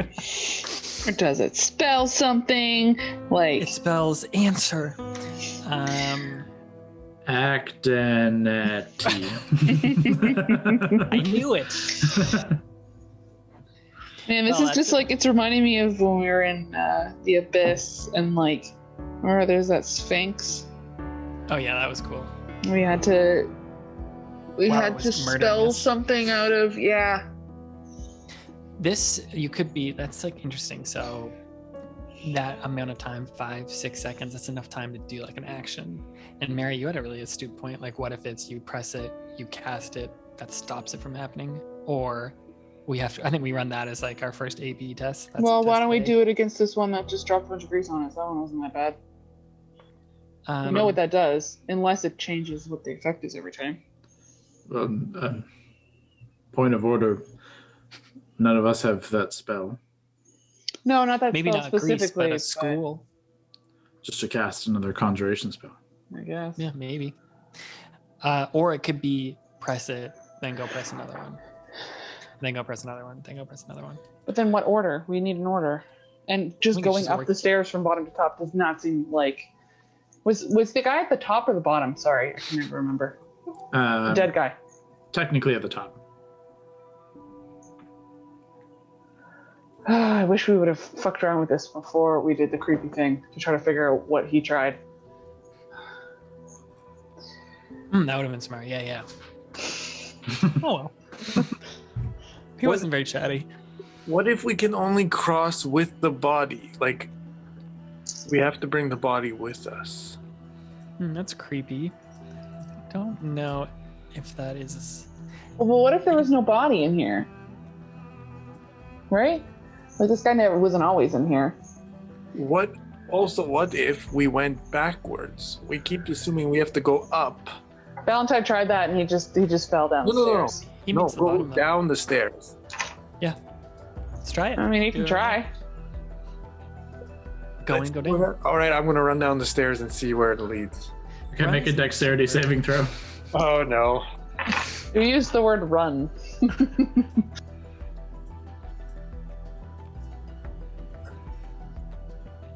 You're probably Pretty fine. good for a road. Yeah, Honda, you are pretty deft and light on your feet, and you do manage to pick your spots pretty well.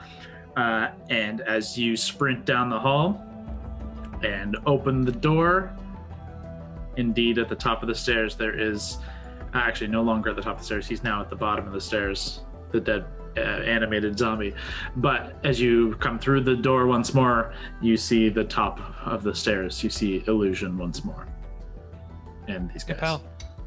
Kyle, the what are you doing, cat? The sorry, it's like tipping Gord, stuff over. knock it off. Yeah, come on, man. How much? There's a curve to these stairs, obviously, right? So it's not like you can see the top from the bottom. Does it come out to like a 180, 360? It seems like a 180. Okay, just curious.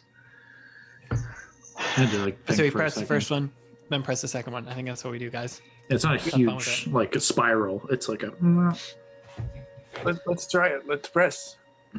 Don't do all of them. Just see if you press the first one and then press the second one. If that means the first one is not happening. I'm going Right. to do the first two. So abjuration, press it. Then I'm going to move up and I'm going to press conjuration. I think that's what we should do.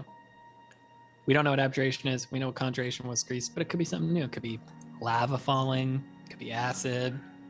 It could be water we all drown. Great. So, y'all ready? Yep. Hold for just a moment. Hmm. Oh, sorry, that was supposed to be Aurora, but I said it very deep. She, as you make your way down, she thinks about it for a second and begins to cast a spell. And you watch as she just kind of paints with her hand, and you watch as this kind of faint purple and pink light begins kind of cascade above, and you watch it kind of turn into just literally like a wall above, but like kind of catching into a basin or a pool. And it's just kind of bridging the gap above. And just, she lets it sit there for a second and says, I don't want to get greasy again. Go ahead. Same. Hopefully we don't. Let's find out. If this works, I'm going to start just walking up and pressing all of them. So get ready. Oh, God. Ready? I hit the abjuration one. Okay. Val, you step forward and you press abjuration and the same shift in. A second passes. I walk up a step. I press the next one, conjuration. Presses in. A second And he immediately passes. hits them. Does the first, I'm going to try to follow him. Does the first button stay compressed? I walk up the next one. I press it. Okay. A couple of seconds have passed.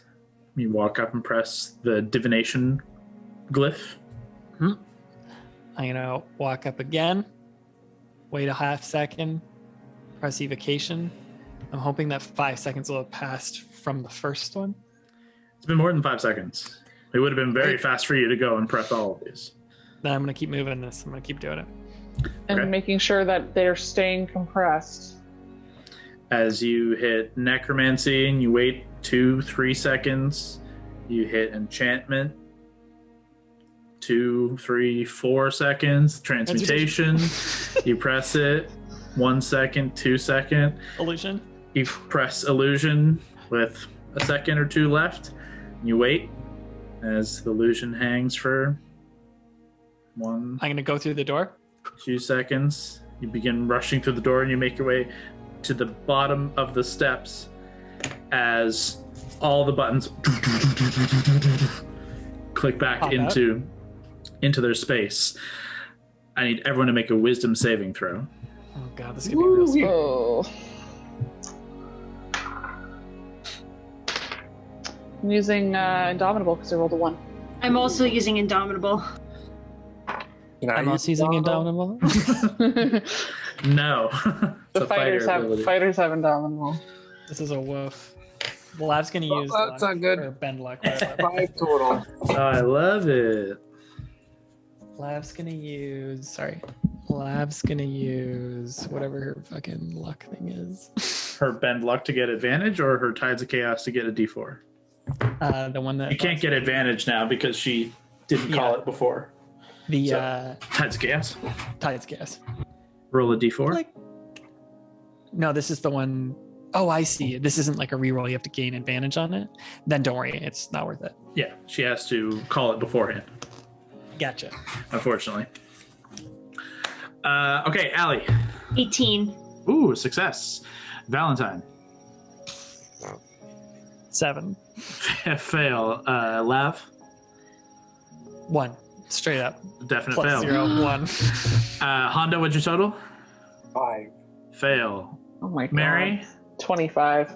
Success. Gord. 26. Also success.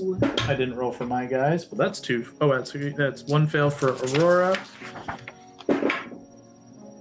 That's a success for Eli. And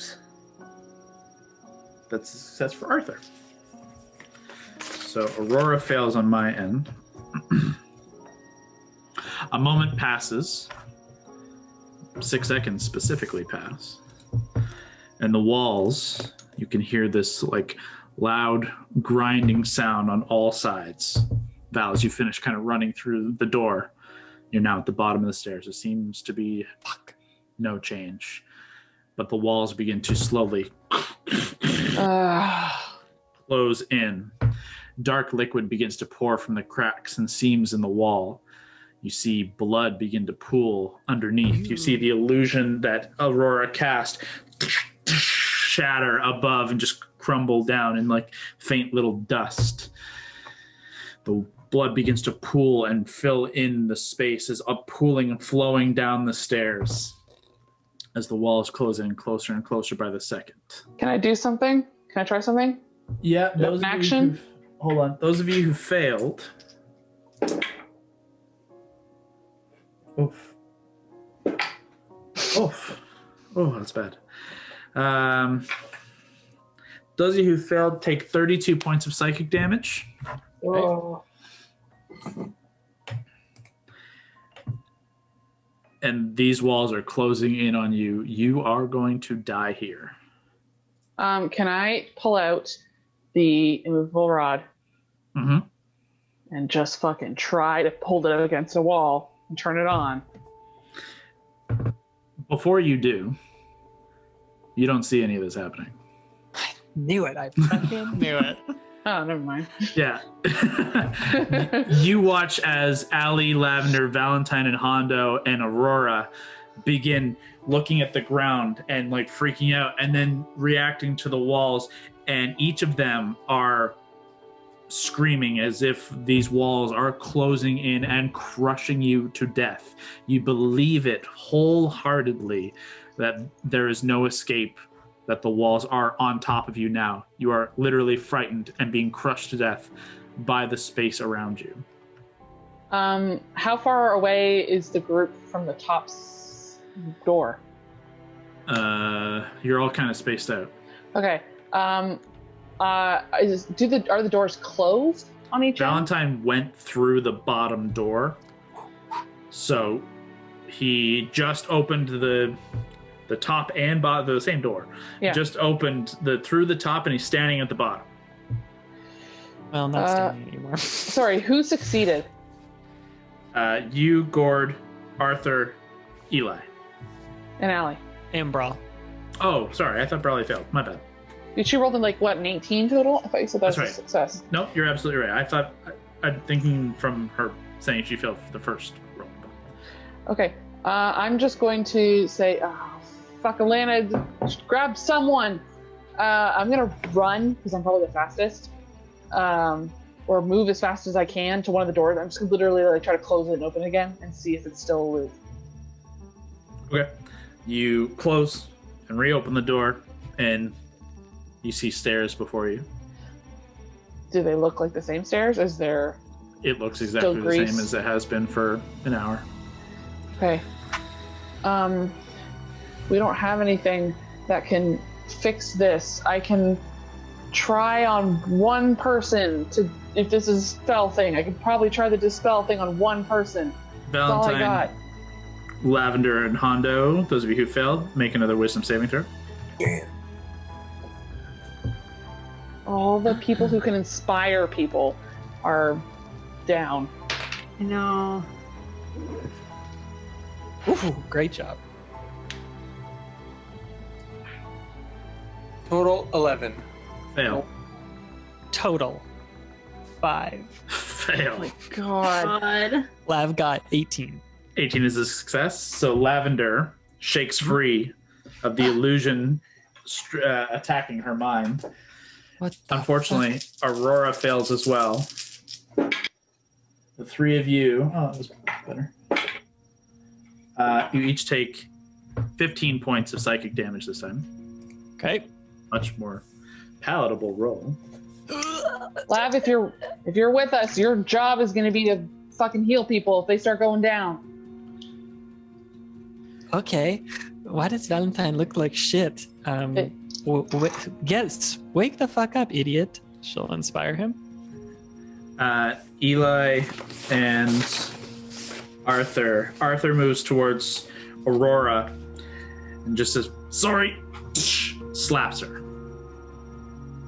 Someone tried that on Hondo and I. Immediately, she snaps to. You can see, like, Mary, you can see just as you look past, there's like some faint blood kind of pooling under her nose, and like blood pooling in her right eye. It's like suddenly grown, like half of it is completely bloodied. Lana, clock Hondo. Yeah, clock. Hondo, you can punches. make a wisdom saving throw at advantage. All right. 18 plus 220. There you go. Hondo shakes free. Someone left me. Make a wisdom save at advantage, Valentine. It's not my specialty, ladies and gentlemen. Nope. 12. Didn't she get it? I will. inspired? Yeah, you're right. Could I hear her though? Yep. Okay. I mean, the world around you looks like it's dying, but your friends are still there. You still see them. You're just not 12 plus cognizant. 5 is 17. That's still a fail. Jesus fuck.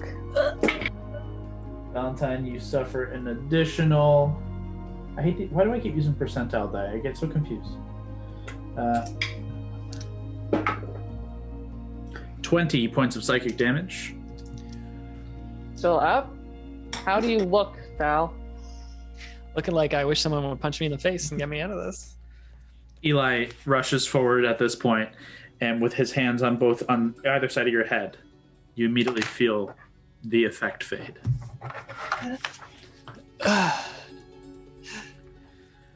Okay. You all right? Tell me we figured it out and that just wasn't really fucking dumb. Get some blood You're here. not saying anything, thank you. Yeah, that didn't work. Maybe we know what killed Blondie. I think that is, yes, that is absolutely true. What a horrible way to go. That was illusion. That was the last one, wasn't it? Yes. And that's the last one he was closest to. So that's what illusion does. Not quite as fun and fancy free as some people like to think illusion is, as he kind of looks at Aurora and she kind of just shrugs, but is still kind of shaken. You okay, Aurora?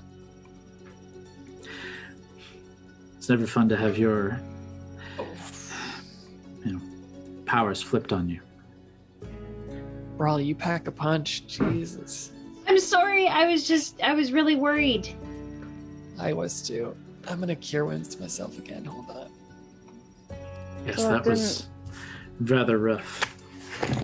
Didn't even... Just D&D Beyond developers. I wish when you press the button, it would add the spell slot. Kinda doesn't do that. And if you want to sponsor this stream, we would happily. Or playtest something. Hondo, what's your health at? Holds his head in his hands, just massaging his temples.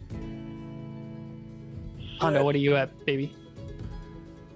That was quite the experience, I'll tell you that. How do you look? You don't look as shitty as me, it feels like. No, I've been through worse. It doesn't feel great, but I've been through worse. Okay, well, with that non-committal answer, you're not going to get any healing. Seeing stuff, you know. Okay, great.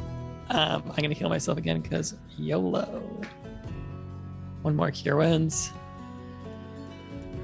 19. Well, I'm gonna heal myself too. What am I gonna cast? Here's the thing, it was working. They didn't do anything as we worked our way along, and then we hit the last one, and then it did trigger. So that tells us that there is a sequence to this. Mm-hmm. Mary, we don't know if the last one tripped again. Like, is it something that we need to go through the door again and hit the last one, and that would be the loop complete? Well, I don't want to try that again. We got to try something like that again. We're almost there. I think if we just have them out of order. What do you mean by go through the door to trip it again? Well, in get to the theory, top of if the you have the stairs. right sequence and go through the door will lead us on. I wondered if part of it was using the loop again to hit the first one again. They're all tripped. You hit it again or something, you just touch it and it would stop. I understand. My understanding of the loop was it's a prison, not part of the solution, but perhaps you're onto something. I hadn't considered that. Well, okay. Going back to that last big scary one. That seems like it's a higher level. It's actually not. What the fuck? Fucking illusion spells. It's just a powerful lower level ability. Turning your own mind against you is painful and effective. Guys, we were right there. It was working. We were pressing. Boom. Hit the next one. Hit the next one. Yeah, but again, we don't know what order we're supposed to be going in. I'm sure. I'm just keep trying to spell shit out of the beginning of these just to see. But I'm really bad at this. This is where I let Kyle do this part when we're in escape rooms. He's very good at rearranging letters to spell things. I let him do those things. Let's take all the letters of each of these words, put them in a big word scramble. Far too many letters. My thing was, I feel like it would have triggered if the other ones had been wrong. Like, I feel like we were right there, and then this last one did something. If we look at our boy, whatever Blondie's name was, he could have likely done all of this and then hit that last one just like us, or just hit the last one. What's the save? Again, no offense, please, but to go just in the order that they are presented to you, it's pretty simple. Too simple. Sorry. It's okay. I just look pretty. I'm not the thinker.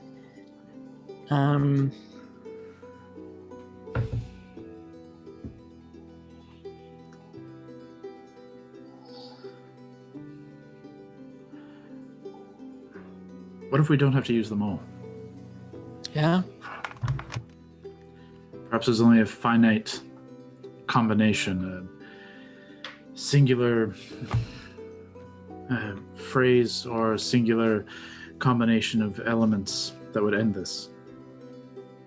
Like abjuration and conjuration. Here, yeah, I was just gonna say that. Why those two?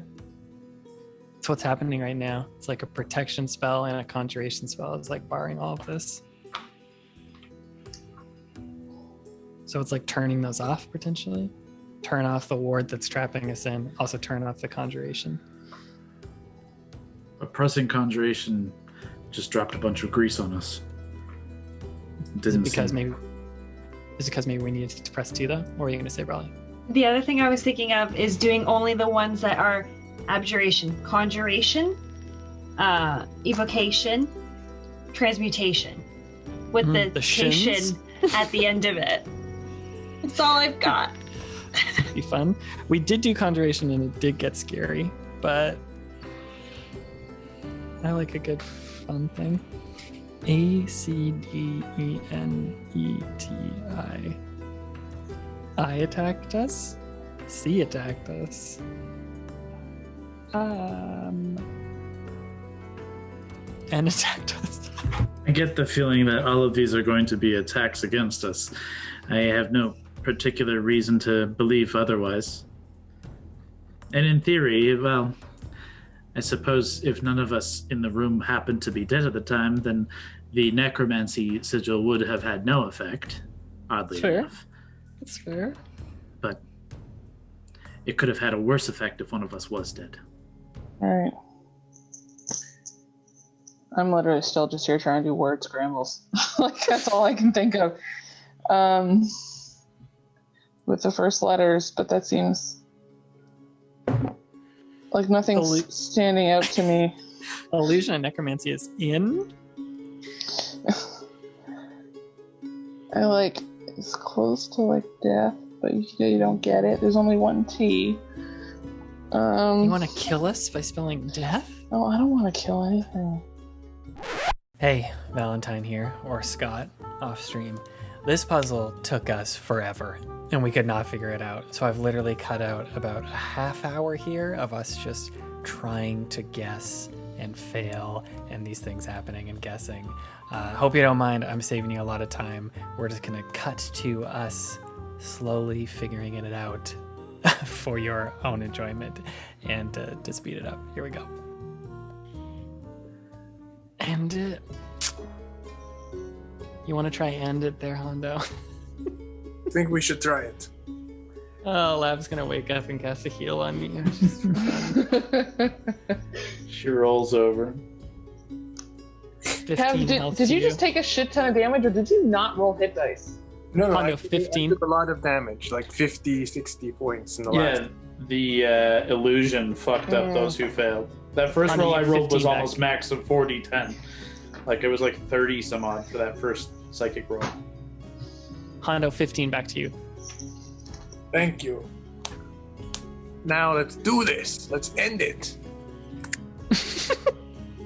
Okay. Let's fucking try. Hondo stands up again. The three wizards just kind of prepare themselves. Hondo just wipes the blood from his nose, stumbles forward. Which E do you start with? Oof, I guess let's try the other one. Well, what about just the one one closest to the bottom, as if you're walking up? Okay. Yep. I'll go with that. That's what we did last time. Starting evocation, necromancy, divination, same as last time. Illusion, transmutation. Okay, so Hondo, you press evocation. Then Take a couple steps up. Push necromancy. Couple steps down. You press divination. The seconds begin to tick by as you have to rush to the top of the stairs. You're fast.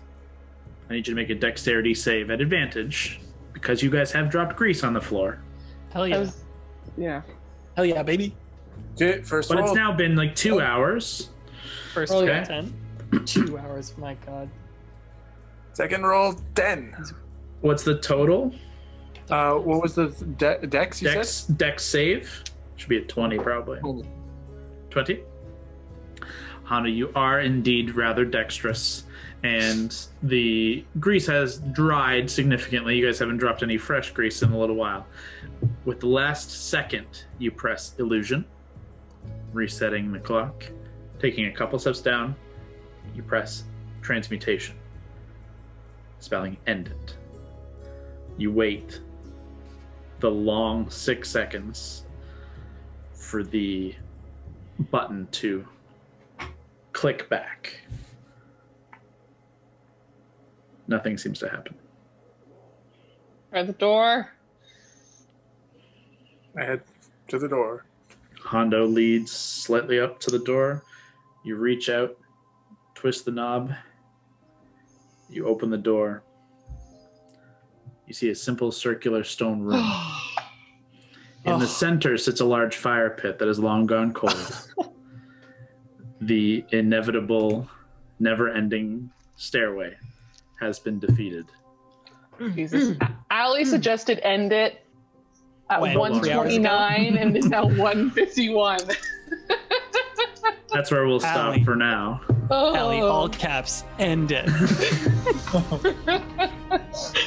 Before descent, before tide came.